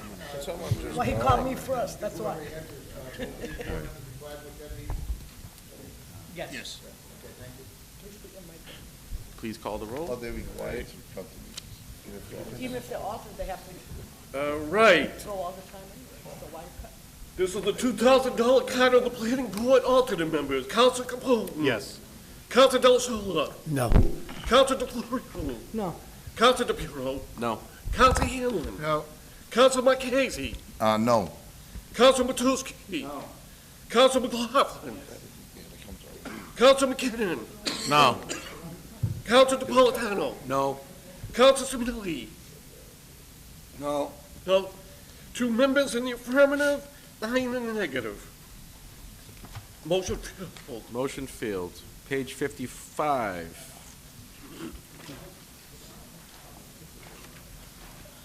Page 56. Page Mr. Chairman. 57, Councilor Capone.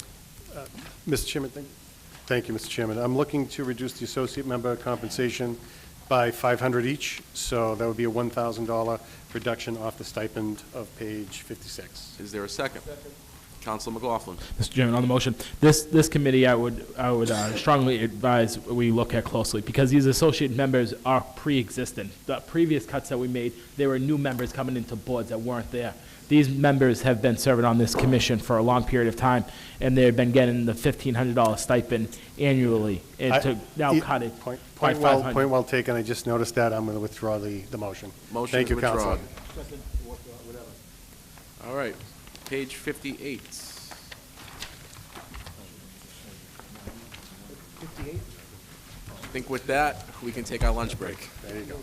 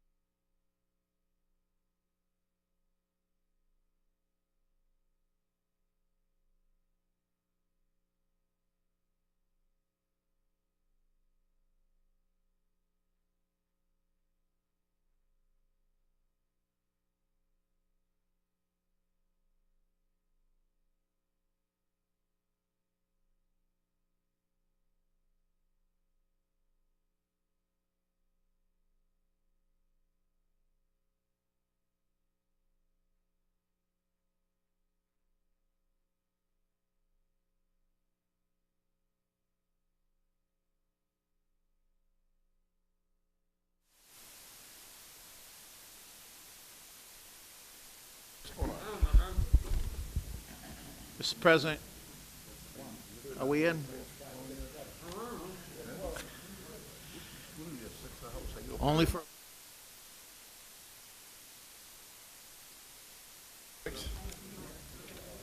Fred, how much marijuana plants you got growing down the house? Oh, really? I think you're two over. How many can you grow? 6? 12. Yep. I asked Steve, I catch you. We ready? I was a friend of mine's house. He's gonna set up down there. Why don't we do veterans? Bang the veterans out. Yeah, plants all day. White guys is, you know, in the house. Are we in, Mr. President? I try to exhaust every once in a while. He says that he makes, he makes the Are we- oils, everything out of the shit. Are we on? We ready to go? We are back in session. Mr. President, could we suspend the rules, take our Veterans Commissioner? Motion made and seconded to take the Veterans Office. All in favor? Aye. Aye. Opposed? The ayes have it. I was going to say the best Veterans Commissioner in the country. That is page 117, Veterans. 117? Yep. Give us all a second to get situated.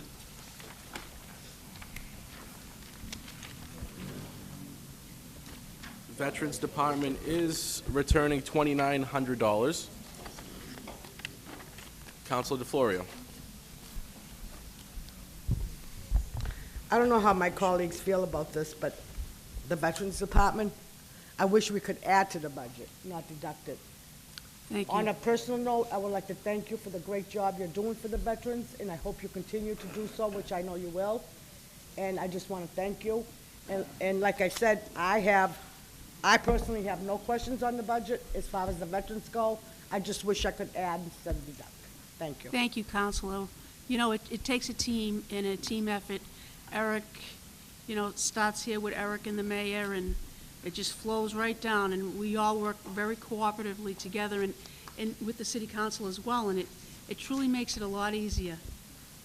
Yes, but like I said, I wish we could do more, you know. I Thank know you we so do much. We do great work in the city. No other city does what we do as far as the square dedications, but my thing is I wish that half of these veterans that can't afford houses, that are out in the street, I wish we could do more, so. Well, you know what, we do have a comprehensive outreach program to reach out into the community to see who we can help, because a lot of times people just don't know about it. Right, so we have to do a little bit more of a communication, I think. Yeah, that's on me. Okay, all right, thank you. Anyone else? Counselor Marchese. Just a quick question. Just on one of these, it says on page 117, that's like the vet benefit allowance. Yes. Where does, like, I mean, it says we appropriated 361, we used 323. Now, where would that additional money just get turned back into the city? Well, it will, but it won't really, because I think when this was, I think right now there's only like 32,000 left. Uh-huh, for the Okay? rest of the year, yep. And so what's going to happen in June 10th, I believe, those checks, the Chapter 115 checks, will be mailed out, and of course, that will be my last expenditure, so Right. we're probably turning back $2,000. And the reason for the increase to up to 400,000 is because we're reaching out, we're being successful, we have to do more. And it's just, I never want to have enough. I mean, I want to have enough, but I want to be, you know, very transparent in my budget process with you all. Thank you very much. Anything else on page 117? Page 118. 119?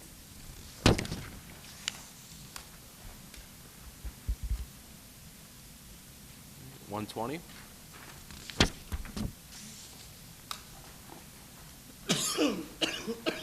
$121? I have Counselor Matusky. Thank you, Mr. Chairman. You know, I just want to bring a couple of points up that over the last 6 months that Commissioner Cristiano has been in, well, she's been there for a couple of years now, but there was a few issues I just want to bring to the council's attention. There was the disabled veteran on Ferry Street, who had his 2 sons living with him, and his wife, who was also disabled. And they were on the verge of eviction. And the landlord called me, and I said, well, I really don't, you can't get into, there's a waiting list to get into public housing, as we all know. But I called up Veterans Commissioner, and she did a house call. She visited with this family, saved them from being evicted, got everything straight. They were just a few months behind. And they're on track now to do, stay there. The landlord likes them. But, he is going to pay his taxes too. But she saved the day, her office. And, it's things like that that matter to me. I actually went to the house too, and it was like the veteran was in a wheelchair in front of the TV. His quality of life wasn't that good. And his wife was very ill, but then the 2 young sons. But anyway, she did a wonderful thing. And then 5 months ago, I called that office. Well, a woman had called me on Cottage Street. Her husband had died, and she always had the Marine flag in front of the house. So I knew her husband was a veteran, but he had passed away 7 or 8 years ago. And the daughter and the son-in-law lived there, and they needed that first-floor apartment for their expanding family. So I said, well, your husband was a veteran, right? And she said, yes. I said, you have veterans preference here. Why don't you call the veterans office and ask for Director Cristiano? The woman called me 2 months later and said, Wayne, I'm so thankful. She's at Whittier Drive now. A lot of people, Mr. Chairman, and members of this council don't realize that veterans preference also is given to the widows, or the widower of a veteran. A lot of people don't know that, and this woman didn't know that, and she was big into veterans. So with that, I just want to say thank you. These are just some personal contacts I had. I will never cut the Veterans Department of any funds. I never have over the years, and I want to thank you you and your staff for doing a great job. Thank you. Thank you, Mr. Chairman. Thanks so much. Thank I you, really Counselor. appreciate those kind words. And thank you for everything you do every day, Mrs. Cristiano. Thank you. Thank you. Have a good day. Thank you. All right, gonna move on to the next. No, we just keep moving. No recommendations. Does the committee want to take Human Resources next? Is there a second? Motion made and seconded to take Human Resources next. That is page 31, Human Resources.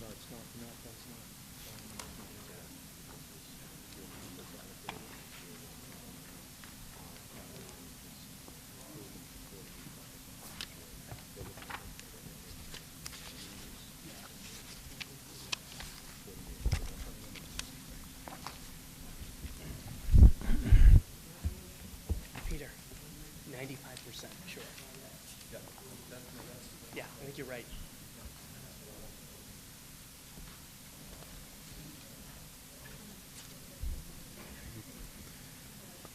On page 31, you have Councilor McLaughlin. Thank you, Mr. Chairman. Mr. Chairman, through you, 2 questions to our HR director.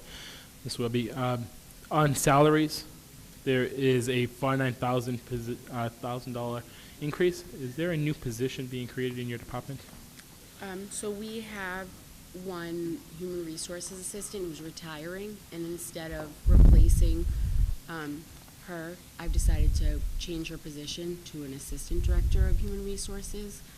I feel like that would be a more efficient use of the funding and allow us to implement better management. So that individual will only work part-time in your office? I'm sorry, which line item were you asking me about? Under salaries, there's a $49,000 increase, $48,407. Oh, sorry, under the benefits specialist. No, so she actually did work full-time, and her salary is at $48,000. Part of this change in upgrading this position, you had inquired at our last meeting in regards to recommendations from the school task force, that we don't have. One of the issues is the payroll issues, and we have been collectively working with the school department, of which the end result is going to have an impact on our HR department, because we're now going to be taking on all the onboarding of all of the school employees, so we get a handle of every new school employee being added to the system, whereas before we were only finding out after the fact, and we're taking on more payroll roles for the school department to eliminate some of the issues that we've been having over the past 2 years. And that more involvement with the school department is okay by ed reform to be able to start to view those employees? Yes, it has nothing to do with ed reform. It's more internal on the city side. Okay. We're already charging back the school department for human resources as one of our departments.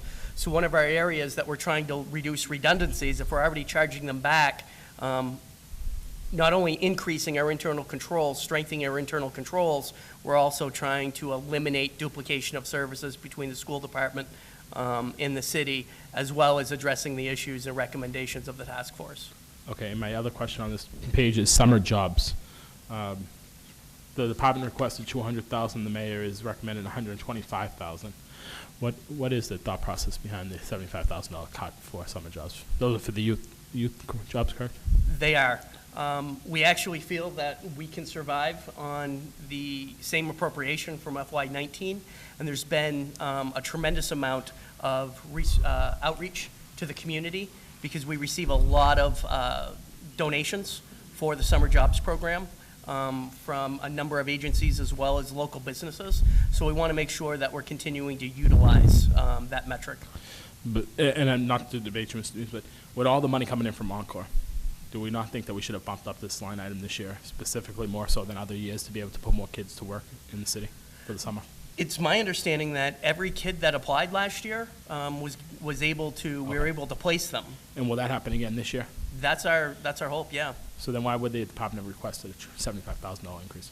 It was only because of the increase in the minimum wage. So I was it was going from $12 to $13. Sure, that's so right. I wanted to ensure that we had adequate funding to account for the. Exactly, and that's what I was getting at, is because last year's numbers won't reflect this year's numbers. They won't be the same. If you're paying somebody $12 or $11, you're not paying them $11 or $12 this year, you're paying them $13, $14. So that's what I'm just wondering, if with that difference, will it still be able to offset the number of applicants that we're going to receive? We believe that it will. Okay. The mayor wants to make sure that every single student, child that applies for this, that we have the ability to place them. We're still aggressively pursuing private donations to make sure that this can happen. Okay, will you come back if there is a need for that? Do you plan on coming back to us, or is it? I mean, it's too soon, right? I mean, Right July now, 1 it's into too the soon budget. to make a determination. We haven't started that process. We'll be doing that late next month. And if we run into an issue, hopefully we will be able to place every single child, and if not, we certainly would share that with the council. Councilor Capone.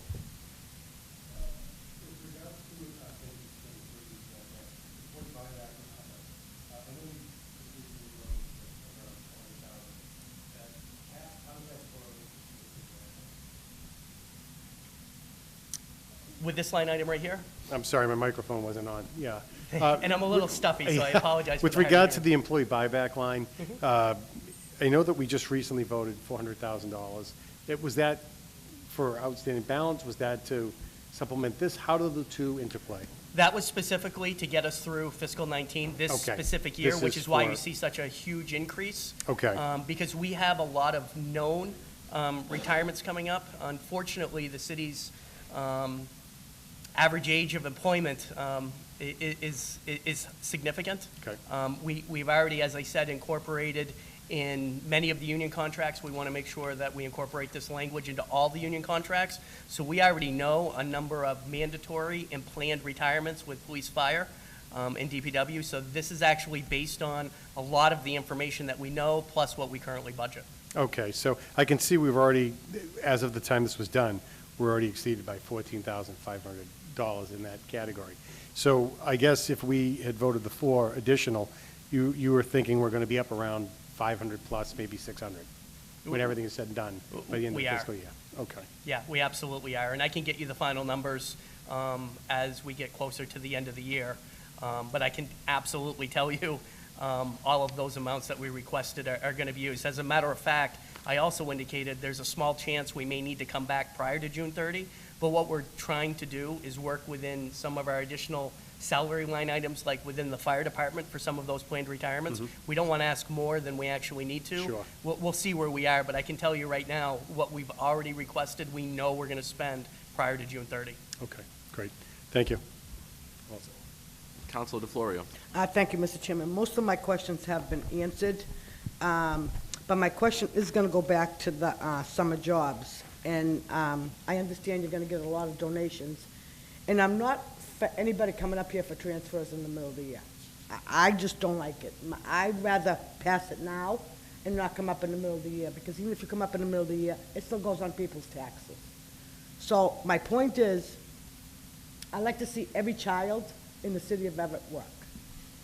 And like Council McLaughlin said, if you don't have enough money, then you're going to come in front of us to ask for it. Am I understanding that correctly? The case to Councilor Capone's, what he had been talking about prior, earlier in the earlier sessions, if that was the case and we do need more money, we do have that option. But again, right now, we're not planning on having to come back to council for the summer jobs program. And as What you're... I'm saying is I have no issue with it, even though I have issues with other items, okay? Because you do a very good job with the budget, and I appreciate what you do. But I don't like to transfer money in the middle of the year unless it's an emergency. I mean, a budget is a budget. We budget our own budget at home. If we have an emergency, we don't have the money. So we either have to go into a loan, a savings account, a checking account, and if that's not there, we go into the home equity line, or you go to a credit card. That's not the way we need to run the city. But I understand that you can't. In other words, if you come over here for transfers in the middle of the year, it has to be for an emergency. Or things that I'm not saying, I know you have the right to come here anytime you want for transfers. I understand that, okay? What I'm saying is, if you have to come to us for a transfer a month from now, even after the budget is passed, to put kids to work, I have no problem with it. That's what Sure. I'm trying to get to. I want to see every child in the city of Everett go to work, because there's a lot of people that can't afford to buy their kids clothes, or they can't afford to buy their kids shoes, right? So that few extra dollars is not going to make a big difference, and I would appreciate that you take that into consideration. We absolutely do, and as the mayor indicated earlier, the past couple of years, certainly not the first year, I was still in the adjustment, but the past couple of years that I've been here, we've really put a lot of work into the budget, because I agree with you, our budget should be our budget, and if you've noticed, for the last 2 years, we haven't been coming in for those late year-end adjustments, because in my eyes, what I've always done is, if the appropriation isn't there, we don't spend it. And if we have to come up with an ulterior funding source, then what we'll do is we will come to council, but I couldn't agree with you more. We're not requesting more right now because we do not anticipate needing more. Okay. All right, that's fine. Thank you. Councilor Matusky. Thank you, Mr. Chairman. I noticed that in 18 and 19, you have, what, 195,000 and then 200,000. Aren't we, didn't we pay the school department employee who left almost $500,000? That came directly out of the school department's budget.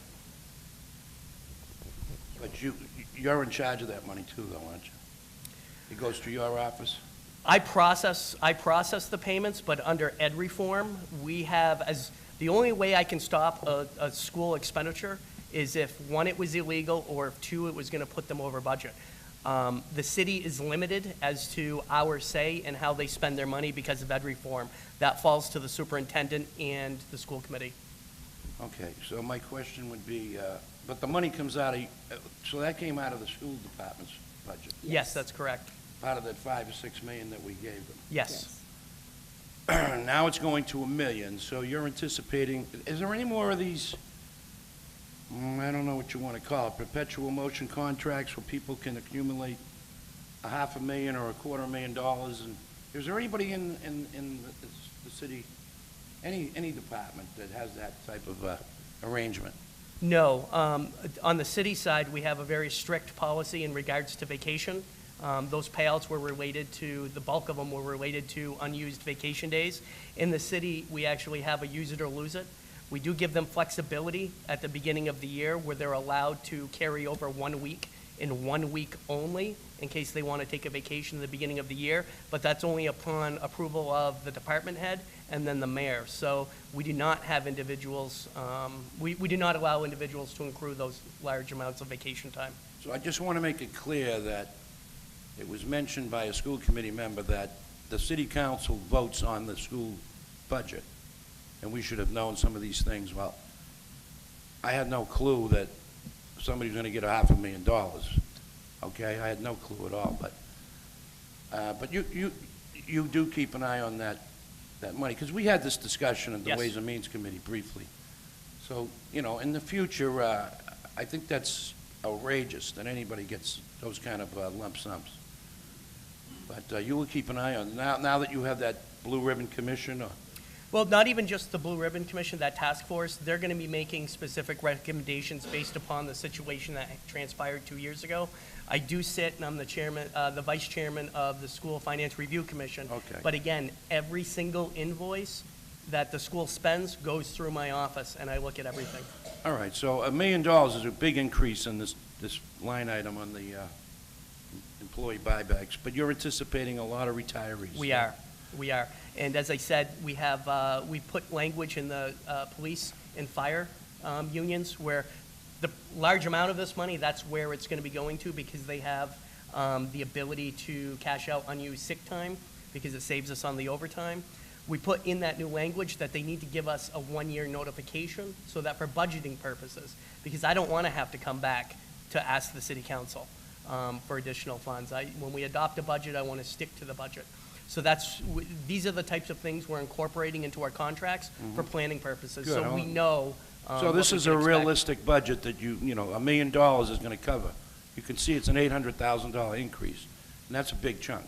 Right, but I don't want to have to come back to you next That's May right, and and I June. agree, and you just did a couple of months, what was it, a month ago, we had to expend more money, so. Well, I'm glad you budgeted for it, but I'm glad to hear there's no more balloon payments.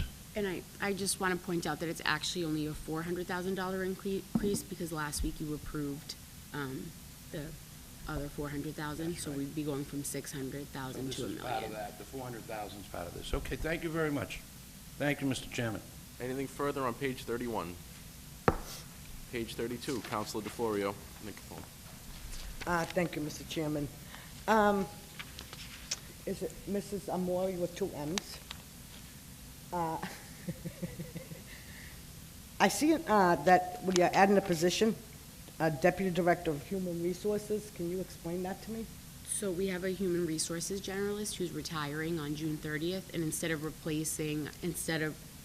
replacing her with another human resources generalist, I thought it would be more beneficial to upgrade the position to an assistant director.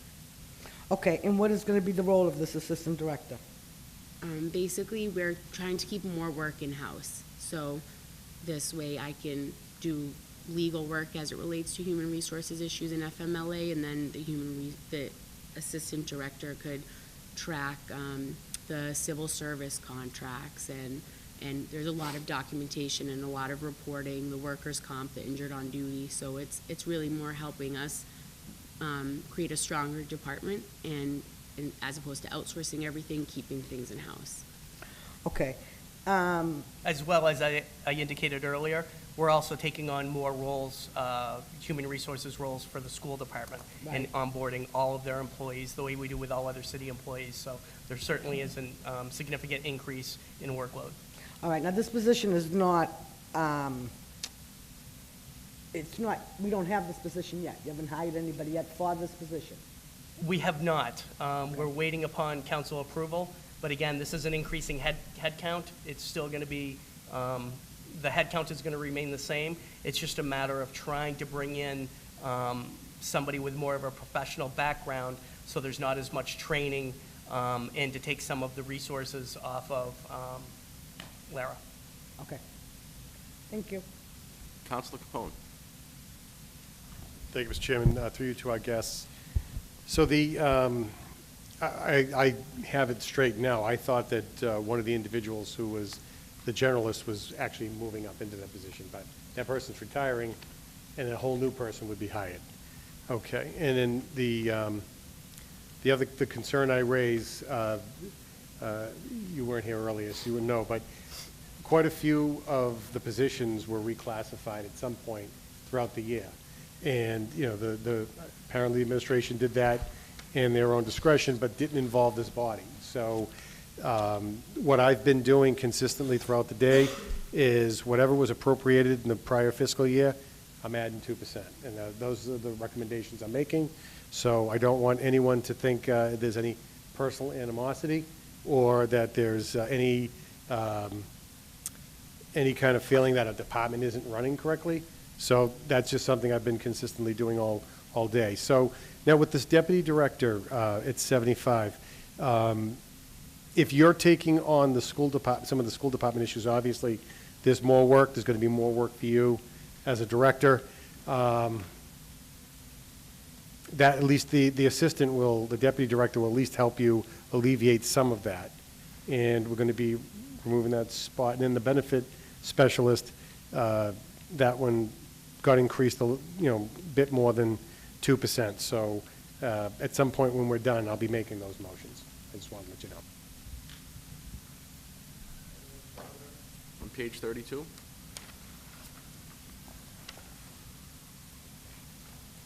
Page 33. And I would just like to state,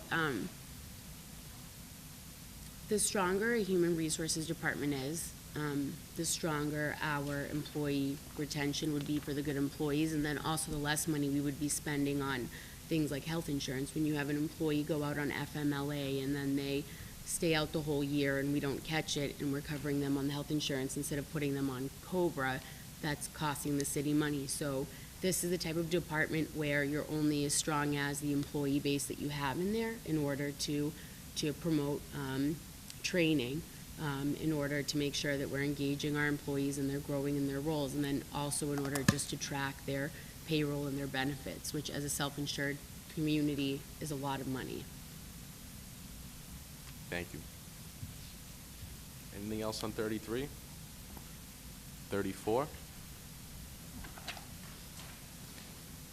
Before we jump to the fixed cost aspect of the department, are there any recommendations?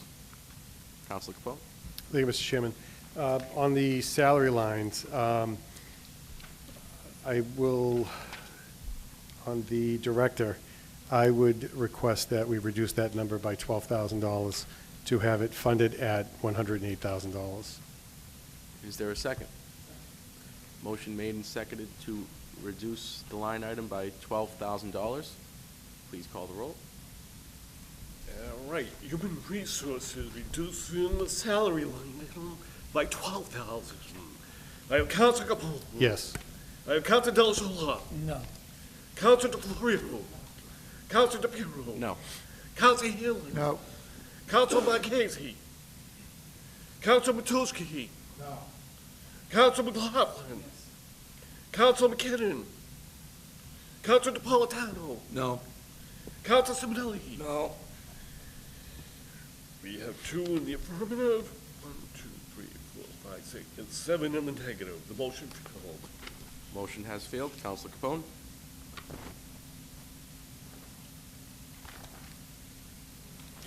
The second motion I would make is for the part-time salaries line.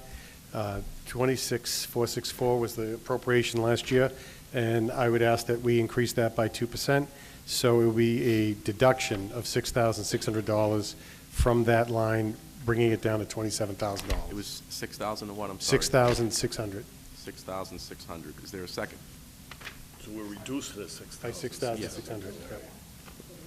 So it'll be, well, the 2% increase. So it'll be 27,000 is what the line item we're looking for the part-time salaries. Motion made and seconded to reduce the line by 6,600. Please call the roll. All right, we're reducing the human resource part-time salaries, 6,600. Councilor Capone. Yes. Councilor Del Sola. No. Councilor DeFlorio. Councilor DePiero. No. Councilor Healy. No. Councilor Marchese. Councilor Matusky. No. Councilor McLaughlin. Yes. Councilor McKinnon. Councilor Napolitano. No. Councilor Simonelli. Yes. We have 3 yeas.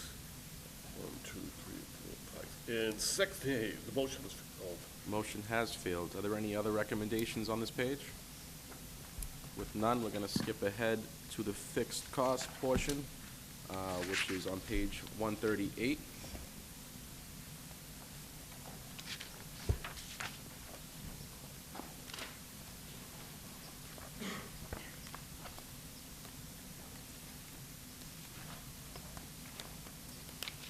Anything on 138?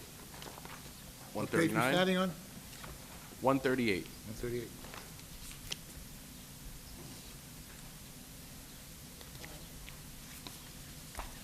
Council DeFlorio? Like a clarification of non-contributory pensions. We overspend that line item. Did we get a transfer on that? If you could clarify that for me, please. Page 38, the first line item. It says we're minus 164.72 overspent.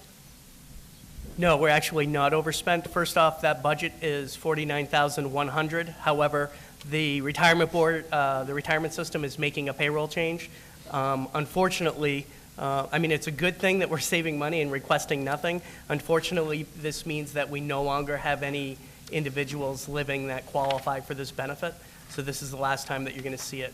That negative 142 is going to be an adjustment by the retirement system. Oh, okay. All right, thank you. 138, right? Page 139? That pick it. If I could, just to give some credit to the city council, I know there's been a lot of discussion about the pension system, the status of the pension system. If you take a look, the appropriation for this year is nearly $16 million. I want to let you know that we are one of the highest rated communities as far as our pension appropriation in relationship to the entire budget. We are now over 60% funded, and we are firmly on track to be fully funded by 2030. Thank you for clarifying those Mr. negative Chairman? reports. I- Councilor Hanlon? I have a request. Would you please write a memo to all the city councilors and letting them know exactly what this pension fund is for? Because a lot of them think that once we get that at 100%, they're still gonna, the city is still gonna have to pay us our pension. When we don't, because it's gonna come out of that fund if we're at 100% funded. They don't understand that. I wonder if you could draw a diagram for them saying, this is how much is coming out this year, this is coming out the next year, and so on and so forth, until we get to the, 10 years from now? 7 years? I could tell you very briefly, but I'm also can do a memo for you. Well, I mean, I want you to, because I understand it, I just don't know Okay. all the figures. But they should know it, and that we don't have to put any more money in that. Okay? Sure. Thank you. Thank you, Mr. Chairman. You're very welcome. Page 137. 137, backwards. Oh, I'm sorry. I got lost here. 139. Okay. 139. 140.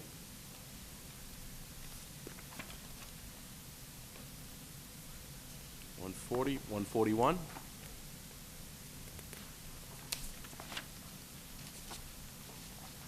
142.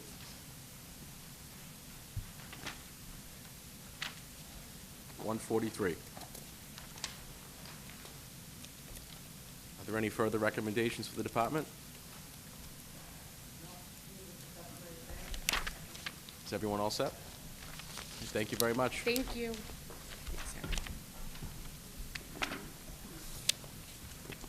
Do we want to take the assessing department next? Assessors? All right, we're going to take the assessor's office. That is page 20. Welcome, Mr. Devereaux.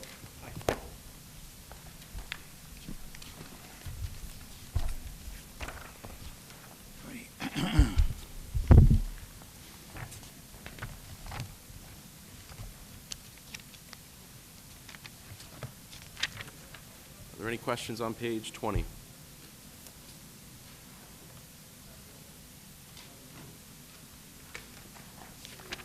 Page 21.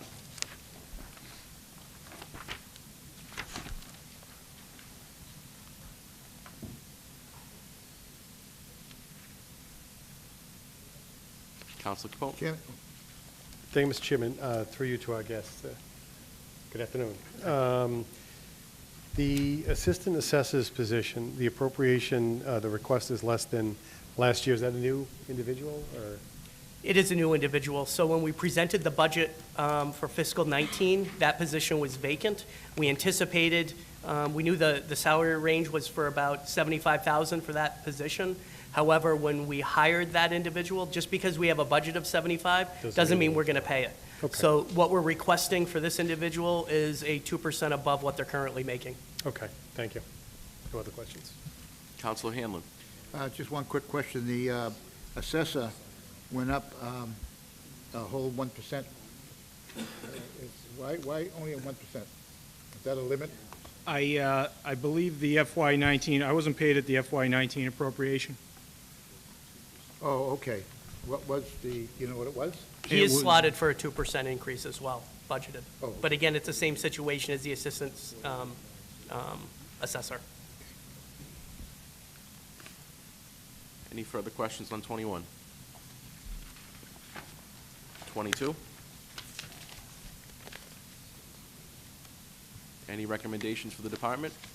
Mr. Chairman, can I go back to 21? I'm sorry. Of course you can. We have two positions that are funded but unfilled or unfunded, filled, whatever you say that. Why are we hanging on to those two jobs?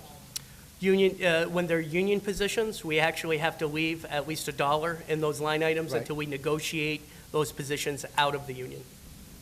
You're going to negotiate out? Yes. So you're not going to have them in there? Well, we don't plan on filling them. Oh, okay, okay. We don't plan on filling them. Right now, that office is running quite well. Okay. And if we don't need the positions, we don't want to employ and increase the headcount if we don't have to. But you're telling me they're union positions, right? They are union got positions. It. Okay, got it. Thank you, Mr. Chairman. Are there any recommendations for the department? Counselor Page- McLaughlin? Page 21, just quickly. Mr. Darrow, you said that you were not paid at the 2019 line item? Is that what you said? I'm sorry. The FY19 appropriation, no, I was the 92,603, that was not my, So what was your, I believe it was 91,800. so then what happens to so appropriation, so it was not actually spent out at 92,603? It was not. Mr. Devereaux was not in the position when we put in, when we did the FY19 budget. We were still, that appropriation was based on the former assessor. And when BJ was promoted as part of salary negotiations, just because we had that appropriation, we didn't pay him that amount. He came in with a different level of experience than what we're paying the former assessor. So that money that we didn't spend will be returned. So that's going to be returned now to general fund? It will, as we close out the year. Okay. Okay, thank you. Anything else for the assessor's office? Any recommendations? Excuse me, please. There's nothing further. Thank you very much, Mr. Devereaux. Thank you, gentlemen. Next is Mr. Souza, Planning and Development. That is page 112.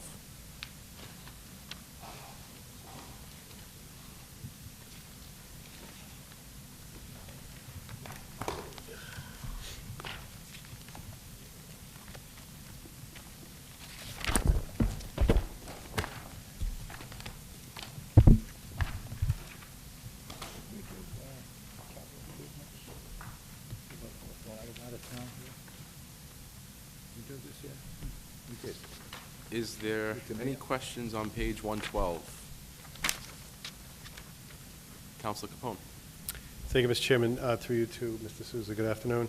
As you know, we've talked about college interns, and as much as I think that it would be wonderful to be able to pay them at some point in time, my personal opinion at this point in time, we're going to have to rely on them to get credits or experience, resume building, and go from there. So, hopefully someday we do get to the point where financially we could afford to pay people to be able to, get in there, learn, et cetera. I'll be making a request for a cut on that. So if I may, I'll be providing the same explanation that I did last year. This is an important line item. These are for internship opportunities year-round. Can everyone hear me? And certainly, if the council wishes to propose a cut, by all means. Overall, I am presenting a budget that is a 2% decrease already. Last year, I had this line item at 30,000. It was reduced to 20. I kept it the same. The internship program itself, we do look for students that would have an opportunity, students interested in architecture, planning, engineering, to take advantage, preferably students here in Everett Over the years, we've had 3, 4 students that have participated in the program.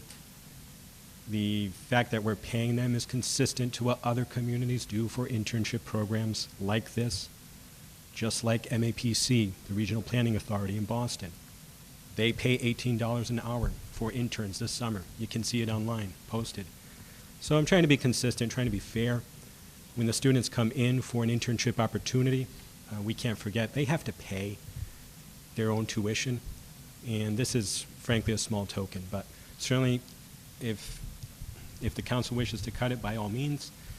Again, overall to my budget, I am presenting a budget that's actually 2% decrease, and that's all I have to say. Councilor McLaughlin. Thank you, Mr. Chairman. Mr. Chairman, through you to Mr. Souza. Mr. Souza, on salaries, you budgeted for $470,000 and you spent $336 to date, and I know there's a quarter left. But then the mayor only recommends $456,000 for this year. So from the budgeted number of $470,000 to $456. Sure.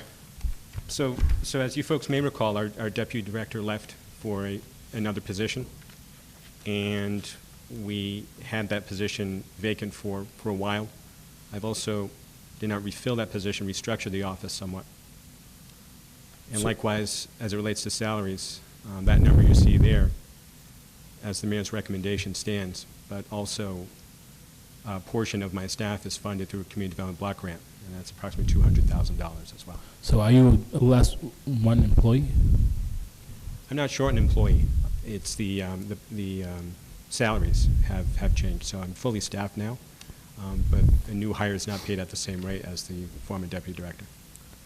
Okay. For example, if I could just also add, one of the items, the economic development planner at $90,000.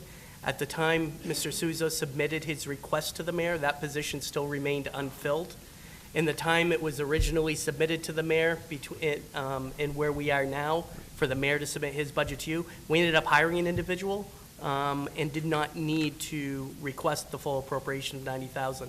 That individual was brought in closer to $72,000. And the other thing on this page is professional services. You have appropriated for $700,000, and you've Yes. only spent around $200,000. Leaves a balance of $500,000 in that account.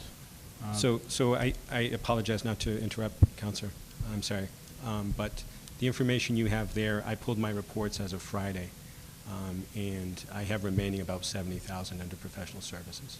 So you've used $420,000 since last, I think we were told this budget book was printed last week. No, he actually hasn't expended that much in between like, the wow, two. you had a busy week.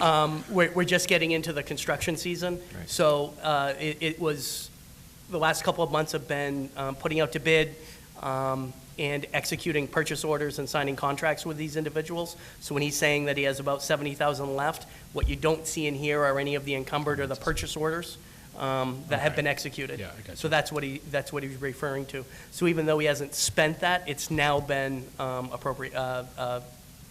guaranteed. Okay, so he'll be close to level funded on this account when July 1 rolls around? Exactly, Yes. exactly. If And in it's comparison 70,000. to prior years, that line item was funded at much higher. So Okay. we've been able to reduce it. And essentially, again, in short, it's level funded from year to year, and I'm hoping consistent.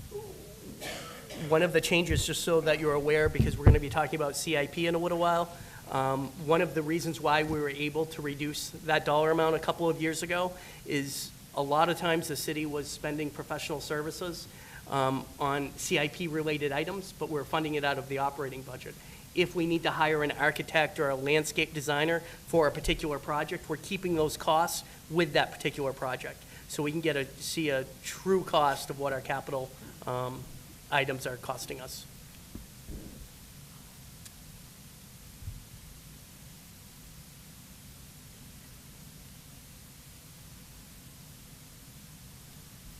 Are you all set, Counselor? Counselor DeFlorio. Thank you, Mr. Chairman, through you. In regards, going back to the college interns, I think it's a great idea. I work for the state, they have college interns coming in, and it's not just us teaching them things. They're coming out of school. Sometimes they're telling us things. So new things that are coming up, that, I'm not saying that we don't do enough research, but they bring good ideas to us also. So I'm for the interns, and the only thing I see here is that we did budget 2019, the 20,000, you never funded it, but as of right now, you haven't expended it. Do you foresee spending that? Because the interns isn't something that you know they're gonna come in. That's not something you can really budget for, because you don't know if you're gonna have them or not. Do you see that you're gonna be suspending that 20,000, or is that gonna be returned? So from time to time, we've used, we've had interns in the past, we've posted it this go-around, so whatever I don't use will be returned in this fiscal year. But have you used any in fiscal year 2019? Have you used any of it? We had an intern last summer on board that we used. Okay, but I don't see it here as being appropriated. I see a zero. Yeah, we haven't spent any yet in FY19. I think some of that work was done prior to the close. Prior budget. Yeah. And so Okay. any of these unspent appropriations will be returned. We will be closing out. I mean, I understand that you may use it, you may not, because you don't know if you're gonna have interns or not. So we don't have a crystal ball. But so last year, fiscal year 19, you didn't use the 20,000. That's gonna be returned. Yes. Okay, thank you. Counselor Hanlon. Strange, Mr. Chairman, but Councilor DeFlorio asked exactly the question that I was going to ask, Okay. exactly the way I was going to ask it, except for one thing. The word college interns is plural. So is this more than one person, or is it 2 or 3? How many interns could you buy, hire for Well, that? what I'd love to do is similar to what other departments have done, is they've had interns throughout the year. And so what I would foresee, I have a small office, right? We're 9 individuals now. The one-on-one mentoring is important.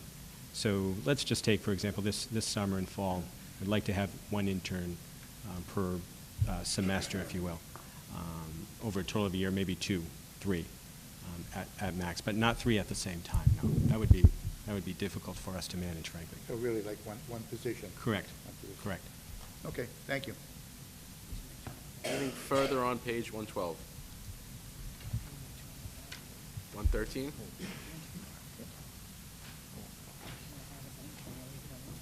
No, it's 20,000. Yeah, going to college. It's great. Anything on 113? Councilor McLaughlin. Thanks, Mr. Chair. The housing senior planner, is that sort of the same work that is going to be done with the housing coordinator that is going into the mayor's office? That's the new position that's being created? I'm all for affordable housing. Sure. It seems like there's a whole lot of people working on it at this point. So not quite, and actually we need more people working on it, frankly. The other position I fully support, makes complete sense. This position, the senior planner position, will be handling, remember when I said earlier, I'm kind of restructuring my office with the departure of the deputy director. This individual who's on staff now will be handling some of the longer range planning as it relates to housing, between market rate and affordable housing. One of the important things of the other position that I fully support, and I want to add to what the mayor spoke earlier, is we also need someone, when we adopted the inclusionary zoning, folks, there's a tremendous amount of responsibility on the developers, but also on the community to ensure that our subsidized housing inventory is up to date. And that's a key role of that other position. As it relates to this position, it's a senior planner. The gentleman worked and continues to work as we're in transition with the planning board. And frankly, I want to keep this position a little open because my bigger vision is essentially to have a design review committee informing the ZBA and the planning board. So when projects come to the city, we have some consistency in our decision-making, some consistency in our recommendations, and frankly, more teeth. So the title there probably is more apt to call it, just leave it as senior planning, but there certainly will be elements of housing. The 2 roles between the mayor, the position that the mayor included, which I fully support, and by the way, we don't work in silos, correct? So that person will be very integral with my department, vice versa. That role, in addition to all the items that the mayor discussed, will play a key role in the implementation of inclusionary zoning and the other things that the mayor wants to venture, that we want to venture, as it relates to affordable housing. We all know it's an issue, right? We have passed ordinance. We want to make sure that we keep in pace and on track with our inventory and not just leave it on the wayside. We need to be monitoring all of these new units, all these new affordable units that come into the system on a yearly basis. And having that person on the ground is very, very important. So obviously, no surprise. As the planning director, I support that. I support having both those positions. I'd support having more if we could. And certainly, and very obviously, affordable housing is an important issue, and it's something that we are making strides on, and we need to make more. So to that end, I support that position, and the senior planner position is an integral part of my office as well. And the project manager. Sure. What are they, so I thought project manager was the contractor will provide a project manager for. So by title, you're correct, right? There's a project manager on these construction companies and so on, private project managers. On the city side, we also have our own folks, whether we call it project manager or whatnot. Okay. Someone to oversee to make sure, one, the contractors are there every day, that the contractors are following their contracts, that these are city, state, maybe federally funded projects, monitoring the prevailing wages, ensuring that change orders are reviewed and, if needed, processed. So it's an integral part. So it's one person that's overseeing all of the construction projects for the city? As it relates to this in my department, this individual will be overseeing most, not all, but most of the park projects, and that's been consistent. Okay. That's been consistent. And that particular individual as well may be going part-time in the future. So that's a personnel matter, but with that being said, that person would be focused on, originally that person was doing housing rehab, project management for a housing rehab program. I've worked on consolidating that a little bit in-house and with use of outside consultant work.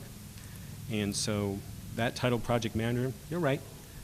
It's defined different ways, and it's not redundancy at all. It's our eyes and ears out in the field from the municipal side. I actually think it's important. I just thought there should be more than one. If that, what my understanding was that they were going to oversee every project, that there should be more than one of these individuals. Sure, and I appreciate that. You run a lot of projects for your department. We do. And that individual will oversee, as it relates to parks, but I myself, too, I'm also out there in the field, and frankly, I want that same experience for all the folks in my office. But at the end of the day, I still need someone to make sure that the I's are dotted, T's are crossed, right? So. Councilor Capone. Thank you. Through you to our guest. Quite a few of the positions, almost all of them, I think, are partially funded by a grant. And is that year to year? Is there any, it's hard to say guarantee about anything in life, but is there any type of grant that's given beyond the fiscal year, or are they all year to year? So the grant that particularly we're talking about is the Community Development Block Grant, and that's funded year to year. We are a mini entitlement community. Now, by the word entitlement, that's a tricky word. We must apply. We must adhere to the rules of HUD and DHCD. So to answer your question, it's a year-to-year grant. And you're right, it is unpredictable. We've been fortunate, knock on wood, that, and through Eric's office as well, instrumental in monitoring all of our grants, but particularly our Community Development Block Grant. And I do feel optimistic that we will continue to receive those funds. Councilor, to your point too, once we are recognized of a population of 50,000 or more, then those grants become permanent. And that's one of the reasons why we're doing so much work with the census, is to make sure that absolutely every single resident is counted, because the biggest funding that we're going to get is through CDBG, and that will make sure that that funding is guaranteed. Okay, yeah, and that's crucial. So, okay, thank you. Thank you. Anything else on 113? 114? Are there any recommendations to be made? Councilor Capone. Thank you, Mr. Chairman. The position to sustain environmental planner, it looks like it's over the 2%, so I would be looking to cut that by 1,020. I will say that I know that your office does a lot of work. There's a lot happening under that, under the title, and I know that we have not expended the money on the college interns this last year, but given the fact that you are lower than you were the budget before, I have reconsidered, and I will not be making a recommendation to change the college intern Let's see how that goes another year. Thank you. But I am going to be consistent with everything else I've done all day. I know you have. And I am going to request a $1,020 reduction to the salaries line. $1,020 to salaries. Is there a second? Motion made and seconded to reduce salaries by $1,020. Please call the roll.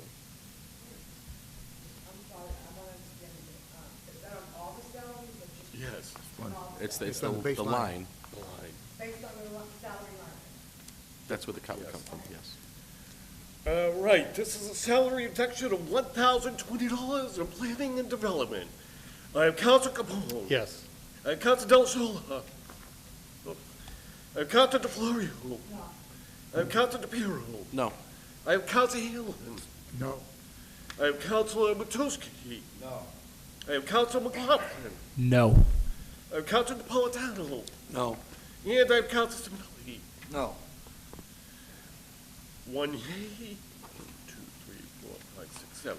7 yeas. The motion failed.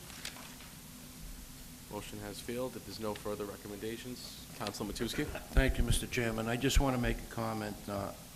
You know, the city of Everett is facing a lot of rezoning issues. This man has brought us to where we are today. Excuse me. As a matter of fact, we just rezoned, well, it's in the planning board right now, the triangle behind Richie Slush, which is cut up into 3 different categories, and it was found out that if it's not rezoned, we could have problems down the road, and that's thanks to our director here. Everett Square is being redesigned and reinvented, hopefully sooner than later. This man actually oversaw the work at Sacramone Park, and it is one of the nicest parks in the state. It's been recognized as that. You do an outstanding job, and anytime I have any questions, you cut to the chase, you answer it correctly. And as far as the interns go, I agree with Councilman who spoke earlier.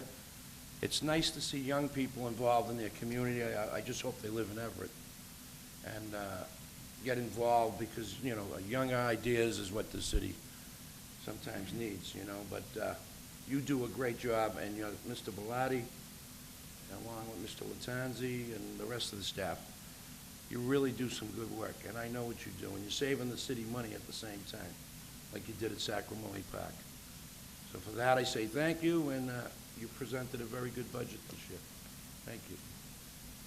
If there's nothing further, thank you, Mr. Souza. We're going to take purchasing next. It's going to be quick, and then we'll run through the capital improvement.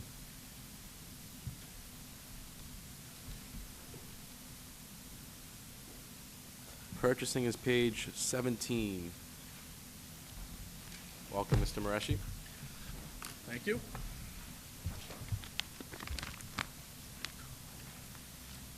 Are there any questions on page 17? This is mine. Councilor Capone. Thank you, Mr. Chairman. Through you to our guest, could you just explain DocuSign a little bit? Yep. Is this thing on?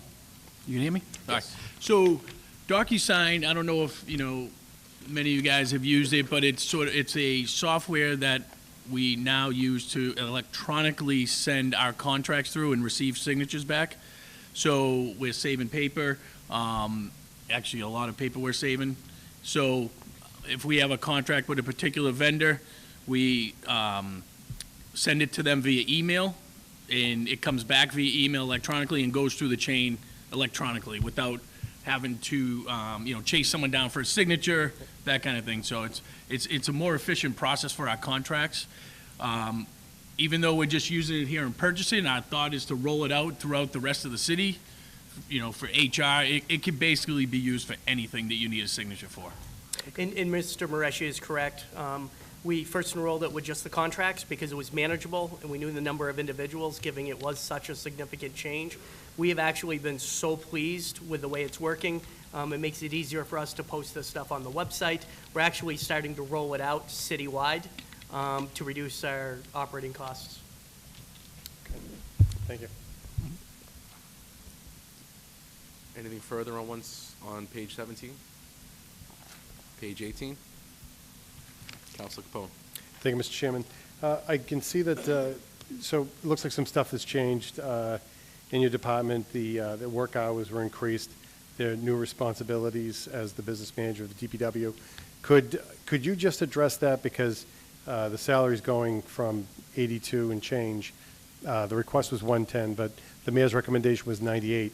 If you could just address what exactly has changed with the office. So it's more, obviously, for me, I am taking on an added role down DPW as the business manager. So I'll be splitting my time, continuing my full-time duties as, purchasing agent, taking on the added responsibility of the business manager. So we'd be moving to a 5-day work week, working 40 hours, to help with Greg down at DPW. And this was one of the areas where we were able to eliminate a position without displacing an employee. With my support,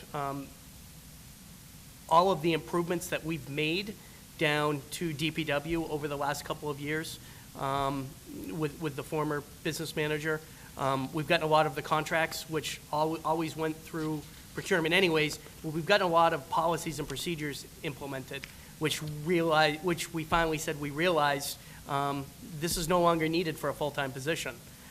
So again, it's trying to do more with less. Okay, thank you. Anything on 19? Councilor DeFlorio? I'm sorry. So basically, as the purchasing agent, you're going to be splitting your position, if I understand correctly, right? So is this the mayor's recommendation to your pay, is this your full pay between both positions? Correct. Okay. I don't know if you were getting something else from the other position, which I No. had nothing against. No. But that's your full pay between the two Correct. positions? Okay, thank you. And again, that's reflective of a 40-hour work week. Right, so you're working an extra 7.5 hours. Correct. Because the city really, what do they work, is it 40 hours? 35. He currently works 35 hours, and he's going to 40 hours. Right, okay, thank you. And you'll see, to get to your point, when you get to DPW, which is not today, but will be a week from Wednesday, you're going to see the DPW business manager line item zeroed out. Okay. Yeah, I didn't know if the work was 35 hours. I work for the state, 37.5, so just got a little confused. Thank you. Are there any further questions for the department? Are there any recommendations? Councilor Capone. Thank you, Mr. Chairman. Obviously, there's more work, there's more going on. I, at this point, see how much other time goes into it, but in line with everything else I've been doing all day, I would be okay with just under a $10,000 increase. So I'm going to look that we reduce this number from 98 to 92,000. So it's a $6,000 reduction on salary line. Is there a second? Second. Motion made and seconded to reduce the salary line by $6,000. Please call the roll.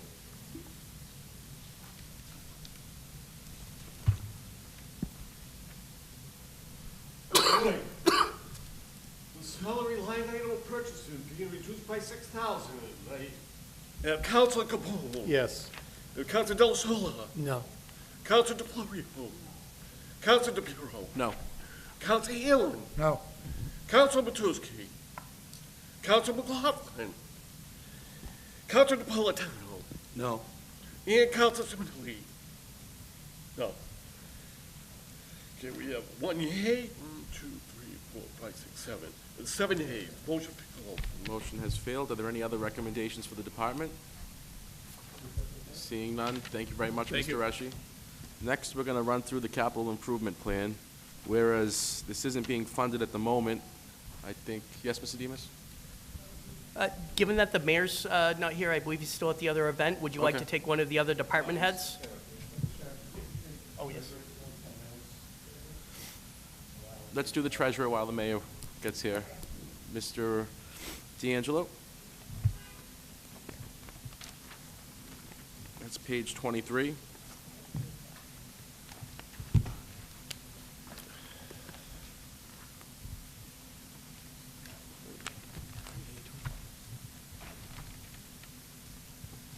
Any questions on page 23? Councilor DeFlorio. Thank you, Mr. Chairman. Through you to Mr. D'Angelo. On the salary line item, you recommended $750,852, and the mayor decreased it by approximately $4,000. Yes. Now, most of your employees in your department are union, is that correct? Yes.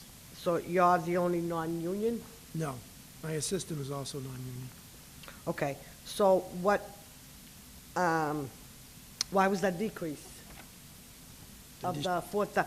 I'm curious, because I know all the union employees, the 2% was added in, maybe Eric can answer it. So approximately 2%. Why was that decreased by $4,000? Where was that coming out of? It came out of the two non-union employees. The two, what? Non-union employees.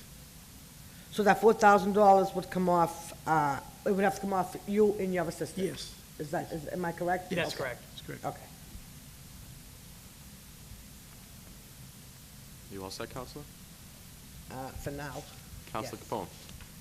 Thank you, Mr. I'm Chairman. sorry. Through you to our guest. Hi, Mr. D'Angelo, how are you? The other charges line, I know that we've spoken about this in the past. I think this is primarily lockbox payments, credit card charges, that kind of stuff, right? The bank charges, primarily credit card charges. Is there anything else in that line item? Is that pretty much it that you can No, think of? you're talking about the other charges. There's Right. the parking sticker program. Okay, that's Comes still out here of that too. as well. Okay. How much of that is the parking sticker program? Do you know offhand? About 30, 40, sometimes over 40. Okay. And then the other one, the parking meter minor equipment, I guess that's kind of a touch and go. You really don't know what's going to go when it goes. That's up to the guy that fixes the machines, yeah. Yeah. Whatever he needs, like paper, rolls of paper, little parts. Okay. Whatever he needs. And if I may, a lot of those units are still under warranty. They'll be Okay. expiring this year, which is why our costs are very low. Okay, Because that right now, answers we're that. hitting the manufacturer up for everything we absolutely can. Which is the way it should be. Yes. And unfortunately, that horizon's passing beyond us, and It's we're going to sunsetting. get into a position where it's going to actually start costing us money. So- That's correct. Okay, that explains why there's been such low expense there. So I don't have any other questions, thank you. Anything else on page 23? 24? Any questions on page 24? Counselor Delasola? I noticed meter parking repairman. Did we eliminate a job? Is that what's? No, we did not. That was another union classification. So originally, it was at a W6, which is being closed out. You see right below that, it was reclassified per the union Okay. contract to a W7. The head count remained the same. Same thing. All right, thank you. Anything else on 24? Counselor McLaughlin? Thanks, Mr. Chairman. I apologize. The principal clerk, it looks like there's a $3,000 reduction from this year's appropriation to next year's. Is there a new employee in there? Yes. There is a new employee, and it reflects where they currently are on the union chart. Okay, so it's somebody that's new to that department, but it's not a new position. It is not a new position. Okay. And then the same thing, well, I guess, so there's two new principal clerks in the department then, if I'm reading this correctly then? Because this year the appropriation is $24,352, and the coming years is gonna be $20,594.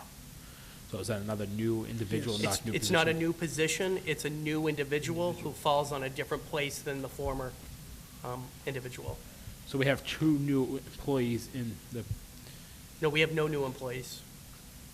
not new positions, but new employees, new actual bodies? Yes. So not new positions, but new individuals Yes. occupying those positions? And when they transfer from another department within the union to a new position, replacing somebody that retired, we're only going to budget for them at where they fall on their union scale. So these are people that currently are working for the city that are moving over to this department, or they're new? They already have. Oh, okay.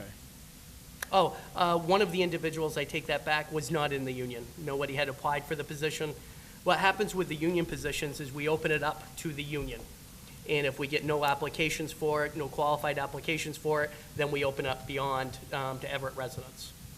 So one new person has come onto the city as an employee and one was a transfer from another department, are these two positions that I'm looking at? I believe so, yes. Okay. But no new positions. No We new did not positions, increase that. I understand, no new positions, but new individuals occupying those positions? Yes. Okay, thank you.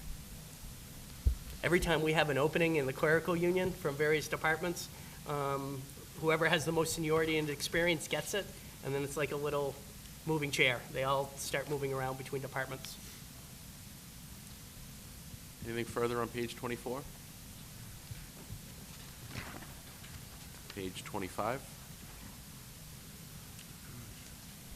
Counselor McLaughlin. Mr. Chairman, the deeds, anticipate to have 300 to 400 deeds in FY 2020, recording fees for 30,000. How do you base the deeds number at 300 to 400? It's just a historical number. That's usually what we have per year. So, and again, this may be, so we're selling 300 to 400? No. No. No, we're putting liens on 300 or 400 Okay, we're properties. putting liens on 300 to 400 properties. Delinquent properties, yeah. Still a big number of liens being put on. And how many of them do we know how many of them actually get paid off in the course of? They'll all get paid off when they're sold or eventually. You can't sell them once we have the lien on them. Okay, I have, okay. All right, thank you. Are we all set on page 25? I think to your point, Counselor, we do not try to take properties, nor do we want to, through this process. So the city historically has taken very few properties. That's right, that was what my point was too. Yeah. Page 26. Counselor Capone. Through you to Mr. Demas, if you could just give us a quick overview of what we're looking at, why the numbers are what they are, I'd appreciate that. On number 26? Sure. What you're looking at is the principal pay down, the retirement of debt on the top section. The lower section is the interest related to that debt. So what this reflects, you see a number of reductions. That's because we're aggressive with our payment schedules. So when we bring on assets, or when we start to pay off assets, we're really trying to pay them back in a 5 to 10 year period so that we're never putting us to the point where we're over leveraged. But then also, even though you see all those decreases, you see a large increase. We issue debt once a year. So obviously, every time we issue debt, we then will have a new debt payment coming on. That's why you see that last line item in each of those sections. That relates to the new debt that we issued. And one other note, just so you're aware, just looking at the debt schedules, I did include them in, not in this document, but I keep you guys updated. Right now, over the next 10 years, on our current schedule, we're scheduled to pay off 80% of our outstanding debt. So we are aggressive, and we will have significant debt falling off in another 2 years. Counselor Hanlon. Thank you, Mr. Chairman. Just so I can understand this, the top line, first line, $1,180,000, and beside it, $1,240,000. That's what we're going to pay, the $1,240,000 this coming year? Yes. Where does that leave what we owe on that amount? I don't have that in front of me, but I'm happy to give you our list of outstanding debt. Well, all of those, I mean, are still going to have a lot of money that are still due on them? Yes, and the amounts that you see are determined by the actual bonds, by the actual debt schedules that we had agreed to. Okay, I understand it, yeah. Could we get a copy of that, show all those things? Doesn't have to be right away, today or tomorrow or next week, but sometime, okay? Absolutely. Thank you. So the body is aware, these are the same exact pages and numbers that are on pages 135 through 137. We can go there if you want to, but it is the exact same thing that you're looking at now.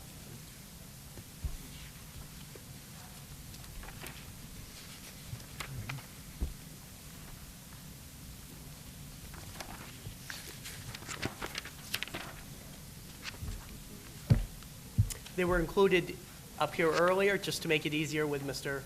D'Angelo up here. Okay. Much appreciated. So they're redundant, but, so you didn't have to turn as many Are there pages. any further questions or recommendations for the department? Thank Seeing you. none, thank you, Mr. D'Angelo.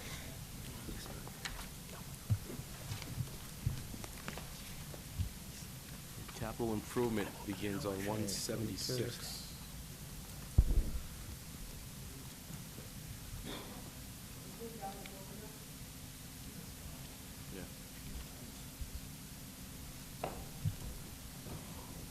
Is that where we're going, capital improvement?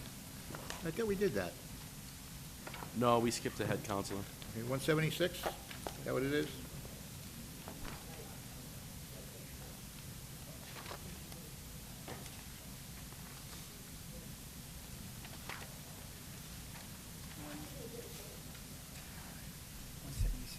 Where the hell is it?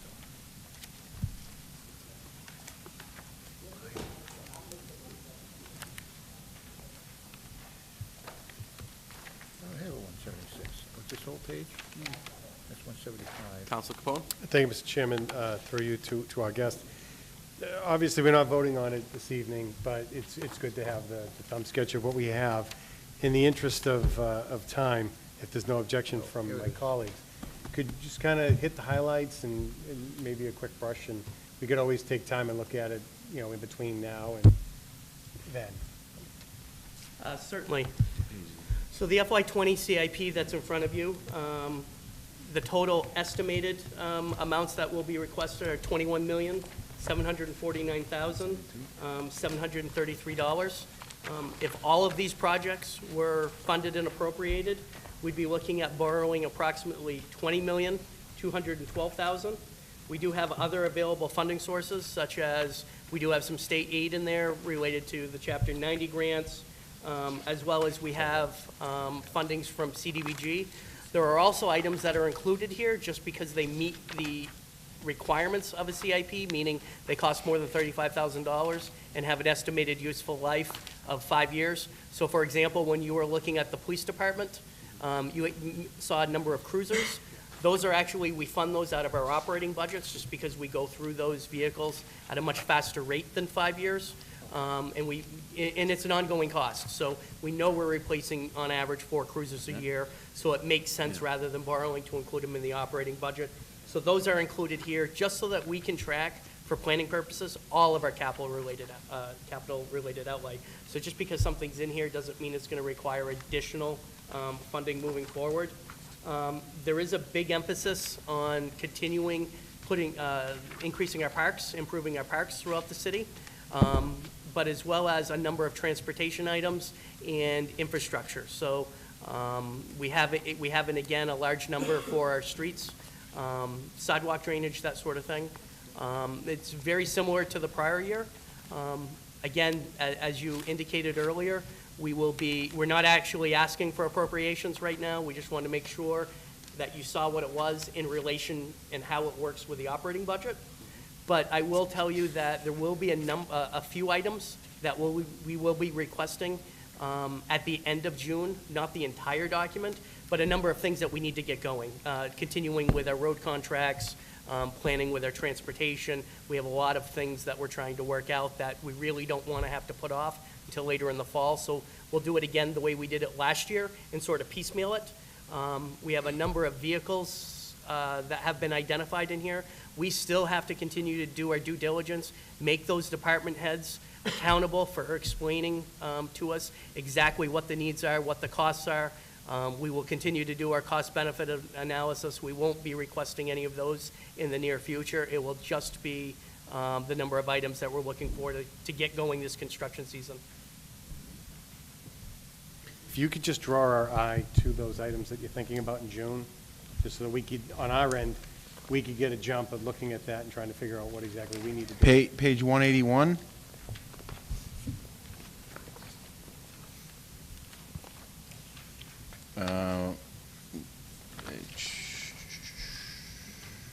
Page 180. We see parks and open spaces. Yep. So from that bottom part, with the subtotal parks and open spaces 11.7, that's going to come before you. Okay. The Armory at 1.9 is going to come before you. The high school vocational will come before you. So that's 2.3 there, so it's 13.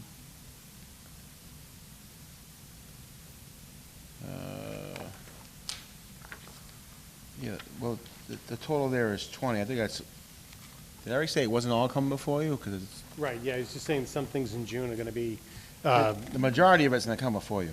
okay. Yeah. the majority of that is, all gonna come before you.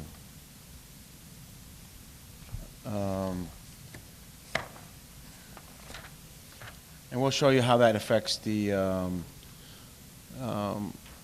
debt schedule, what debt's fallen off, what debt will be replaced.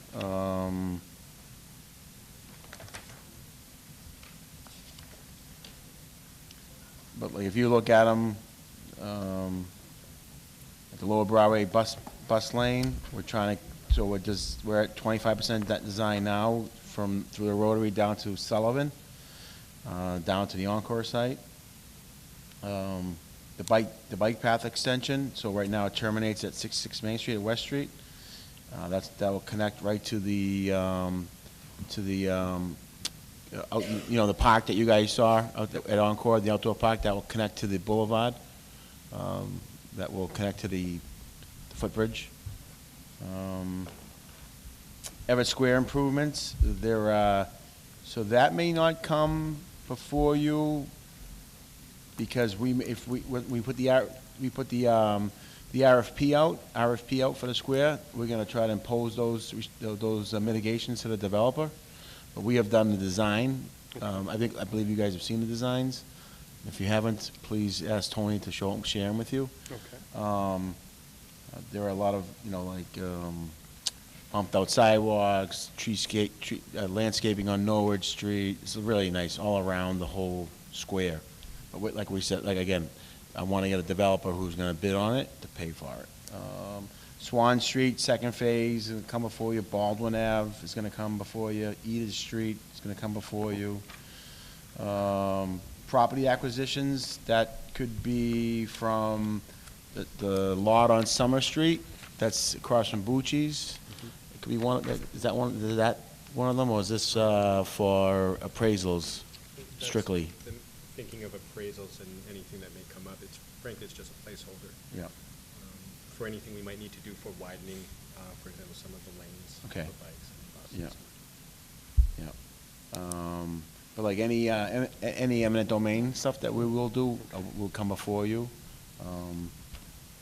Is the money for Summer Street here? I believe that was already accounted for. Was it already accounted for? Last year. Okay. Summer Street. Yeah, so what I want to do on Summer Street is I want to create it's not before you, so we don't have to discuss it, so. Okay, yeah. Yeah, I was just interested on the items that the audit had mentioned that most of the stuff can be pushed off, but there's some things that are going to be jumped in here pretty quick, and I just wanted to get an eye on what those things might be. So. And then again, roadway infrastructure that you see down on the bottom of 181. Okay. All right, thank you very much. What is getting pushed out?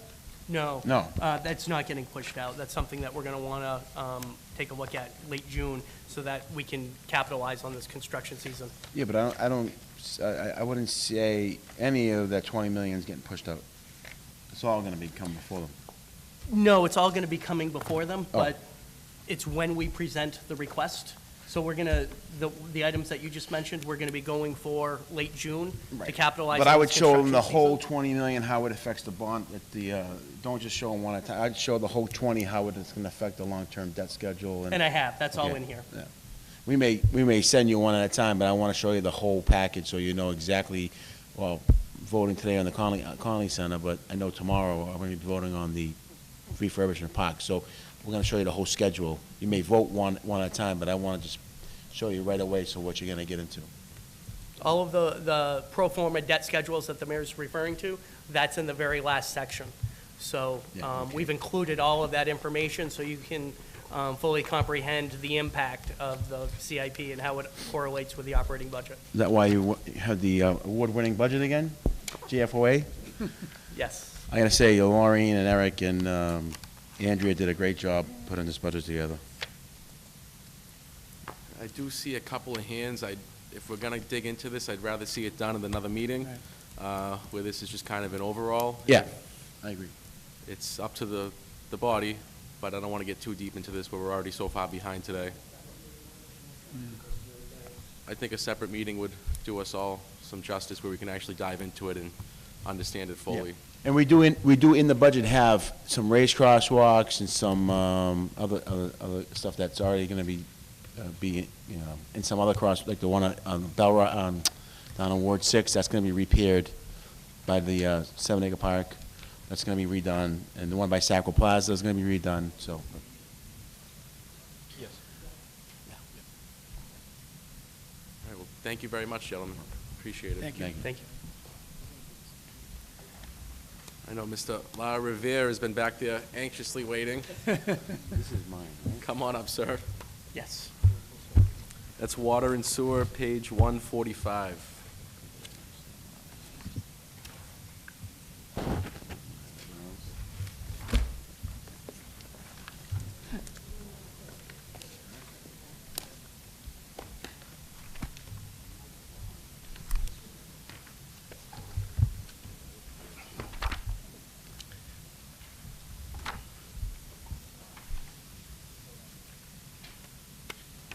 Oh, sorry. 145 and 146 are more of cover letters. The numbers start on 147.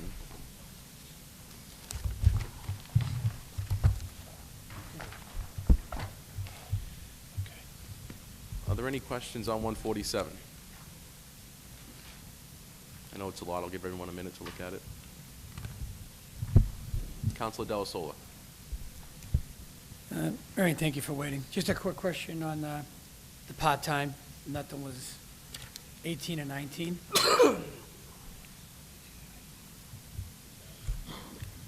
My part-time clerk? I have a part-time clerk up at City Hall. She works 17 and a half hours in my department, and there's 17 and a half hours in the Treasurer's Department. Okay, we didn't have that before? Oh, we did. No, we did. Sorry, Ernie's confused. She is actually in the salary line item. It's the parts, the part-time account. It's something new that you've asked for. Right. That's not her, though. She's an existing individual. Yes, I know that. I know that. That's all I have, thank you. Anything else on 147? Mr. Councilor Chairman. McLaughlin. Excuse me, under salaries, we have appropriated $930,000, and we've only spent to date, or close to $556,000. Are we anticipating spending the other $300,000+ before July 1st? No, we are not. So we had a couple of vacancies during the year, and one I think we actually did fill. However, there are 2 vacancies that we have in here that were required by law to fund. They're out on workers' comp issues. We have to continue to appropriate those 2 positions until we get resolution on either a retirement disability or a workers' comp issue. Once those are resolved, if those individuals don't come back, it is not our intention to request those appropriations moving forward. But right now, we're required by statute to actually request those appropriations, even though we know we're not going to spend them. So every year, even though we're appropriating them, the monies are just being returned. So if we're going to actually reduce this, why would we go up by $60,000 this coming year from last year? Last year we were at $930,000, and this year we're asking for $989,000. The bulk of what you're seeing is, again, you had the DPW union contract that was out of contract for 3 years. So you're seeing the result of that union contract fully implemented in this year. So because of the union contract, we're increasing it by $60,000, give or take? Yes. There were a number of reclassifications. The non-union salary increases, I think if you take a look, and Councilor Capone, check my math, I believe those are 2%. But all of the other increases relate to the union contracts. Okay, no, that's fine. Thank you. Anything else on 147? Councilor Capone. Thank you, Mr. Chairman. I was gonna say that the non-union employee salaries line up perfectly with 2%, so there's nothing to say there. I just want a little bit more clarification on the part-time, because in the notes, it says any part-time that may be needed. And it looks like it's a new line item. Do we anticipate needing part-time help? She splits that. Yeah, she's full-time, so Yes, she's split, she- which is she- why yes, you yes. see, yeah, which is why you see that she's only at .5. Right. She's still considered Yeah, a she's still a full-time full-time employee. employee, right. That's not what he's referring to. You had requested a new line Is it item labor for versus part-time clerical? employees. Was it labor rather than clerical, or is it No, the other way it's around, or a combo? It's in case that he needs additional clerical work Okay. being done. But yes, you're absolutely Okay, correct. That's a okay. new line item. The individual he's talking about is in the Is full-time existing salaries, person, it's just yeah. it's split. Yeah, no, and I'm not worried about that, so, okay. Thank you very much. Mr. Anything else Chairman, on 147? Mr. Chairman, under professional Mr. Larrabee, under professional services, you have appropriated $232,000 and you've only spent $37,000 of it. No, I have it encumbered for, in our asset management, we implemented we had the water, we put the sewer, the storm water on it, and hydraulic model on it. So that hasn't been, I haven't paid that yet. So actually, I have about 44,000, which I'm also looking to do some other work. Okay, so you have 44 outstanding invoices, if you will. So, Or No, contracts no, or no. purchase orders. but 44,000 outstanding in bills, a magnitude of it. No, I have 45,000 right now left. Oh. That I'm gonna, that all, in addition, that I will be spending. So there'll probably be zero coming back on professional services. Okay, and that's okay what's coming back, but my question is, you will end up spending the $232,000 before year end? Yes, sir. Okay. And the other question that I had was water storm expenses. No, I'm sorry.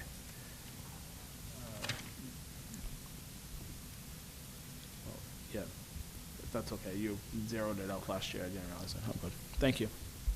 It got moved over to CIP. All right. Actually, That got moved over to the CIP. Counselor? That was moved over to CIP. I don't want you to get the impression that stormwater expenses were zeroed out, because they weren't. All of our stormwater expenses, most of it is drainage work and it's capital related. So what we did was we moved it to the capital section to just identify it that it is more of a capital expense than an operating expense. Can you speak Yes. up, Counselor, please? I just can't hear you. Sorry, Mr. Chairman. I said that is what they did with the emergency repairs for $99,000 as well, because there was nothing expended this year, but That just gets rolled over. right, that just continuously goes year to year if it's utilized. If not, it just rolls the next year. And those emergency repairs, that line item, that's if we actually have to call out a separate vendor Okay. to come in and do that work. We've been very fortunate that the Water Sewer Department has been able to address all of those emergency repairs. We've been able to do it in-house. So it has been reflected by our overtime, because a lot of that work is done at night. However, anytime we can do it internally without incurring additional costs, we do. Unfortunately, we still have to budget for it, because you never know when an emergency is going to happen. If you did, it wouldn't be an emergency. Right. No, I have to say our water department in the field that I'm in, our water department is great compared to other communities, and they do a lot of hands-on of their own work and repairs and so forth in our department versus other communities. So I am pleased to see that just continuously rolls over the $99,000. Thank you, Mr. Larrabee. And if I may, just to give the council a little bit of credit, because it's a great time to talk about our capital and how it correlates with the budget. We just talked about it with CIP. One of the things that the city council approved last year was the capital purchase of a Vector truck, which actually gave the water department a lot more flexibility into some of the issues that we can address. Because that Vector truck, he's constantly using anytime we have water main breaks or what have you. So having that additional piece of equipment has allowed us to do a lot more internally.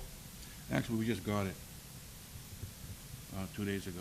Yeah. And yesterday was the first day they were getting trained. It's going to take about a week of training. But it's a piece of equipment we would have had to rent in the past. And it's a vital piece of equipment for our city to have. I know a lot of other communities that don't and struggle with that issue. So it's good that we have that on board. Counselor Hanlon. Ernie, we, in the city of Everett, we're doing an awful lot of work in the streets, not you, but the gas company is, the gas company doing a tremendous amount of work. Do they ever interrupt any of our water or sewer lines? Sure. They do, and did that call you out?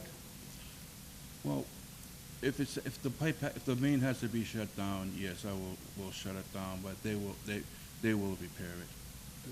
They'll repair it? Yes. So if, like, no cost to the city? I mean, half an hour shutting down a line or something? Okay. If So they we don't really- repair it, we would bill them, and we have that in the language of our contracts to make sure that whether it's them or anybody else doing any type of work, they're gonna replace the street at least back into the condition it was, if not better, at no cost to the city. How about keeping the neighbors awake? I haven't slept for the last 3 weeks in front of my house constantly. You're right, right in front of your house. Okay. Anything else on this page? 148.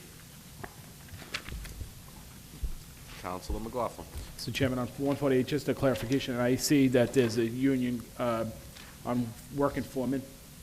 It was at 69,000 and it's moved down to 85,000. I know it's the same person, just a reclassification, but what is the reason for the jump of such an increase? Great, every July 1st, every W8 is gonna go up a grade to a W9, so the foreman went from a W12 to a W13. So to your point, though, I think I know where you're going with this. When somebody goes from a W6 to a W7, it obviously, there's a jump, but it's a small jump. It's a relatively small jump. Within this department, when you get from a W12 to a W13, which requires significantly more experience, that's the one and only step that is a very significant jump due to the classification. So it is a large jump. Okay, and we have two of those that are making the same jump. So how long are those employees been employed by the city? Is that how you get the step because of your tenure in the? You receive the steps based upon your tenure here. So every year. So if we're hired at step 1, you go to step 2. If you, after the next year, you go to step 3. What you're talking about here, though, isn't necessarily a step increase. I believe they are getting step increases to recognize, but the big change is the grade change, going from a W12 to a W13. Okay, that's fine. It's just a large. But I'm sorry. Excuse me. You all set? Counselor Hanlon? I apologize, Mr. Chairman. That's okay. Any jump in grade is going to, because you said 12 to 13, but it's also 9 to 10 and Yes. 10 to 12. Yes, sir. Okay. Yes, but those other grades, where if you go from a 9 to a 10 or a 6 to the 7, there's not a significant difference between the two. It's really when you go from a W12 to a W13. Oh, there's good jumps here. 69, Yes, yeah. and in some of those individual cases, not only did they negotiate changes in classifications, they recognized experience for certain individuals. So some of these individuals are going to receive more than a one-step increase. They went from maybe a step 2 to a step 4 in the likelihood. Yeah, it's good. That's okay. Thank you, Mr. Chairman. You're very welcome. Anything else on 148? 149.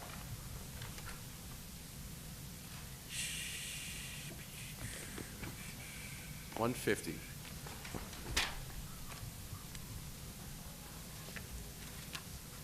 $151. Going too fast.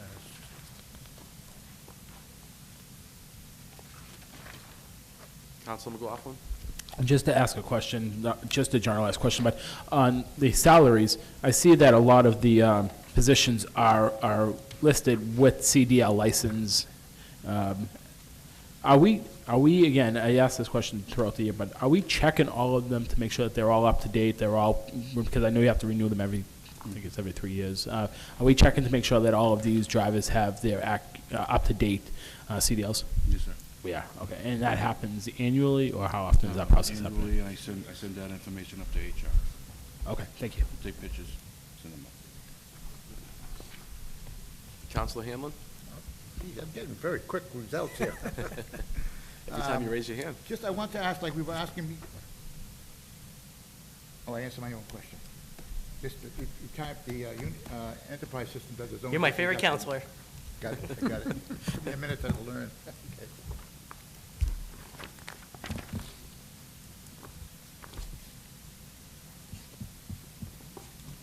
So we're on those few pages with all the notes here, 150, 151. Any questions in regards to these pages? 152.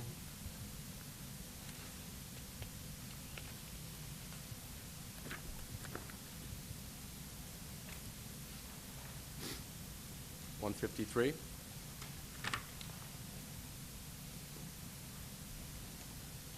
Councilor Capone? Thank you, Mr. Chairman. Without getting too deep into the issue with hydrants, what percentage of hydrants would you say in the city are, well, what percentage would you say need to be addressed significantly? I can get back to you on that. We just Okay. finished our spring flush. Okay. And with our software. Okay, I'll be able- not I'll a be able problem. to It's pull a not report. pressing. I just kind of Yeah. saw it on there. It's always good to have a gauge of where we are, where we need to be. When we do the flush, you see the. You find out. I find out what's broken, what needs to be maintained, and. Okay. All right, great. Thank you. Councilor Mr. McLaughlin? Lara, yeah. Just quickly on that point, when you did do the flush, because I saw the guys out there over the last few weeks doing the flush, do we hit every fire hydrant, or are we doing a percentage of fire I hydrants? did all the northern, which is, I'll say from Ferry Street up to the Malden line, and. So that end Yeah, of we the have ci- two zones, a low pressure and a high pressure, which I did all the high pressure. Okay. The high pressure is the biggest zone. Yeah. In the fall, I'll do this, I'll do the low pressure, which is from Main Street south, and the line. My only thought to you on that, Mr. Levy, should we not do the line now, seeing the development's gonna open, there's gonna be a whole lot more vehicles, a whole lot more people in that area? Should we not get down the line as soon as possible and check to make sure that we have accurate coverage for that area, God forbid, of an All the emergency? hydrants down there are working. Okay, so even though that's on a separate zone, the low-pressure system, Yeah. you guys have checked that area to make sure that that is all accurate? Okay. Every year. Yes. All right. Page 154. Councilor Hanlon? I had a question. Did I skip you? I'm sorry. I had a question, 153, sorry. I apologize. Just tell me a little bit about stormwater expenses. Stormwater, like I have a contract with National Water Main that we're doing the sewer, cleaning the city's sewer and the catch basin and the drain lines. I just had to put them to a halt because I just expended my budget on stormwater until after July. I can get them back in to continue. What do you do? I mean, I don't understand. We clean the stormwater. We clean the city's catch basins. Oh, okay. Thank you, Mr. Chairman.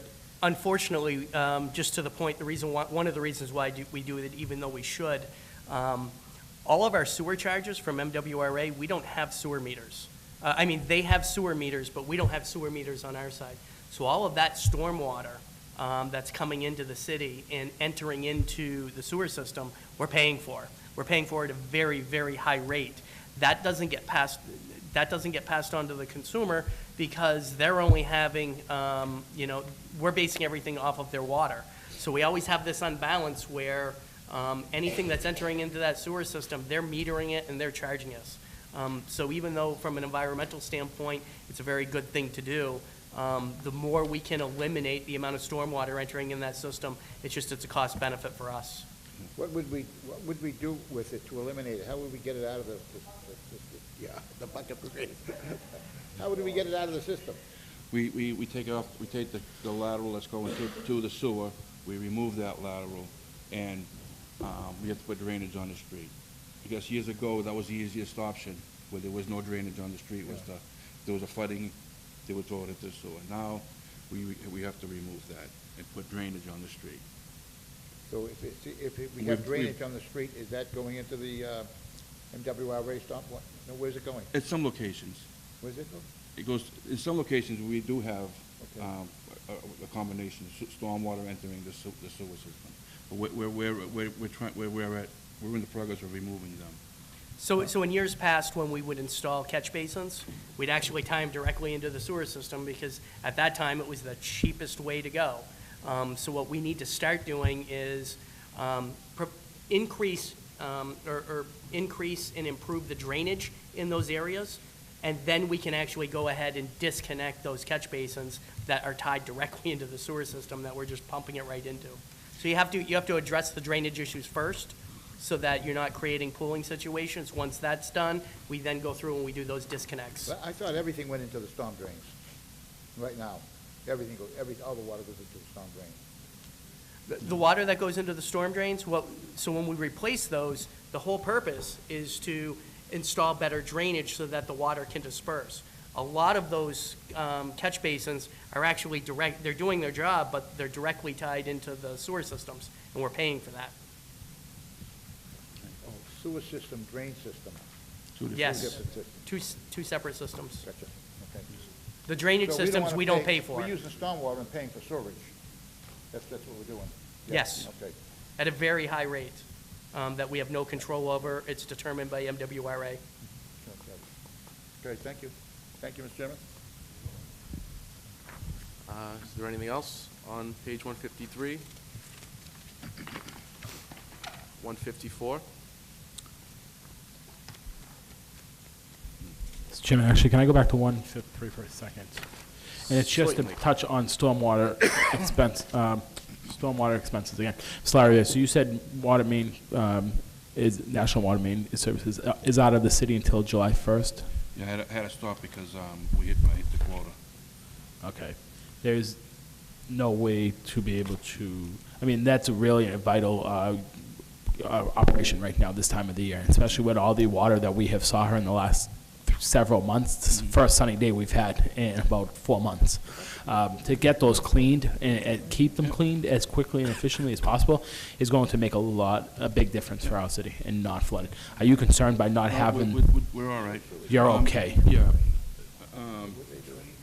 As you know, you have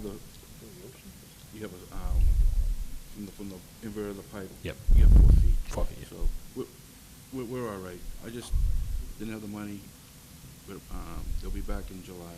Okay. And we'll continue. But you don't see any concerned I've area? already got the trouble spots. Okay. So there's no In the last concerned 2 area months. in the city? I know like Ward 6, Tremont Street's bad, but that's a different issue. But there's That's a different issue. there's no other areas around the city that's No, a concern? they've all been taken Okay. care of. Thank you.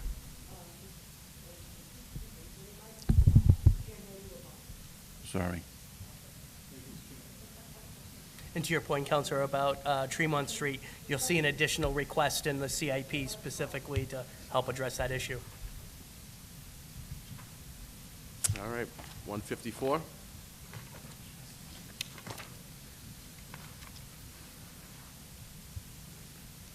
$155.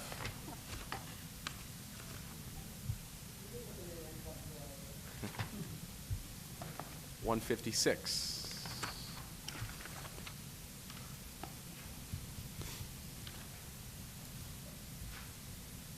$157. Yes.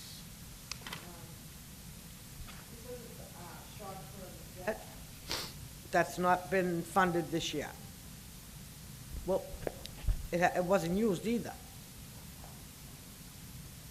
In 2019, for the short-term debt, we appropriated 41,000.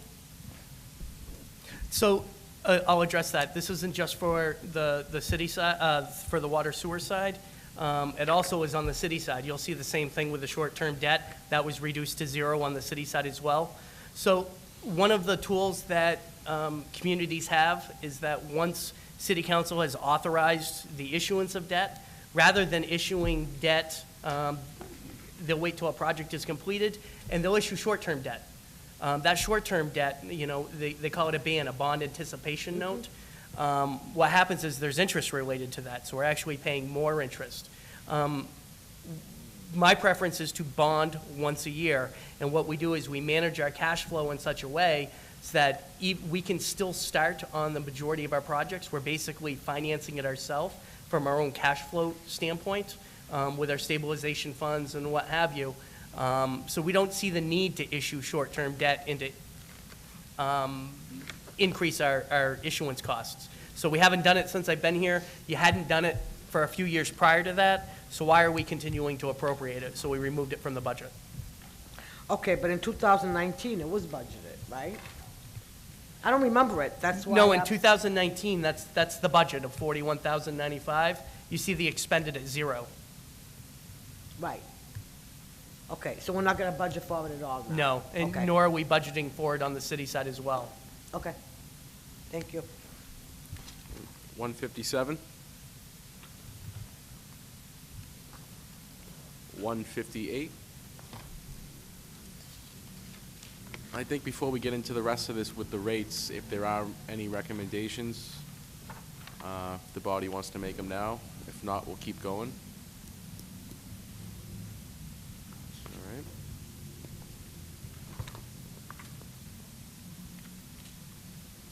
At 159. What you see for the rates in front of you, we are recommending, just as we did to the Public Works Commission, we're recommending another 2% increase to the rates this year. In addition to that, last year was the first year we were able to use free cash to offset what we would have to raise for a percentage. Last year was $650,000. This year, we're recommending that when City Council goes and sets the tax rate, that we use $350,000 to mitigate increases in the tax rate. I'll let you know that even with these 2% increases that we're recommending, out of the 32 MWRA communities, of which we're one, I believe we're second from the lowest in our rates. We're about a 65%, our rates on average are 65% less than other MWRA-rated communities. And again, the largest cost that we have here is MWRA water and MWRA sewer charges. Their rates have consistently been going up on an average of 5 to 6%. Those are completely out of our control. So I think the fact that we are so low with our rates is a testament to how the city's been managing. But unfortunately, when 75% of your costs are out of your control and determined by the source, we absolutely just have to raise rates again. If we don't, I know that we would run into an issue with DOR when we actually go through and set our tax rate, because the way the rate structure is set right now is to not increase our surplus in any way, but just to keep us exactly where we are. The purpose of setting those rates is always cost recovery. We're not looking to get a subsidy from the taxpayers, nor do we want to create, a significant surplus there. The rate structure is always designed just simply to be cost recovery. Councilor Capone? Thank you, Mr. Chairman. When do we typically see those rate increase from the MWRA? What time of year do they do that? Do they issue those to us? February, March. February? They issue them February, March, Okay. to be effective for July 1st. But they Okay. know that municipalities have to go through the budgeting process. Right. So they notify us what the rates are going to be sometime in late January, early February. And what were they this year? They averaged 5%. Okay, so this year, Yeah, Okay. yeah, they averaged 5%. However, the thing that makes it tricky with water sewer is that if you actually take a look at our assessment for this year, I think one's only up 1%, one's up 4%. Okay. The rates are up 5 and 6%. However, there's a 1-year lag on when they bill us. So Okay. what we're being billed for this year is based upon the prior year's actual usage. okay. And so there's always a lag. So some years, we will take, even though the rate will go up 5%, we'll actually see an increase of about 10 to 12% because everything's based upon what we actually use. So for example, this year, when the resort goes online, we're not going to be getting billed for those increases. We're actually going to be collecting. We're still going to be billing them, but you're going to see that huge increase next year when MWRA goes to set their rates with their usage. Okay, and one other question I have is, these are set up on quarterly. Now that we're going monthly, does that affect us at all, or we're just saying for that quarter, if you use this, even though it's billed monthly, we're still calculating usage quarterly? Monthly. Well, we're actually calculating it monthly, but to keep Okay. it easier for the council to actually take a look, last year it was quarterly, so we're Okay. just showing you quarterly what it is. Okay. But the tier structure hasn't changed, everybody's going monthly, and so what you were billed monthly on June 30th for a rate, you're gonna be getting a 2% on top of that for the July rate. Okay. And the tier usage would be the same, swinging into monthly, or would we just reconfigure them so that It was prorated to take into account you're on a monthly basis. Okay. All right, thank you. Any other questions on the proposed rates?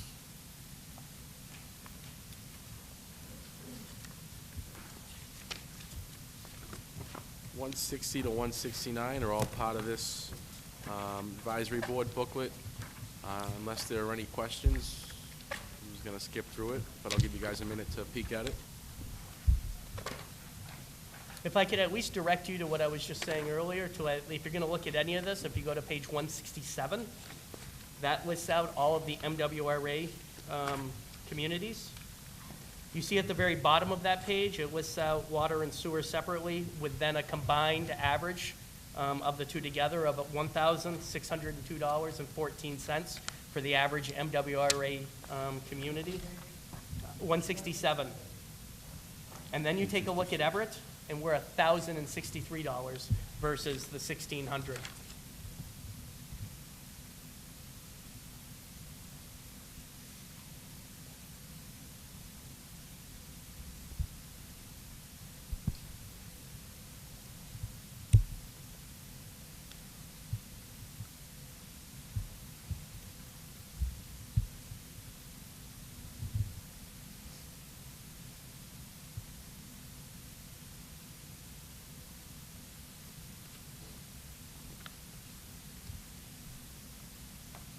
Next, we have the water and sewer capital budget. I think just like the capital budget with the city, a brief overview would be helpful, and if we're going to divulge into it any deeper, we can put it in that same meeting with the other CIP plan. Sure. If the body wishes. That starts on 170, Counselor. So the total requested is $3,705,800. However, the total amount proposed for borrowing is $2,485,850. It's continued improvements on our infrastructure. What I can tell you is that the city just closed out their MWRA programs for 9 and 10, or 8 and 9, and we're moving on to 10 and 11. A lot of these are 75% grant, 25% funded by the city. And when we actually are borrowing through MWRA, we're getting this at interest-free, so there's some very good deals. One of the things that we will be doing, like I mentioned in the earlier CIP, we're going to be piecemealing it, consistent with last year so that we don't lose the construction cycle, and we want to continue to make those improvements. We will be putting the full water sewer CIP before the council, like we did last year.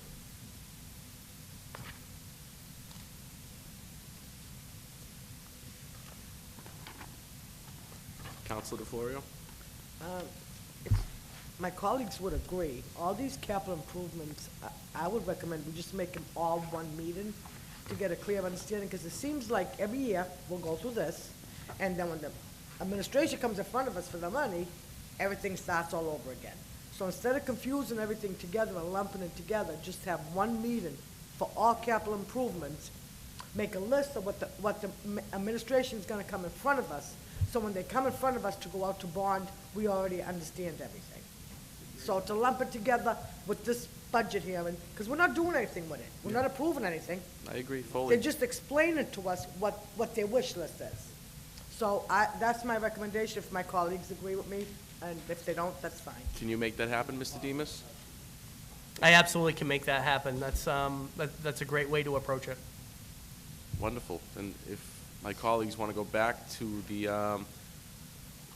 line items, if there's any recommendations. If not, give everyone a minute if they do.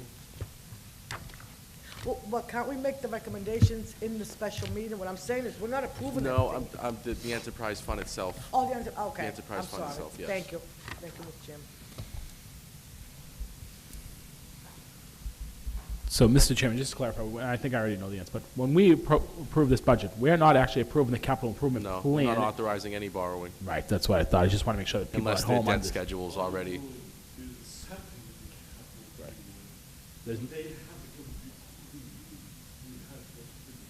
And I just want people at home to understand that we're not just blatantly allowing them to have capital improvement plans without No us spending can discussing. take place without is, I Right. believe, a two-thirds majority vote of the city council. Right. Today, we're just. In a regular meeting. Right. Or special meeting for that The point I'm trying to matter. say, I'm sorry. That's okay. The point I'm trying to say is if we have the special meeting, if all of us, they may have a wish list, and all of us disagree with it, so why even go out to bond? You know what I mean, on that? Not that they would go out without us agreeing to it, but say they come to us and they say, we want, I don't know, we disagree with something. Just take it off the wish list, in other words. Put it on something else that we can use it for. All right? Thank you. All right, if there's no recommendations, are we all set? Thank you very much. Thank you. Gonna take IT next, get through that, and then take a brief 10-minute break. Thank you. IT is, yes, it is 38.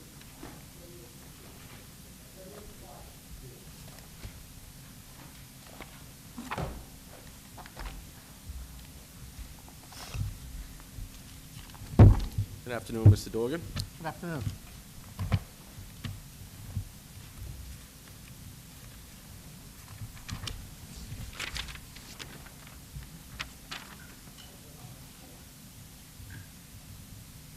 Councilor Capone.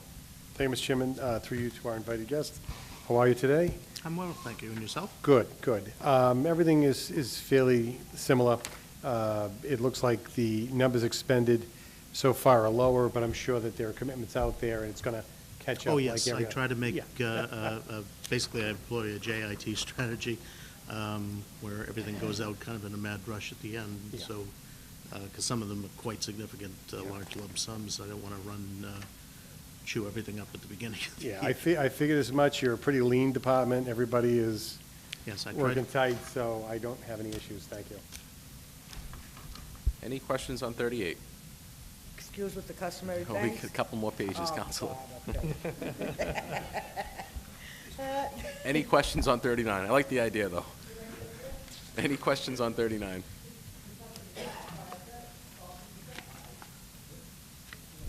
Any questions on 40? No other questions or recommendations? Counselor McLaughlin? Just quick, there is no overtime for this department? No, there isn't. Okay, just it was surprising to me because I know you probably get called in for phones offline. Well, we work overtime, but there's no overtime pay. I mean, then we're all salaried. So you're all, the whole department is salary? Yes. They're exempt positions, yes. Okay, so there's no hourly pay. Okay, that's why I was just surprised. Yes, no, we're 24/7, but it's part of the compensation already. Thank you, Mr. Dorgan. We're going to take a 10-minute break, 7th inning stretch. Thank you very much. Sorry.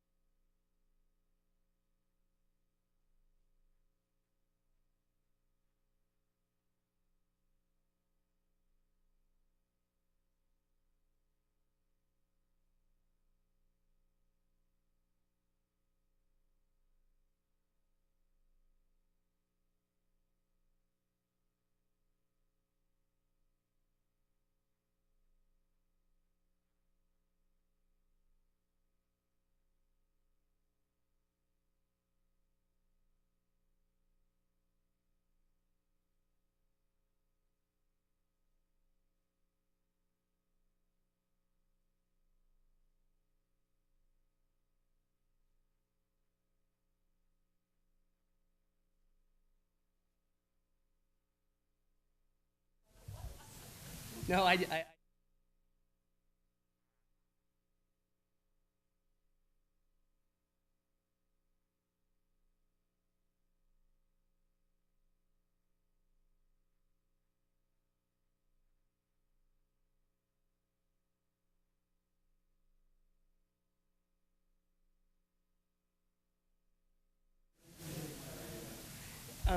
I'm going to present for Ed. Well, number one, he's not going to be the director moving forward, but he had an issue with his mother. He had to get to her at a certain time, and where we were running over, I said I can give the council two options. I can present the budget, or you can just do it on the 29th. Because on the 29th, you also... What? He's leaving his position. Yeah, he's actually going over to the school department. No, we're taking it today. All of his all of our non-salary expenditures are level funded, and all of the other payroll are all union. So we're going to go back to the Back way in we session. used to do it, with the police being more involved and giving them direction. We're going to begin with ECTV. Yeah. 174. Exactly. And Ed even agrees that it was a redundant position that we really didn't need. Yes, agreed.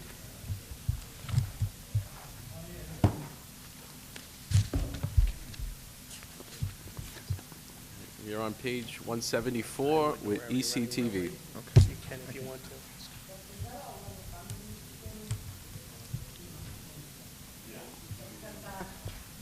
Yeah, I have the floor. We starting?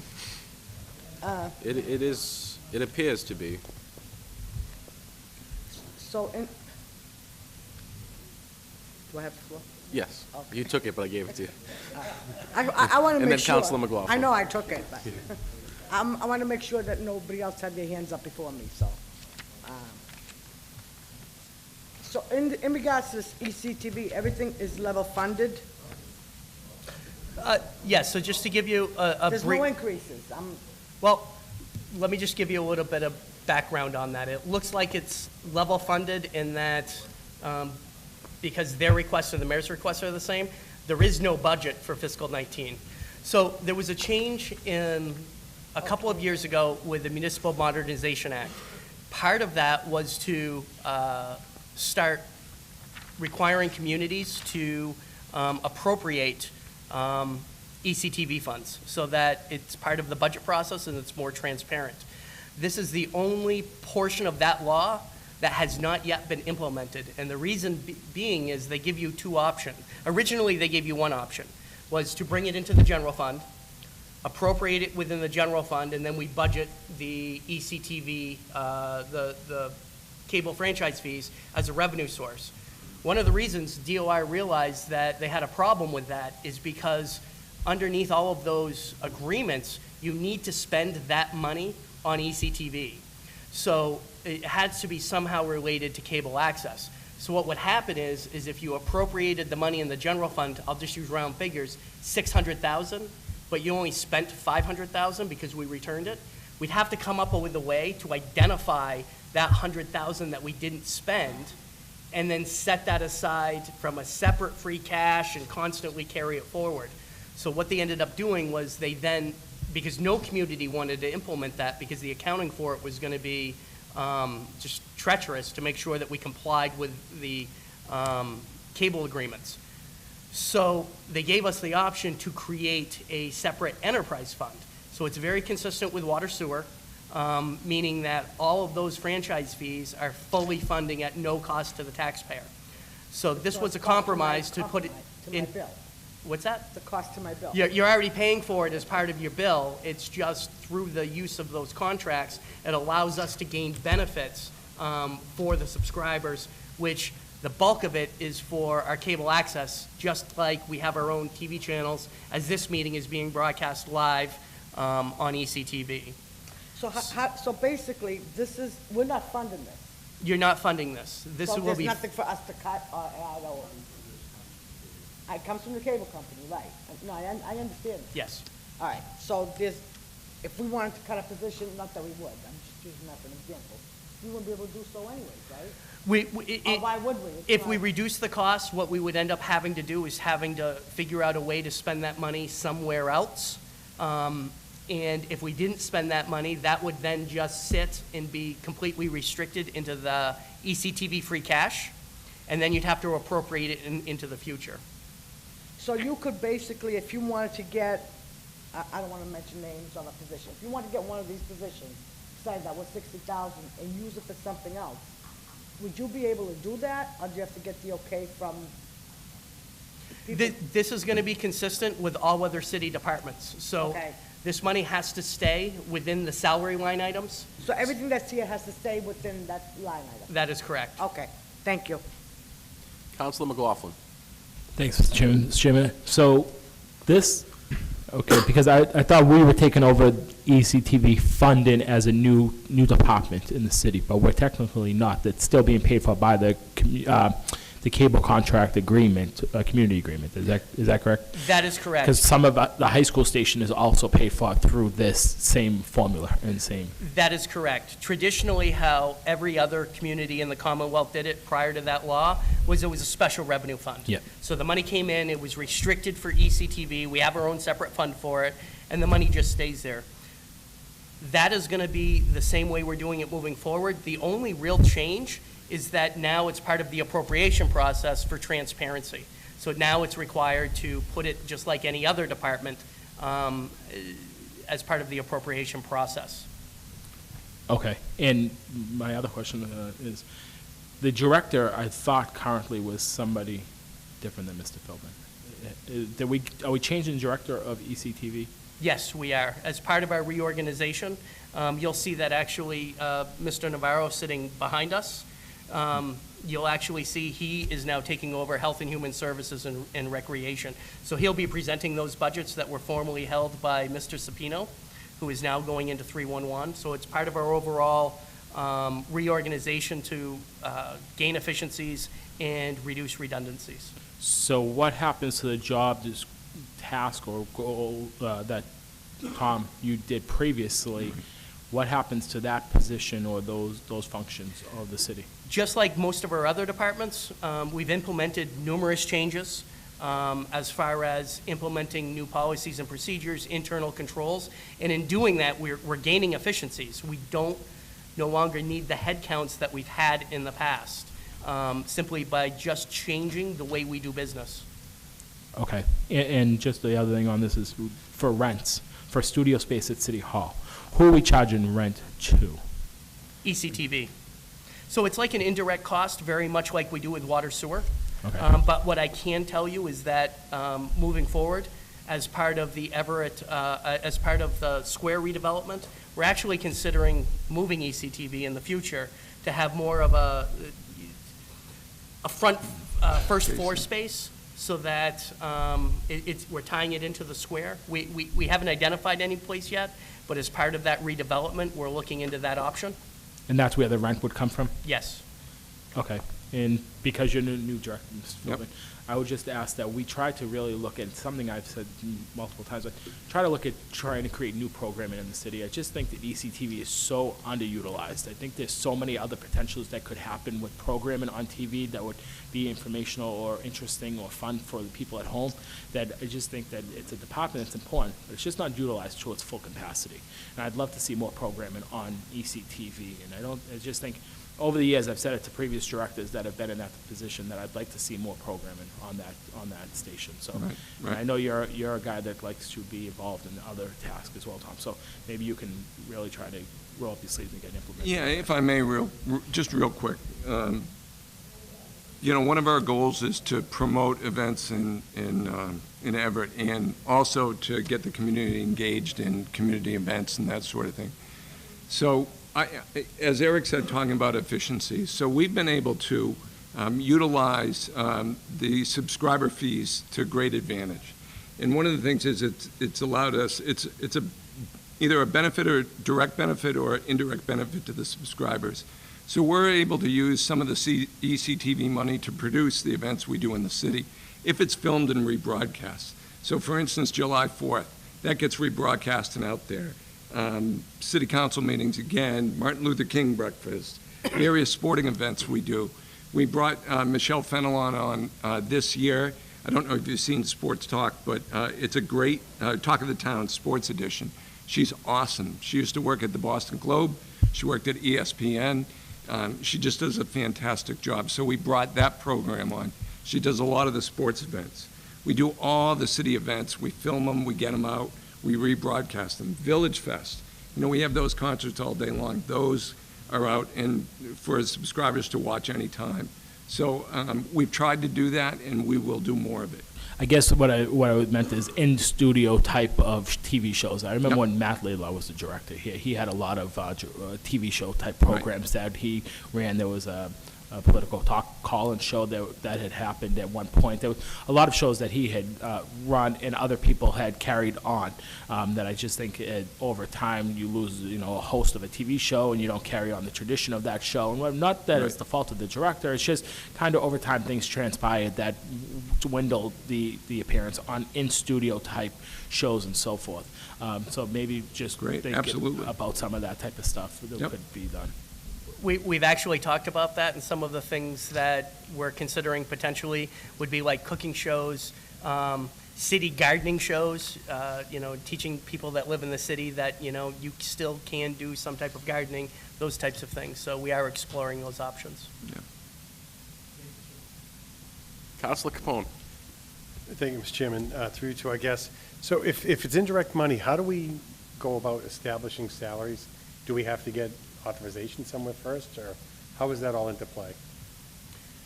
Not really sure I understand your question. Okay. Typically, when we've had ECTV individuals, there was no budgets required. That's what the real change is. Okay. So everything has been really market-driven, and we were allowed to determine in-house what those salaries should be. And now it's stayed just the being same? brought into the appropriation process. Okay, and it's still the same? Yes. Okay. Nothing has actually changed. It's really just on my end, the accounting for it and how we report it to the Department of Revenue. Okay. All right, thank you. Councilor Napolitano. Thank you. Now, again, I just want to follow up on something that Councilor DeFlorio had mentioned. Now, this also includes the cable access at the high school? Yes. They're tied into this? Now, there are teachers, there are people involved in production companies up there as well. Are they falling onto this budget as far as, positions, personnel? How are they funded? Are they funded through the same source? And if so, is that money tracked in this budget? No, they're not. None of them are funded out of this budget. That's actually, I can defer to Tom. I don't get involved. I don't know how they handle the production up there. I know a lot of the teachers, a lot of it's volunteer work. They're assisting with the kids and developing the programming, some student activities. But no, none of that is funded. Everything you see that we're going to be appropriating is right here in front of you. Okay. I think it's a great idea to take it to another level. Years ago, when I was in junior high school, I'll tell you how long ago it was, there was ECTV, or whatever version of it was at that time, in what's now the Chamber of Commerce space on Broadway. I remember going in there with the Woodwind Ensemble and doing the Christmas concert, which was all televised. But everything was there. So I think it's a good idea, because I've also, back when I had my own business, I've had some involvement with Melrose Public Access, Woburn Public Access. These are organizations similar to us, but they operate outside of City Hall, independent, where the general public can walk in. There's more encouragement to be able to develop programming, the type of shows that you mentioned yourself. We produced a few ourselves back when the comic book trade was big. So I think it's a great idea. I think public access is just watching these meetings, unless the public is aware that they have more access to be able to produce their own program. Yeah. So. Yeah, the mission of ECTV is to bring the community in. So, speaking with the mayor and to Eric, I think one of the things we want to be able to do is elevate ECTV to the public. And by getting, and it's a great idea with the funding for the rent. So think about a vacant storefront down on Broadway that's just not being utilized right now. and putting in ECTV and putting a big screen out front to show all the programs. So when people are driving by, walking by, they can see that. Have a storefront, so it's lit all the time. You see WGBH now on the Mass Turnpike, where they have the big screen there, and they built those studios. So I think Lynn has storefront access, Salem has storefront access. Yeah, a number of communities do. and Right. It allows them to be able to enhance both their product and the community involvement. Exactly. And I think that's a great And idea. and renovate a storefront, quite frankly. Just one thing I would just suggest, only because of what you were saying before about the high school. Yes, the teachers do volunteer up there, but it's to educate the kids and train the kids. My first experience with video cameras was at Everett High School. Back in the old broadband days, you had to lick the tape to get it to go around the spool. Gross. But anyway, the thing is that, getting some of those students who are expressing an interest in a career actively involved in what goes on down here as well is just going to benefit and enhance the program altogether. So that would really be my only recommendation. But I think it's a great idea. There's so much that can be done that is not done. And it was great walking into the EC offices upstairs here about 2 weeks ago. I didn't crawl out of the bowels of the city hall. So, I mean, it's good. It's good to see them in a more active, more visible role. And that's exactly why they were moved, but we still have the production studios in the basement of City Hall. The goal would be to get it out, get it much more visual, and try to really improve community access. Are there any further questions? Thank you very much, Mr. Thank you Kilby. very much. Next, we'll take Mr. Navarro, Human Services. That is page 108.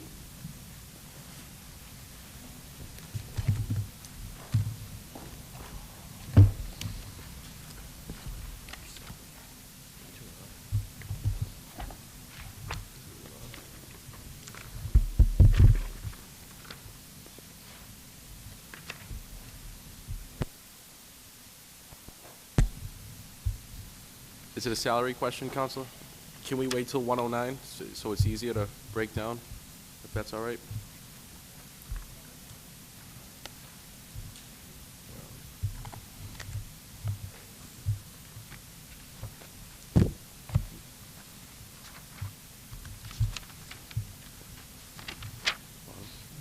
Counselor DeFlorio.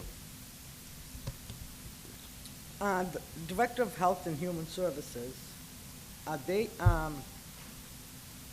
have more responsibilities? Yes. Quite a jump. so, Yep. Could you please explain that? Taking the rec program over as well. We have So the rec program Mhm. is, so it's going to be also, The rec coordinator's not funded for this coming year, okay. so I All have to right. take on that role as well. And I'll be So- working with the schools hand in hand to develop more rec programming.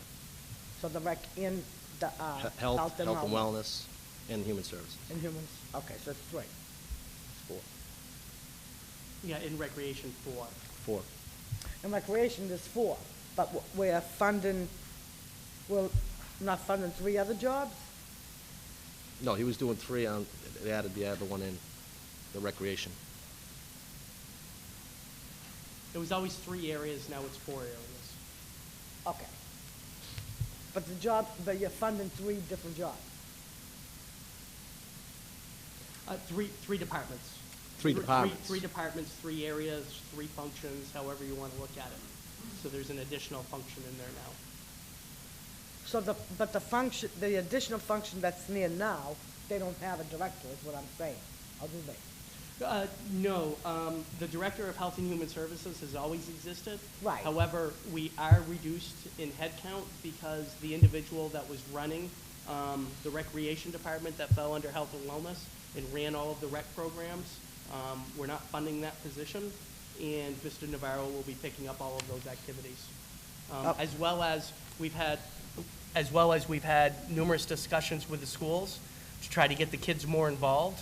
And we're working on expanding that rec program involving the schools. We've had a lot of cooperation in that area. Okay, thank you.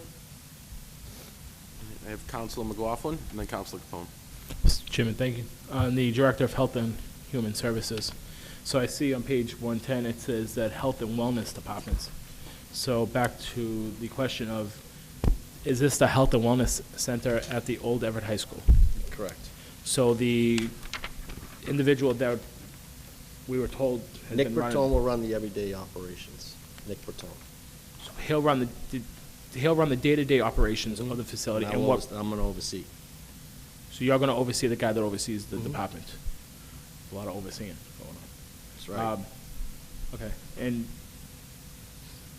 all right, I mean, pretty redundant, but, okay. Thank you, Mr. Chairman. So with the director, there was 3 jobs. What's the 4th one that's getting put in there? The recreation. Recreation. Okay.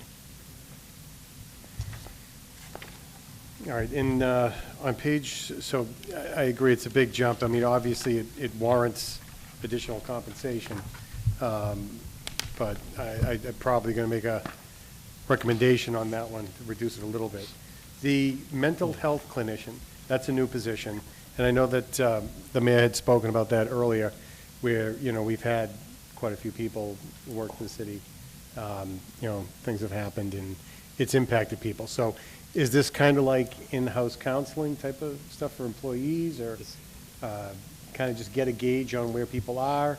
Maybe if folks are taking a turn, maybe we reach out and pull them in before there's any kind of a fatality? Is that what we're looking to do? I'm sorry, it stuffed up, I can't hear what you're saying. It's not just internal, it's external, working with outside agencies as well, trying to bring additional awareness to mental health issues. Okay. Certainly, it would be open to all city employees, but it's an overall, trying to address this issue. It's an issue that the city's never focused on or addressed on. Clearly, there are concerns. We don't want to continue the experiences that we've had in the past. So it's a first step in addressing this issue, both internally and citywide. Okay, for residents and things of that nature? Okay.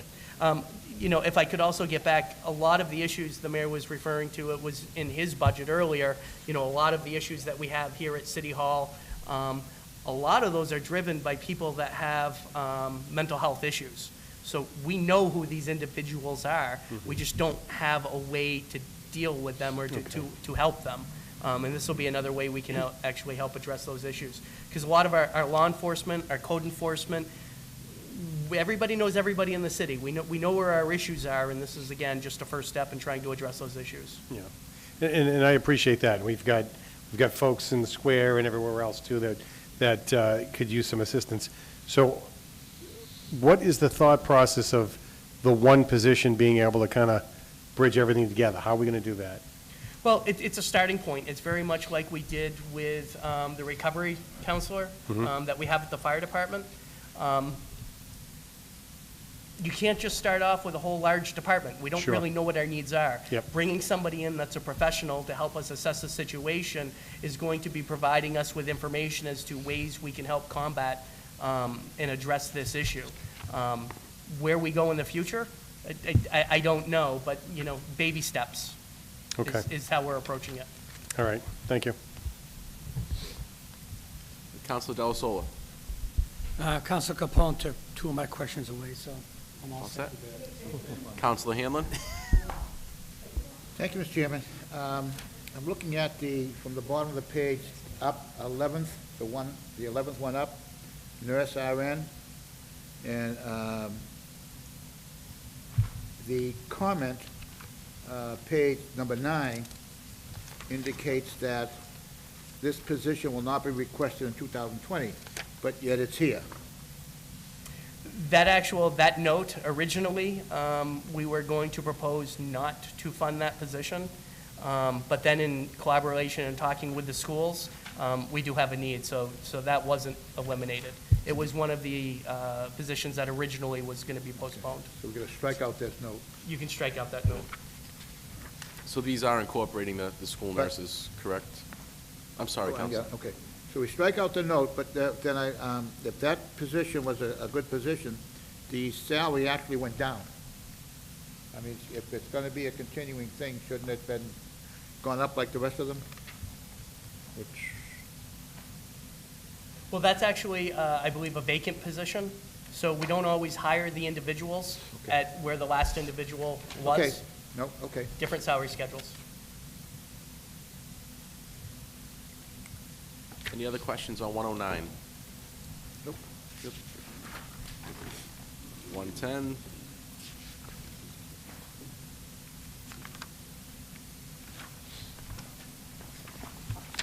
$111.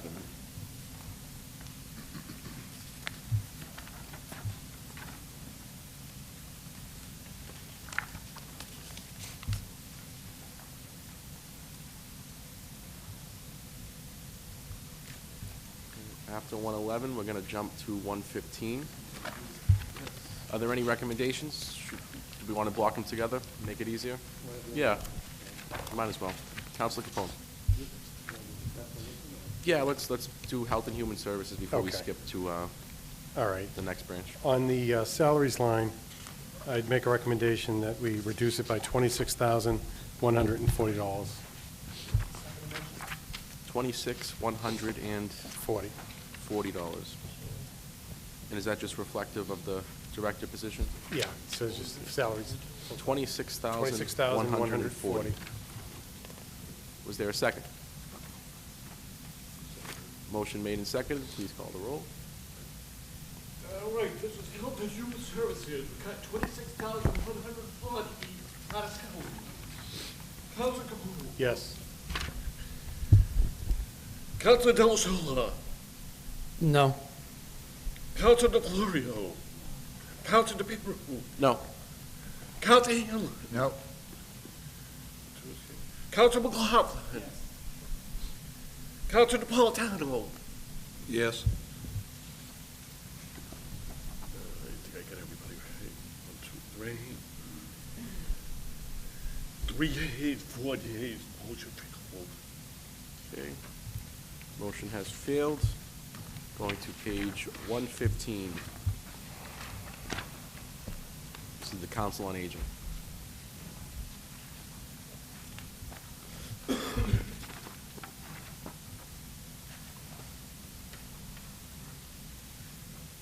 Any questions on 115 or 16?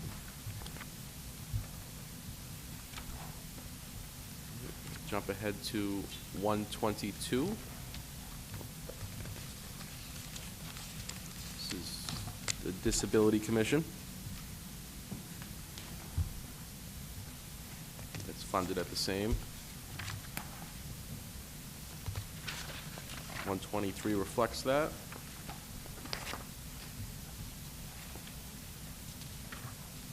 $124.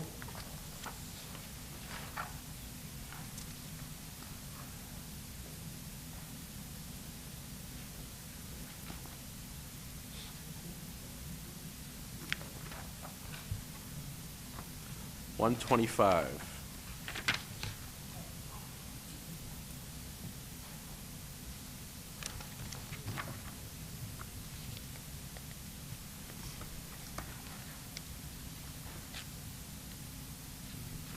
$126, Personnel Services for Human Services. Councilor Capone. Thank you, Mr. Chairman.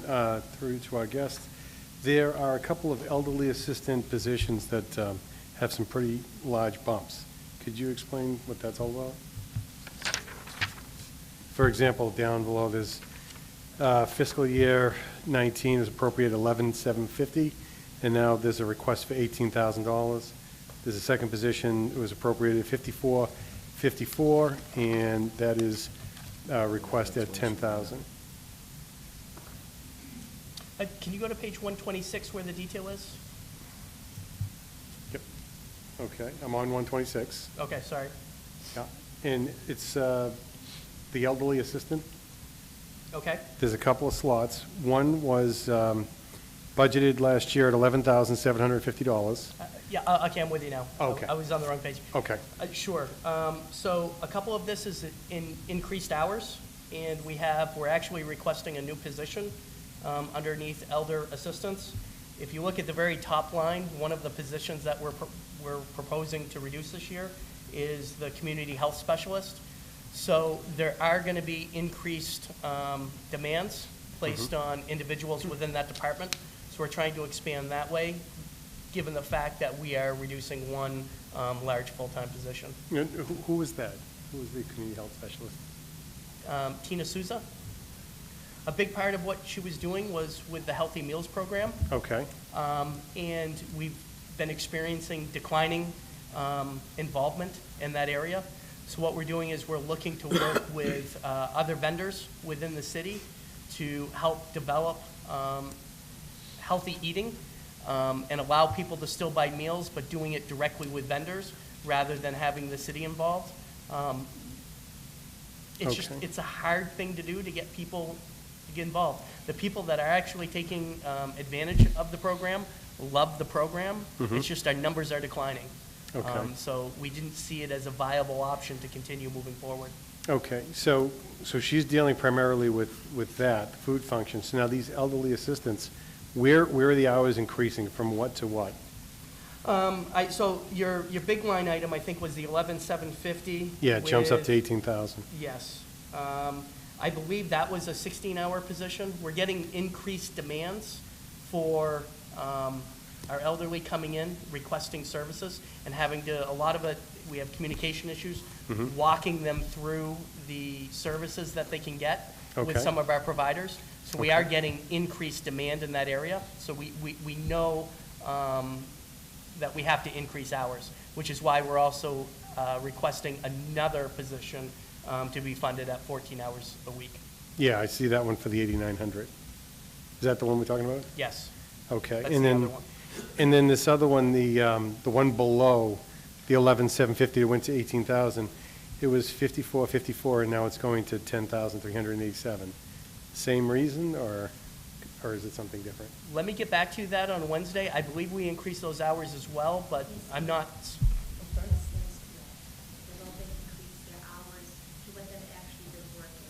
Thank you. I just didn't want to say with certainty. Okay. I believe that it was what it was. So I know the one that was 24, you said it was 16 hours, it went to 24? Yes, I will give you a list of what they were for fiscal 19. Okay. How they've changed. So it was 16 to 24, and then Maureen just confirmed that was an increase. What did you say they were at, 8 hours? I think the one that goes up to 18,178, I believe he was only 14 hours. So he was 14 hours, that was 10 hours a week. Okay. And James went from 6 to 14? Yes, correct. And again, these are also based upon the hours they've actually been putting in. They've constantly been, Mr. Supino was constantly coming to us. We've been trying to find ways with additional grant funding, bringing in some of these outside elder services vendors. Okay. We're actually working, trying to bring them in to help take the load off of us as well. Okay. There's just been significant demand and increase in requests for those services. And if you could give me a little bit more concrete explanation of what the services are? Sure. Yeah, I appreciate that. So, okay. A lot of it too, just to throw out there, is helping them get potential state aid if they qualify, and helping them fill out those forms, but we'll provide all of that in detail, all of the services that we provide to them down there. Council McLaughlin. Thank you. Through you to Mr. Demas. Mr. Demas, I'm looking to see if you can give me a breakdown of the numbers on the Healthy Meals Plan that you talk about, the numbers declining. If you can give me the past year's set of numbers of participants that took place there and show a breakdown of the decrease in the numbers. Absolutely. And I think this individual did a lot more than just the Healthy Meals Program. I know she was there cooking on a daily basis for our seniors. She worked very, very hard for our seniors. And the mayor said he didn't want to see any positions or any individuals fired, or he was trying to relocate them all. Was she relocated to somewhere else? I don't know where, in this budget here? Yes. No. So I don't know if she went down to Encore, like one of your other positions. Add some information, Mr. Demas. I believe she does have her own business where she Okay. does personal cooking and chef services. All I can tell you is that she's not in this budget. But so she's essentially been fired. The position's not funded for next year. Yeah, so she was laid off. However you Yes, wanna- no, however that's you wanna fair. call it. She's nowhere else in this budget. that Nowhere is else in correct. this budget? Yep. Okay, so what will happen to the cooking that she did on a daily basis for the seniors? That's gonna go to the culinary. So again, collaboration with the school department. The culinary students are going to be providing a lot of those services that she was providing. We're going to give those opportunities to the high school students as well. And we may have to outsource additional, when they can't do that, like over the summer breaks, we'll have to outsource with an outside vendor. So we're gonna move them from the high school I'm just trying to understand this No, process. they'll be doing the cooking at the high school, and we'll transport it down to the Conley Center. So they're gonna cook at the high school and transport, and then we're gonna have to reheat this food up at the Conley Center once it's traveled from the... It's a 2-minute ride. It is today, but with traffic coming, with an Encore opening, We won't it's gonna be a lot more than 2 food at minutes. 8 o'clock in the morning, I assure you that. Okay, and the summer is, we're gonna outsource it to private, To local vendors. okay. And what is the so if we're taking all these additional steps to continue to feed our elderly and making all of these additional accommodations, why would we have decided to eliminate the position? Because again, trying to gain efficiencies wherever it makes sense. Yes, she provided a lot more than just the Healthy Meals program, but I can tell you that was one of the driving factors. There were many factors, but what I can tell you is we didn't see the need for another full-time position here. Because when you look at the salaries, you also have to think of the pension obligations, the long-term,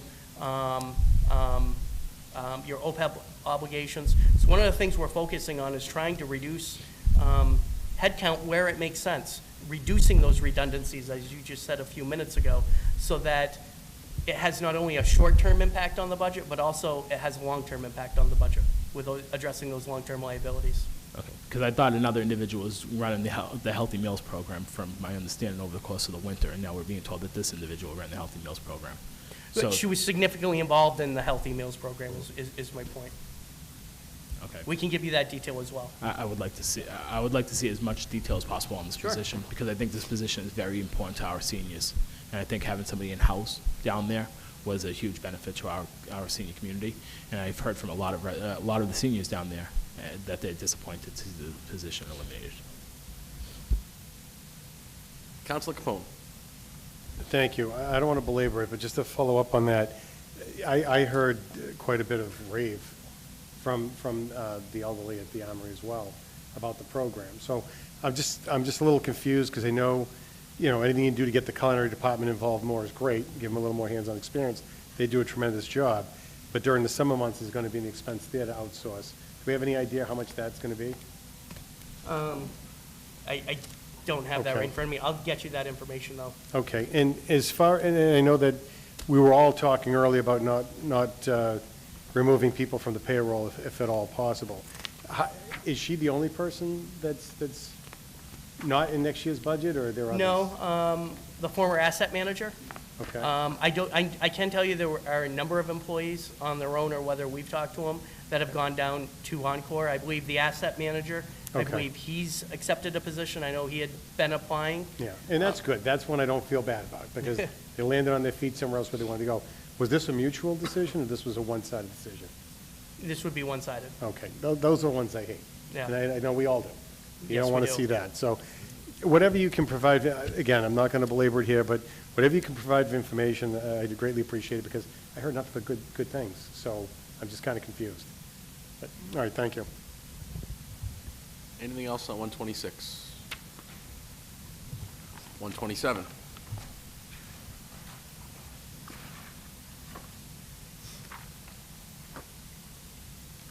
Before we jump ahead, are there any recommendations on the last couple pages?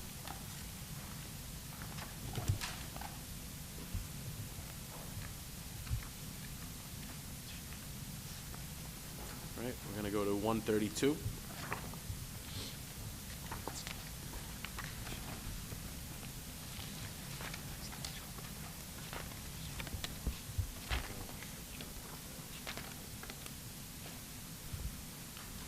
Councilor Capone. Thank you.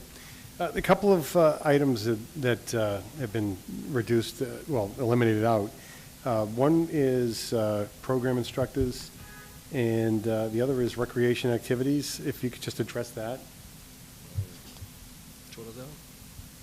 Program instructors Oh, and... the director of sports, yes. Yeah, and recreation activities have been zeroed out. That position's not being funded this coming July 1st. I'll be assuming those roles. Okay. We're still going to be providing for the other for the other positions that you were talking about.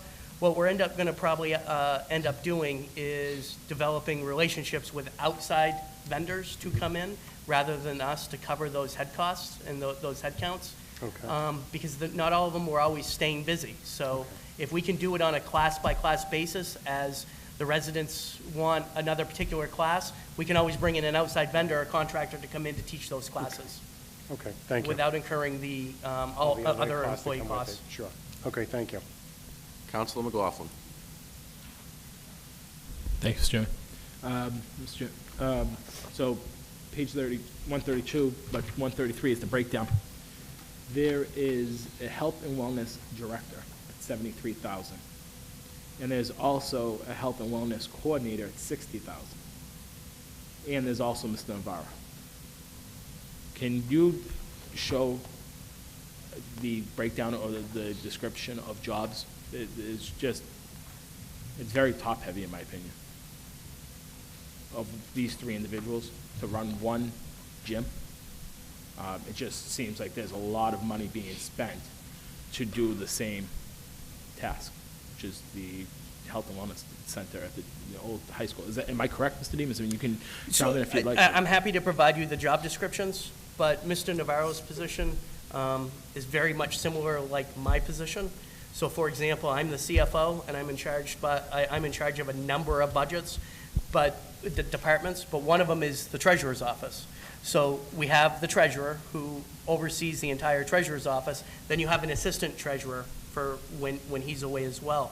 But all of that falls underneath me. I see the overall direction of all of the finance departments.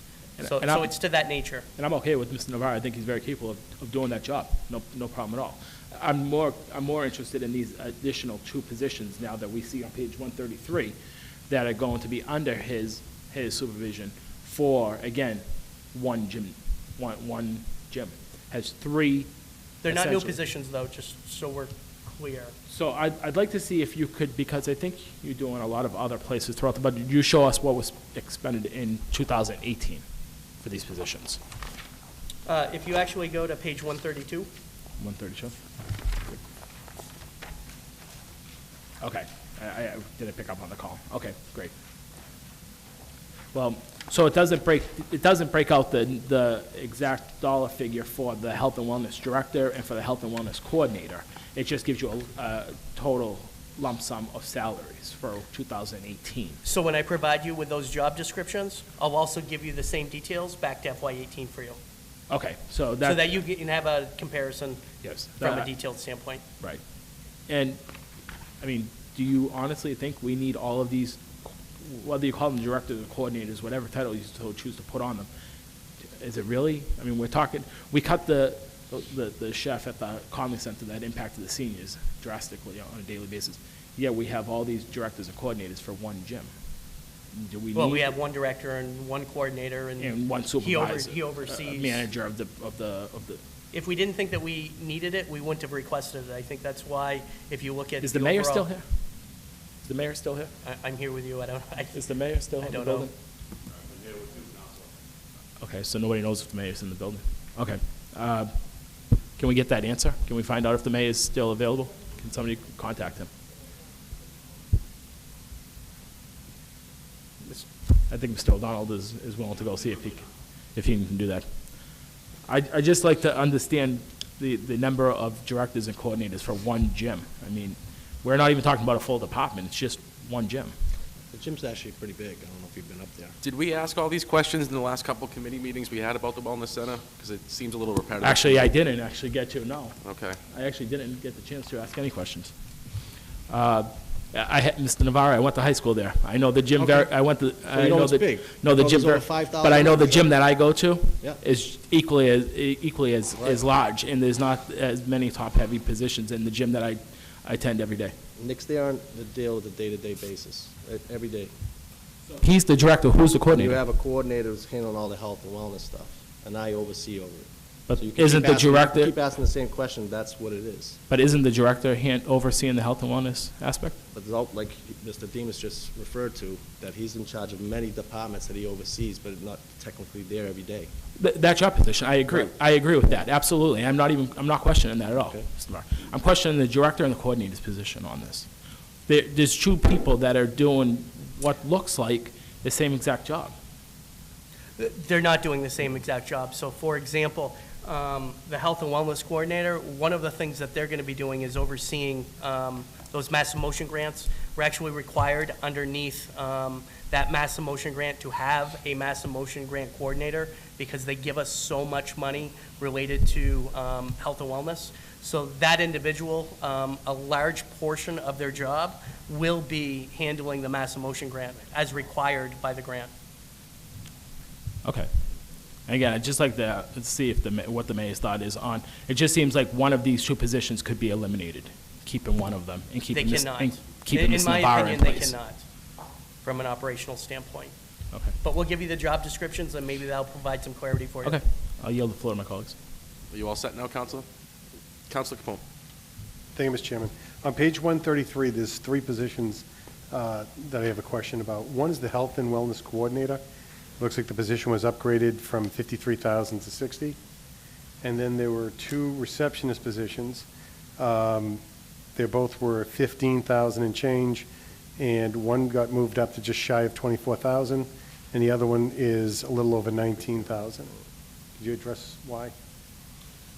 Sure. For the health and wellness coordinator, as I was just explaining, this is also the individual that oversees the Mass in Motion grant, as required by coordinator for that grant, as required by the grant. We have a vacancy here. We've been working, and I actually just talked with the HR director. She gave me an update this morning about our meeting yesterday. The Mass in Motions grant people are very anxious for us to fill this position. Okay. We've actually put out feelers. They've given us lists of names, other communities, and we've advertised for the position. And what we're finding is what we used to be paying, we're not going to be able to hire anybody at that $53,000 range. Okay. So because we've been going through that process, we know that the people that are out there, market is dictating higher salaries. Okay. And how much is the grant? I believe we receive, don't hold me to this, I believe 500,000 over 3 years. Those grants run in 3-year contracts. Okay. And if we don't get somebody in that position, then, We're actually, we're actually working with them, and they've sent us a list of items that need to be addressed as we're ending this contract and moving into the next contract. They want to see us do more before they're even going to consider additional grant funding. There are a number of objectives that they've laid out that they'd like to see us handle. They take it very seriously, as do we. okay. And then the two receptionist positions that have jumped substantially, could you address those? They're the ones that went from Yep. 15,000? No, I see them. Okay. I'm just looking through my notes. I don't have anything specifically. Increase the hours?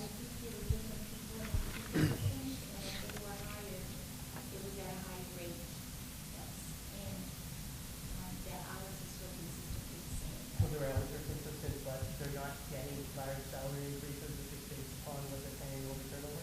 That's correct. Okay. So the hours are staying the same. Those were, as Lorraine just informed me, those were positions that we had to fill this year. Okay. And based upon market, they were brought in at a higher rate. But they're only being proposed for a 2% increase. Okay. So, yeah, but we were paying whoever it was 15,000, and now we're up at 20, almost 24, and then 19 the other to be a receptionist. How many hours are we looking at? 20, 27 and a half for one? One's at 27 and a half, the other and one's at 23 and a half? 23 and a half. I mean, I don't know what kind of specific training is required that warrants an additional $5,000, and in one case, much more, to be a receptionist? Unfortunately, well, it's a double-edged sword. The economy's doing very well, unemployment is extremely low, and it's been challenging trying to fill positions. Okay, I understand that. All right. I mean, but it's great the economy's doing well and unemployment's low. It just sometimes has a negative impact in the position Sure. I'm sitting at right now. Okay. All right, I don't have any other questions. Councilor DeFlorio. Thank you, Mr. Chairman. In regards to this budget book, we are going with the mayor's recommendation, is that correct? Yes. So the bottom line is, fiscal year 2019, the budget was $640,817. So this year it's 581, so it's actually gone down. Yes, that is correct. So the bottom line has gone down. There's been no increase in this department. It's been a decrease. Overall, we're asking for $133,700 less than what we Less asked for last year. Okay, thank you. Councilor Delasola. Good afternoon.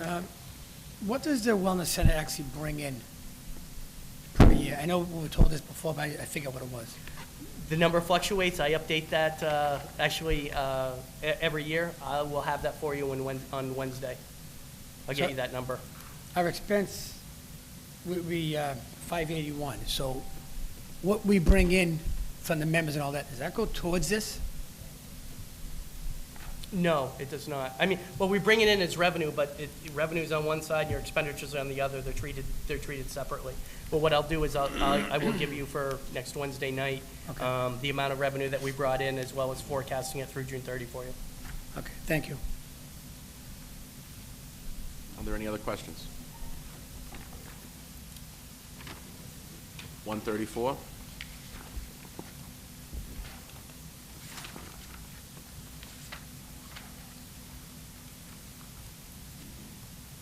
Are there any recommendations?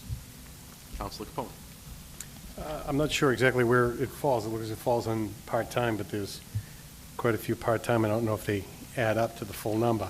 So I'd be looking to reduce the salary line by $11,631, which reflects a 2% increase off of the prior receptionist salaries for those two positions, rather than the $11,000 jump. I will second that motion. Can you repeat that number one more time, Councilor? Oh, sure, I'm sure. Sorry. Our clerk wasn't here. Salaries in this department, I believe it's part-time because of the receptionist positions. It's $11,631. Motion was made and seconded to cut the part-time salary line by $11,631. Yeah.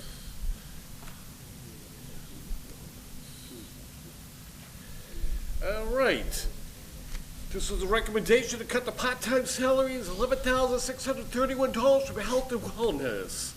I have Councilor Capone. Yes. Councilor Delasola. No. I have Councilor DeFlorio. No. I have Councilor DePiero. No. I have Councilor Hanlon. Yes. They say yes? Yes. Yes.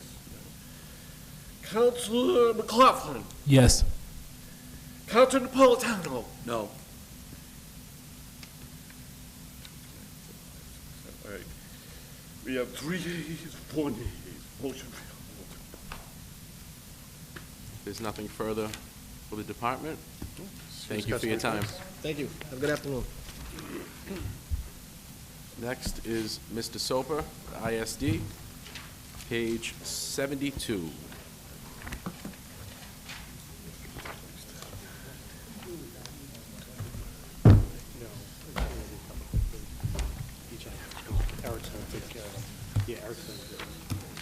Good afternoon, ladies and gentlemen of the committee. My name is Jim Soper. I'm the Director of Inspectional Services. Good afternoon. Good afternoon. Page 72. Councilor Capone. Thank you, Mr. Chairman. Through you to our guest, That way good you know afternoon. which page they're on, as a guide as well. One account that jumps out, and I'm wondering if you could address it, is contract services. It looks like it goes from, last year's budget was 2.6 million, and this year it's 265,000. Absolutely. Thank you for the question, Counselor. The issue really is a good one, and it's gone down because that money was put forward for Four Leaf Consulting, the group that we use for plan review and inspections at the casino. So we are running to the short end of the project, and we only have a few months left.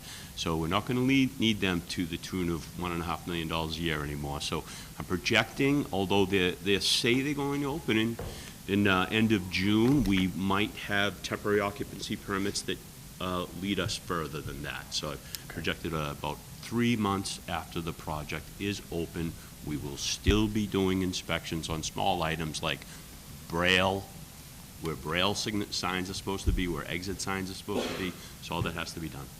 Okay. And thank you for that. And hearing officer, who is that? That's Jennifer Gonzalez.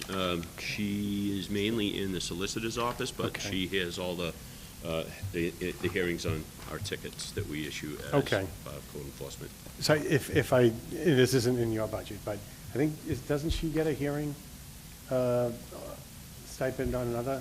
She does. It was discussed during legal, but the stipend is Yeah. actually budgeted in here with ISD. Okay, I thought I saw a separate line item for 5,000, no? In legal? Okay. Yeah, so you probably saw the 5,000 in the treasurer's office. That was for Chad Longo as the parking As a hearing parking- clerk, Okay, yes. so that is for that, the 10 is for... She handles all of the housing Okay. and ISD stuff for Okay. Mr. Soper's department.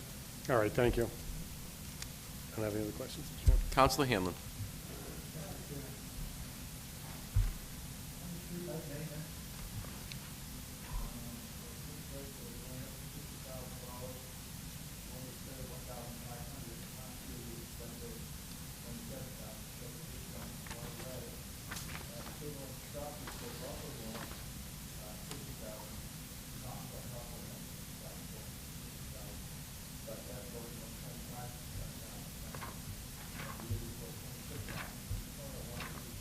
Sure, there's good reasons for this. As you probably know, we are about to purchase all the lights in the community. This is 1,800 additional street lights that we will be maintaining. When they go out, they'll be our responsibility. When a pole is moved, we will have to go and move that. What you see is the gooseneck that's off the pole now. Yeah. We'll have to take that down, and our responsibility will be put that back up. So these are all new things that we need to account for. Likewise, where you see the overtime number goes up, I think we're going to be, tasked to do these things immediately and not let them lurk into the week. In addition to the shop supply, that's raised because we are projecting to do more traffic safety lighting in the community as well. With the advent of the new crane that was bought under the CIP last year, it's a bucket lift, but it's a crane, and it'll lift these poles up. So we want to be able to do a better job on our traffic lights as well. So we need a little bit more money to do that, to expend, to put in new lighting on corners where it's really necessary. Still got a couple of questions. On the streetlights, are we talking about streetlights that are on wooden poles? Absolutely. We're not gonna be responsible for the wood poles, but we're gonna be responsible for the lighting that's attached to that pole. And that lighting does get connected at that pole. I've always been concerned because there's lots and lots of wires up on those poles. We're going to be able to get through there safely and all that business? Well, this is another reason why we projected for last year's CIP to have that bucket truck. It goes up to a height that allows us to reach things safely. And they're strong enough to lower it down to the ground too as well. So, we look forward, we have this tool now we want to be able to put it to use. Okay, so we're going to buy those lights too, the lights on the wooden poles? What will happen is before we take possession of all those lights will all be in good working order with LED lights on them. But we do need inventory, right? We need to have inventory on a shelf so that when something goes wrong with a gooseneck, a bracket, a light, we've got it and we go and it gets done and it doesn't. We want to be better than National Grid is at this job. And the other question, I noticed in the square, a couple places, I guess, there were some kind of, I don't know whether they are fancy lights or whatever they are, or maybe they're cameras, or I don't know what they are. What are they? Oh, they could be just fancy lights, I think, if that's what are you talking about things on existing wooden poles right now? No, or are you no, talking no, about? no. These are in like Everett Square. Yes, so those are right now being maintained by our office, by the wire department. So anything you see on Lower Broadway, the fancy lights on Lower Broadway, anything that's on Air Force no, Road. not those. Okay. Not those fancy lights, no. In Everett Square, Yes, we have, I guess coming out of Norwood Street, across the street, I see these poles, and they got these different lights facing different ways. I don't know what they are, huh? Spotlights? Spotlights, maybe?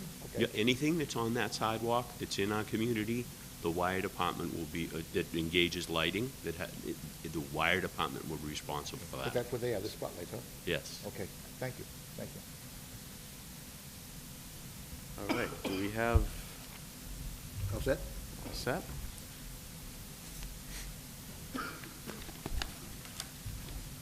Any other questions on these pages? Bouncing around a little bit from the beginning. 172. 74?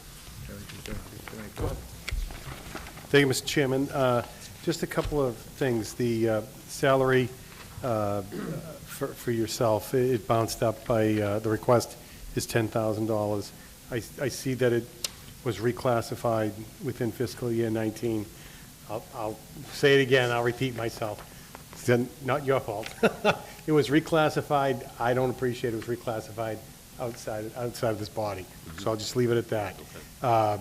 So I'll be making a recommendation for, a little bit of a bounce above 2% because it is department head, and there's a lot going on in your department. Thank you. Two things I did notice, looks like the inspector of gas and plumbing has gone from part-time to full-time. I would imagine it's necessary, so. It's absolutely necessary. We're at the point right now, at 2 days a week, we can't keep up. We've been putting off some inspections.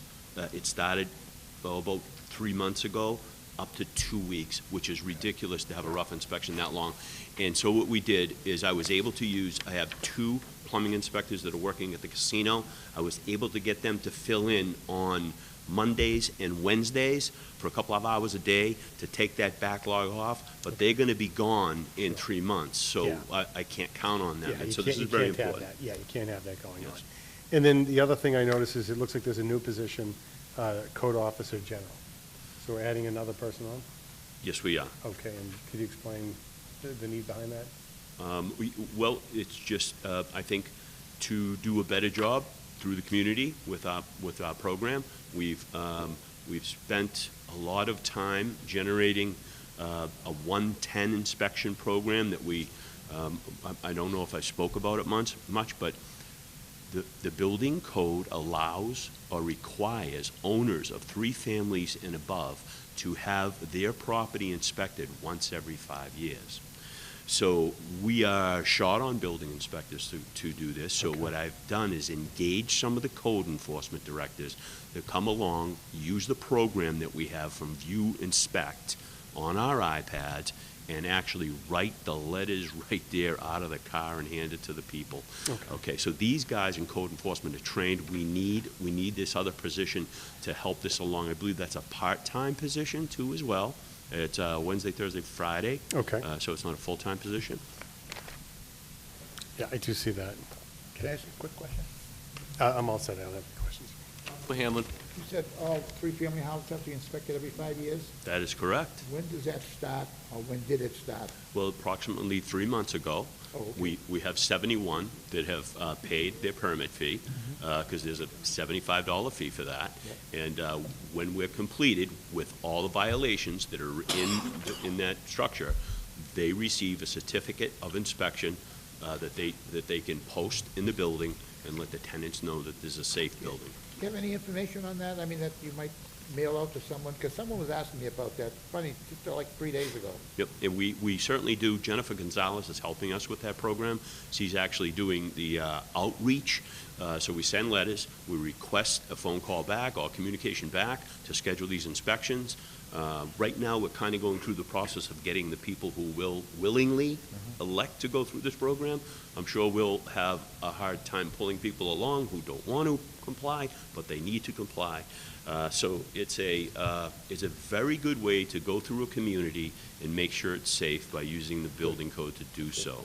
So I can get that downstairs? Absolutely. Jennifer Gonzalez in the solicitor's office has that. Thank you. Councilor McLaughlin. Thank you, Mr. Chairman. Mr. Soper, good afternoon. Mr. Soper, I see code officer for wards 1 through 6, and then code officer in general.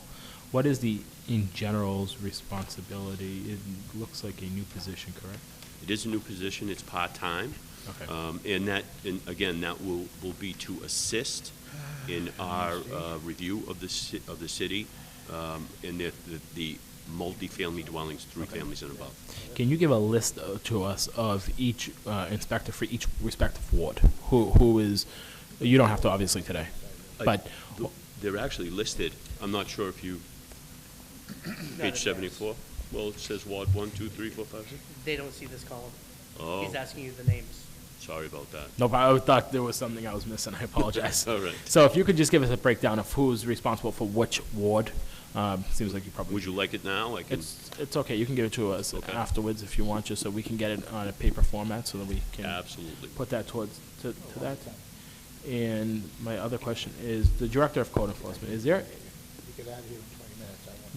Why would there be a request for 84,000 and a reduction by the mayor down to 73,000? You know, that was my request to 84,000. What I'm trying to do is I've looked at others who have similar responsibilities in this community, where he's responsible for 10 code enforcement officers, and I feel that maybe I feel that his salary should be commensurate with those who have similar duties. Okay, but there's no change in that person in that position, right? It's the same individual that's been there. That's correct. I just didn't know if it was reflecting because a new person was coming in to take the position or whatever. No. Same individual. Same individual staying has been. Okay, thank you. Any further questions on 74? 75?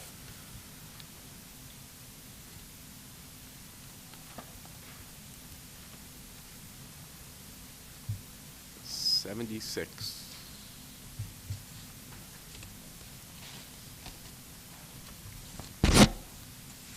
77.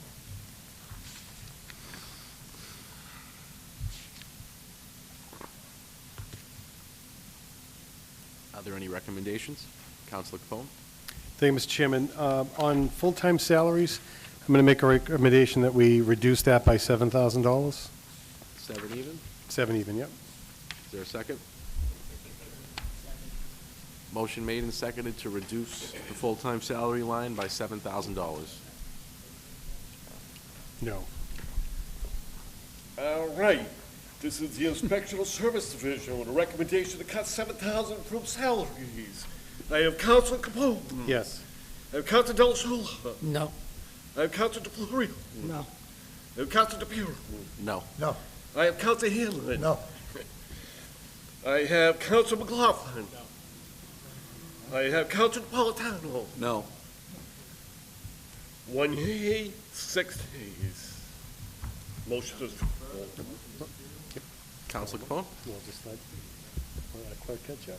Yeah. Yeah. You just fill it out the same way. Just blanket fill it out, you're good. And this one is going to be to the part-time salaries, a reduction of $33,533. Is there a second?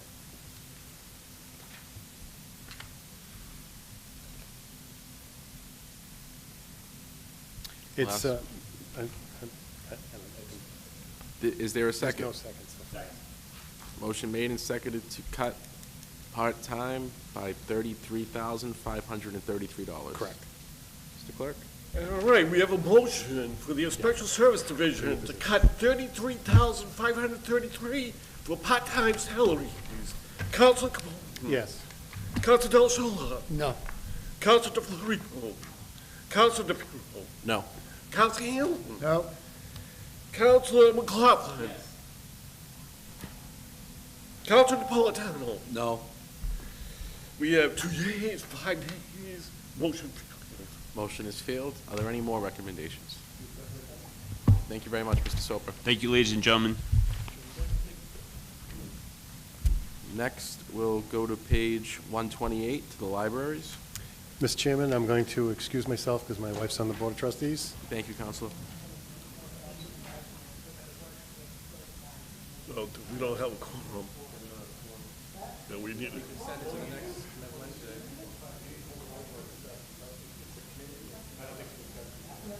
Yeah.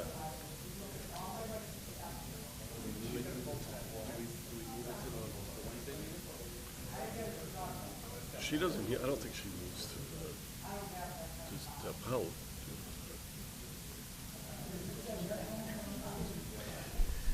Actually, our library, to Mr. Councilor Hanlon's question, Where there is a lack of a quorum due to some members having to step out, we could push this department to the May 29th That's meeting. what I was just going to suggest that. So let's do that. We'll refer this department to the May 29th meeting. Thank you, Council. Oh, you're welcome. All right, Mr. Auditor.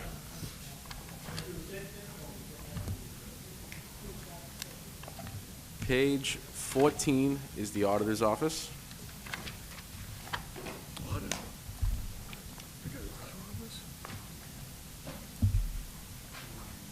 Second to last.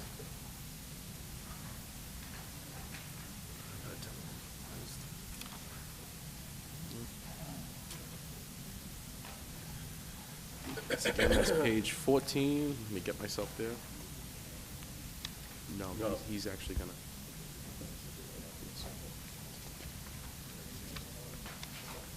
I was just thinking that. All right, page 14.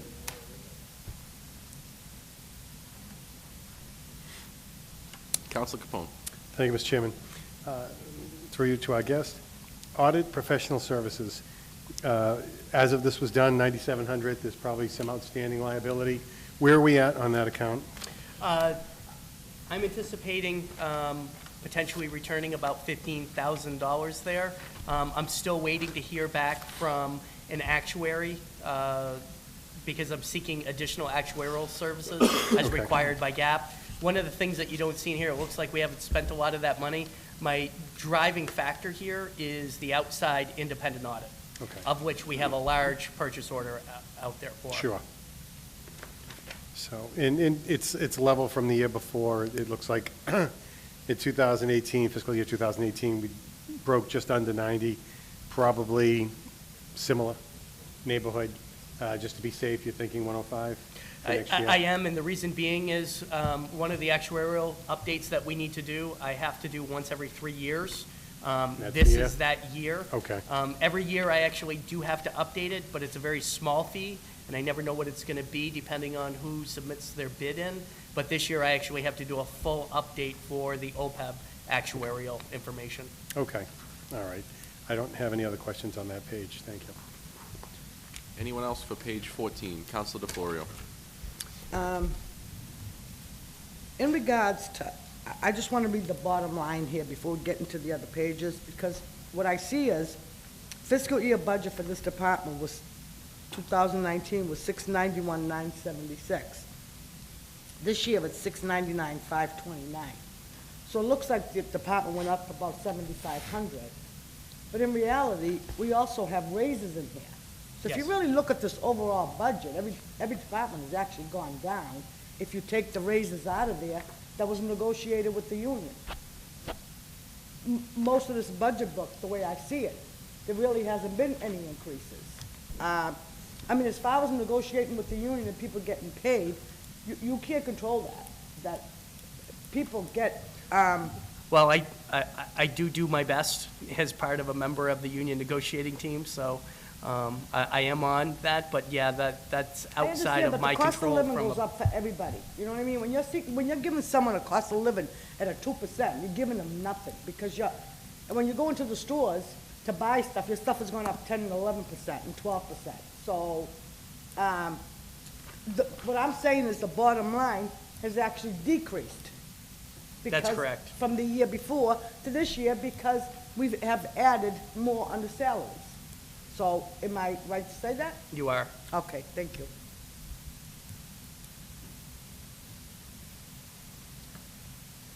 Anyone else on this page? Page 15.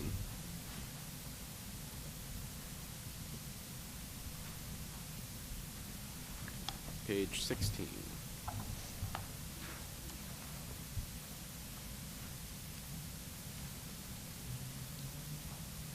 Are there any recommendations? Councilor Capone? Thank you, Mr. Chairman. Again, being consistent, nothing personal. I expect nothing less. You know, I do agree, 2% is nothing, but everybody out there is also dealing with the same nothing. And I want nothing more than the land of milk and honey after this place opens. But until I see that milk and that honey, I can't just vote all these things.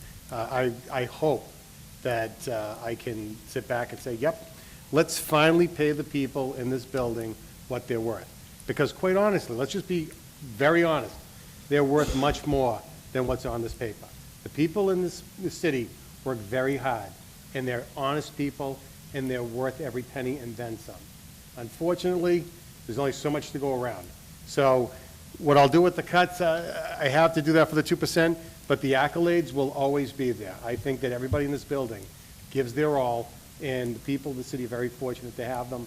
But unfortunately, we all feel the pain together, and I'm hoping that come after the casino opens, we have revenues that are beyond our wildest imaginations, and we can give relief to the taxpayers, to the business owners, and we can finally compensate our employees at a level that they deserve.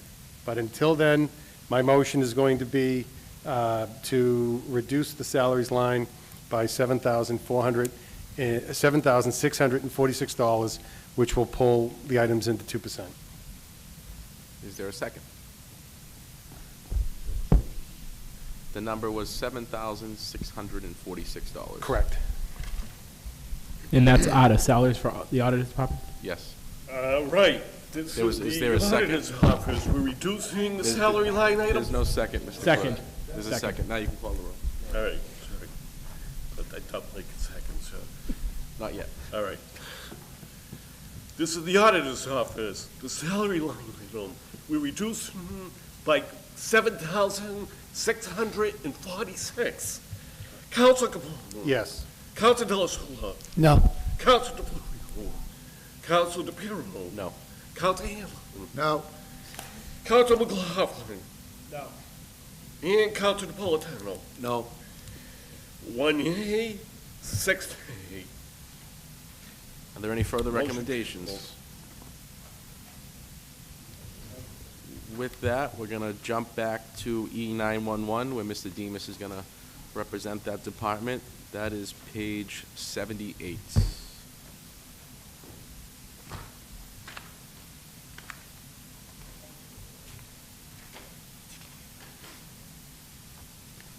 And if I may, just to give you some help with the salary line items, every single position in here is a union position.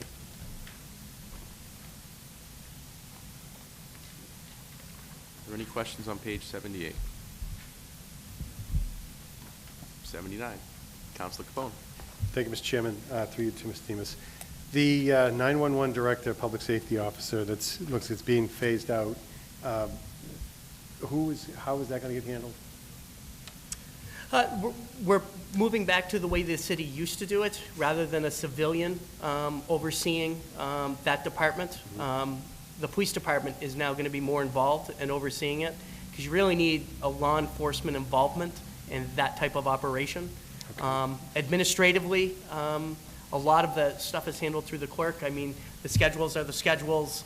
Non-payroll related expenditures are very consistent. The majority of it is just equipment, radios, and it'll just be a matter of bringing that law enforcement aspect back into 911, because it really is public safety. Do you think, and you may not be able to answer it, but is it going to be an additional hire? Is it going to be an existing officer or administrator within the police department? There will be no additional hires related to this. This is actually another area where we are reducing headcount. Okay. It's just these functions will be distributed with with existing officers that are already in charge and on duty. Going back to the way we used to do it. Do you know if this is going to be a civilian individual or an actual officer? No, it's actual officers. It's officer. Yeah, it's law enforcement. Okay. All right, thank you. Councilor McLaughlin. Thanks, Chair. Mr. Demus, on the overtime for this department, they have only spent $46,000 out of $100,000 allowed to date, I guess. What is there any outstanding? So there's $50,000 left in the account. As of when this was reported, it'll probably be closer to 40,000 remaining. The reason why we're asking for consistent funding is we're always applying for grants that cover a lot of our overtime shifts, but again, none of those are guaranteed, and we don't ever find that out until the following August, so we won't know until August or September what the amount of that grant will actually be. And if we don't need to spend it and charge it to the overtime line item, we're not going to. If we can charge it and get the federal and state governments to pay for it, we will. But those grants are not guaranteed. So, okay, all right. So in the event that that grant is reduced Yeah. or we don't get it, we're going to need those funds. Not the additional 40 that's left though, because that will be after the budget. No, the 100,000 that's requested in the budget, the budgeted amount. If you see back to fiscal year 18. But what I'm saying is, so there'd be 40,000 left, right, the end of this year, which would bring it to 86,000 per se. Right. For this year, if you didn't have the grant per se. Sure. So you still about $25,000 extra or additional funding on overtime for next year if we didn't get the grant based on these numbers for this year. Well, couple of things. First, you never really know how much you need to use for overtime because these shifts, it's not like we can't fill them. We have to fill these shifts. It's a 24/7, 365-day year. Number two, the union contracts kicked in, so those rates are higher. And if you look back to fiscal year 18, we actually had spent in overtime $95,000. We just happened to get an increase on the grant this year. So we're consistent where we've been spending. It's just we don't know where we're going to end up with a grant. Okay, thank you. Councilor Hanlon. Thank you, Mr. Chairman. I'm wondering what the police chief is thinking of this, because when he was here a long, long time ago, that was this morning, he had indicated that in his own department, he was taking a police officer out of say, managerial, secretarial work, and putting him with a civilian. And this place, certainly there's nothing that a police officer would be needed for in this particular area. I mean, there's nothing, he doesn't go with answering calls. So I'm wondering if the chief would really want to put a police officer over there, or if he would want to put a civilian. And I'm thinking that maybe a civilian might be the thing to do, but I don't know. That's up to whoever's in power to do what they want to do. But I know the police chief said he did not want a police officer in an area where they do not do police work. Sure, and he was referring to administrative work. I can tell you that the police chief has been involved in all of these discussions. He does fully support it. And really, it's more guidance while these senior police officers are already on duty. So it's not like we're talking about a patrolman or somebody. We're talking sergeants, lieutenant, and captains, officers in charge that are already on duty. So he's in support of it as well. He definitely doesn't want police doing non-police related work, but where this ties so closely with the work with his other police officers, he's in favor of it. Okay. I have no, thank you, Mr. Chairman. All right. Any further questions? 79. Are there any questions on page 80? Are there any recommendations? We all set to move on? Showtime. finally reached the last department for the day.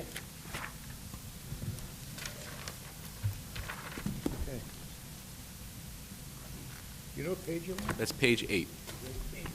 I know. Welcome, You guys. have your book, Mr. President? This is easy. Councilor Napolitano. Yes, I do want to point out one thing on this before we get started. I was speaking to Mr. Demas. The salary for the legislative aid is incorrect. When we look at the amount from last year, that was a combination of our previous legislative aid plus 1 month overlap between the transition to our new aid. I signed off on the salary for the new aid last year. Salary base is $48,000, and that was confirmed with Mr. Demas. So right now, this budget is reflecting an $8,000 increase raised to the legislative aid. Technically, it should, keeping in line with the 2%, it should be $960. So the line item for the legislative aid, the requested amount of $56,000 is incorrect. It should be $48,960. And that's based on the actual salary of legislative aid with a 2% increase.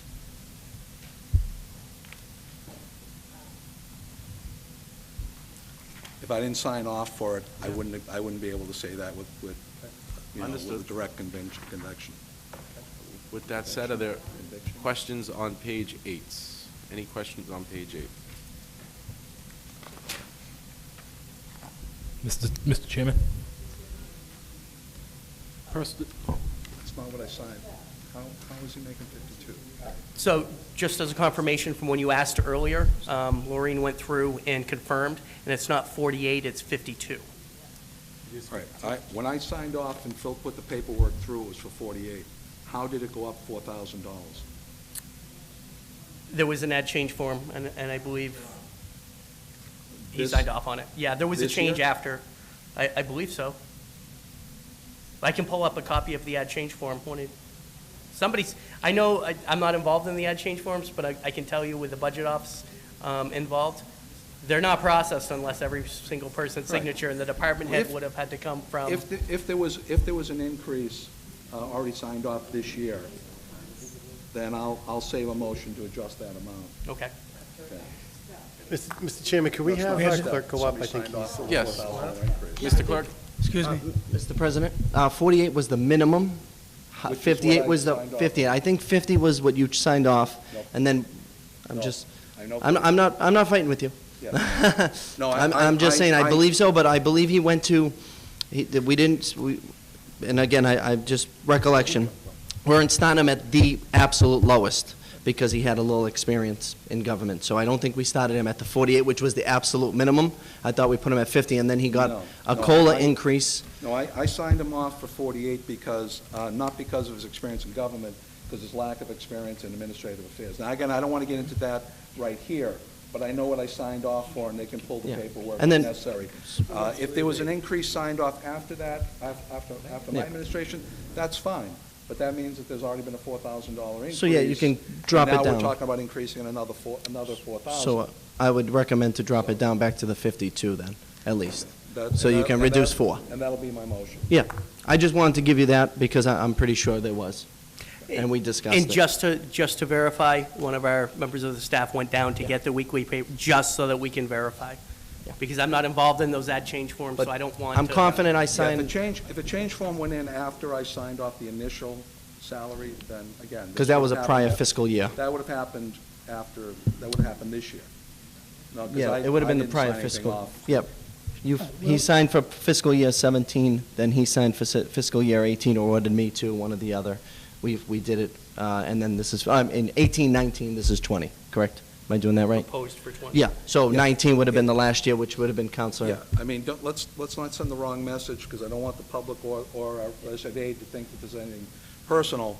I know what I signed off, and this is an $8,000 increase from what his starting salary was a year ago. Now, again, if there was an increase prior to that, that's fine. But now, we shouldn't be looking at an additional increase on top of that. I do notice on the next page, it specifically says the salary is 52. Yeah, understood. Counselor Capone? Thank you, Mr. Chairman. So you thought the seats down here were better than up there, right? I'm going further back. So, do we know to what extent the members have used the reimbursable expenses? Do we have a figure? Yes. And where are we at on that one to date, if you know? As of roughly the beginning of the month at $16,585. Okay. It does usually jump the last month or so. Okay. And how much would that jump, do you think, the next month, if everything stays consistent with the pattern that you've seen? Well, that's difficult because you counselors submit at different times of the year. Sometimes I'll get counselors that submit Some do, quarterly. some don't. Some don't even submit any, and some will do twice a year. Yeah. Realistically, I probably think to be safe, you're probably closer to the $22,000 range, because I know there are a number of counselors that they don't submit for everything, but when they do, they submit at year end. Okay. So, Okay. All right, thank you.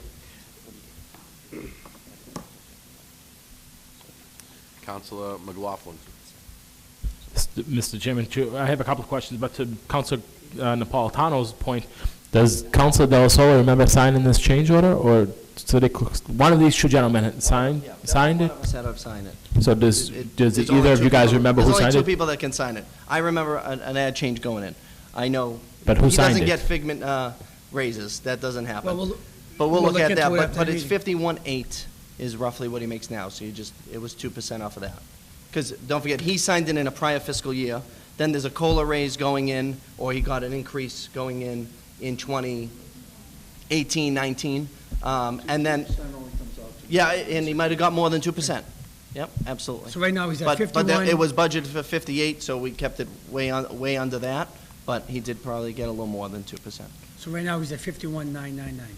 we did just verify that. 51,800, I believe. We verified who 51,999. signed the change order, or we No, I did not? verified We the verified salary that that it was he signed. has. That there's a So who change signed, on so then who signed it? There's not a name on who signs it. not there. One of us signed it. Whoever signed it. We'll find out after the meeting who signed it. We'll get you a copy of But it. right now, he's at But 51,999. So is that 51 or 50? $51,999. I thought you said 51,800, I'm sorry. 2% off of that, Mr. As long- Capone, I know you have the numbers. All right. One So speaker at that's- a time, guys, one speaker at a If I time. could- I can't hear you. I have no problem.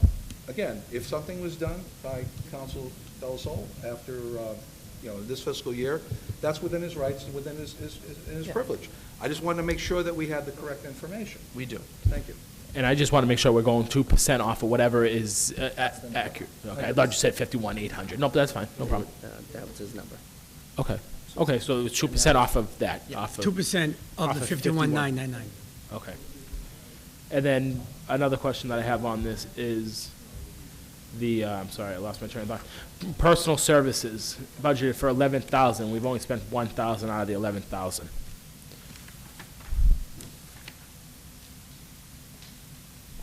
What is the line What's your item? question? What was the 1,000 on? What is it for? What are we allowed to expense out of that line? If you go to page 10, let's all look at page 10, it Page breaks 10? it down. So, personal services, supplies. Okay, I'm good. Thank you, Mr. Chairman. All set? Questions? Further questions? Recommendations? Counselor Capone. Mr. Chairman, Thank you, Mr. I'd like Chairman. to motion. Oh, go ahead. Counselor DeFlorio. Yeah, Mr. Chairman, I'd like to, Where our citations come from, the citations that we give out. Because we did cut the maize, so it's only fair that we cut ours. We have to lead by example. So what line item would that be under? Supplies? Is that office supplies? Okay. So my recommendation would be to cut 22,600 off office supplies. It's only 12,000, It's only Mr. Chairman. 12,000. So, we're in sea level. Well, we cut- Make it 50. You don't have to vote for it. Go to- I have the right to make a go to page recommendation. 10. Like everybody else. I said 2,260. No, you said Oh, did I say 22,000? It's the broken English. I'm sorry.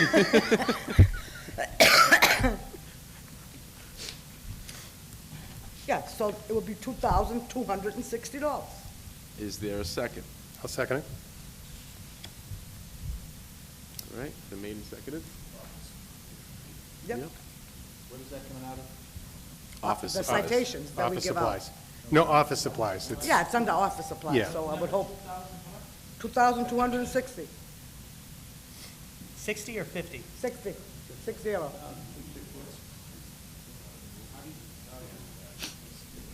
On the motion? Can the council just tell me how she comes to that number? Is it a percentage of the total? We cut the mayor's know it- budget by that amount Some for the people are on a roll. citations that he gives out, so I think it's only right that we do the same thing. You can explain it if you want. But I think, in all due respect, the mayor's line item in that budget was so underutilized that there was a lot of room for, if you go back to his budget, awards and whatever it was We're called. on this budget right now, Counselor. Which is fine, no problem at all. But to Councilor's point, the mayor's number was much lower than what was issued. This budget line item is much more in sync with the total that was granted. But either way is okay. I just want to make sure that you understand that the line item was much less used in the mayor's than I in the city understand, council. but there's also another couple of months left, the same thing with us, so we'll just have to save and do things. All right. Yes. All right, the legislative branch. We're looking to cut 2,260 from office supplies. I have Councilor Capone. Yes. Councilor Delasola. Yes.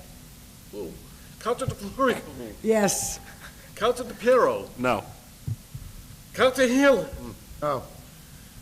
And Councilor McLaughlin. Yes. Councilor Napolitano. Yes. 5 yeas, 2 nays.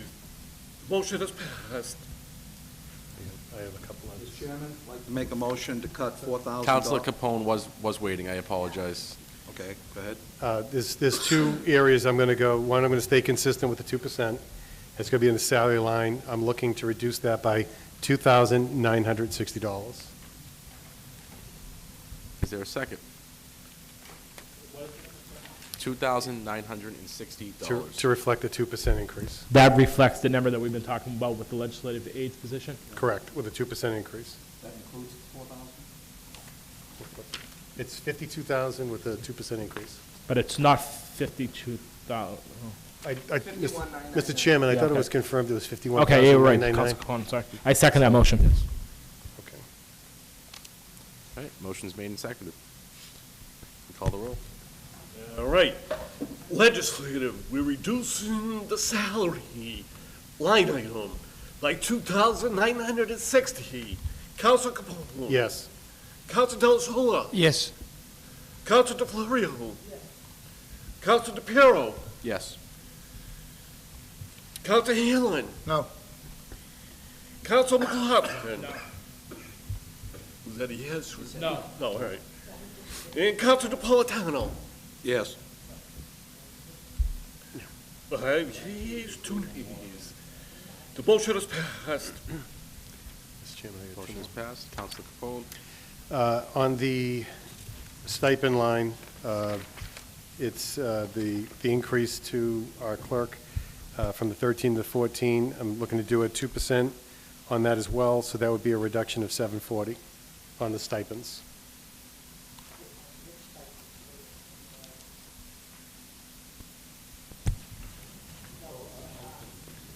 One more time, Counselor, I apologize. It's a $740 reduction on the stipend, specifically clerk of the city council. It reflects the $13,000 appropriated last year with a 2% increase.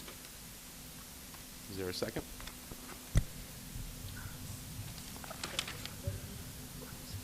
I don't have a second. Okay. And I have one last one. Counselor Capone. On the reimbursable expenses, I'm looking to reduce that by $11,000. Is there a second? I don't hear a second. Counselor Napolitano? You all set? Hey. Okay.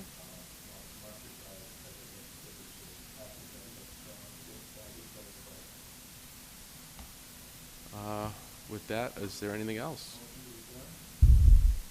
Motion, we are finished for today. Hold on. Once, no, what, it's just a continuation of the budget hearing process until May 29th, because that is a budget hearing.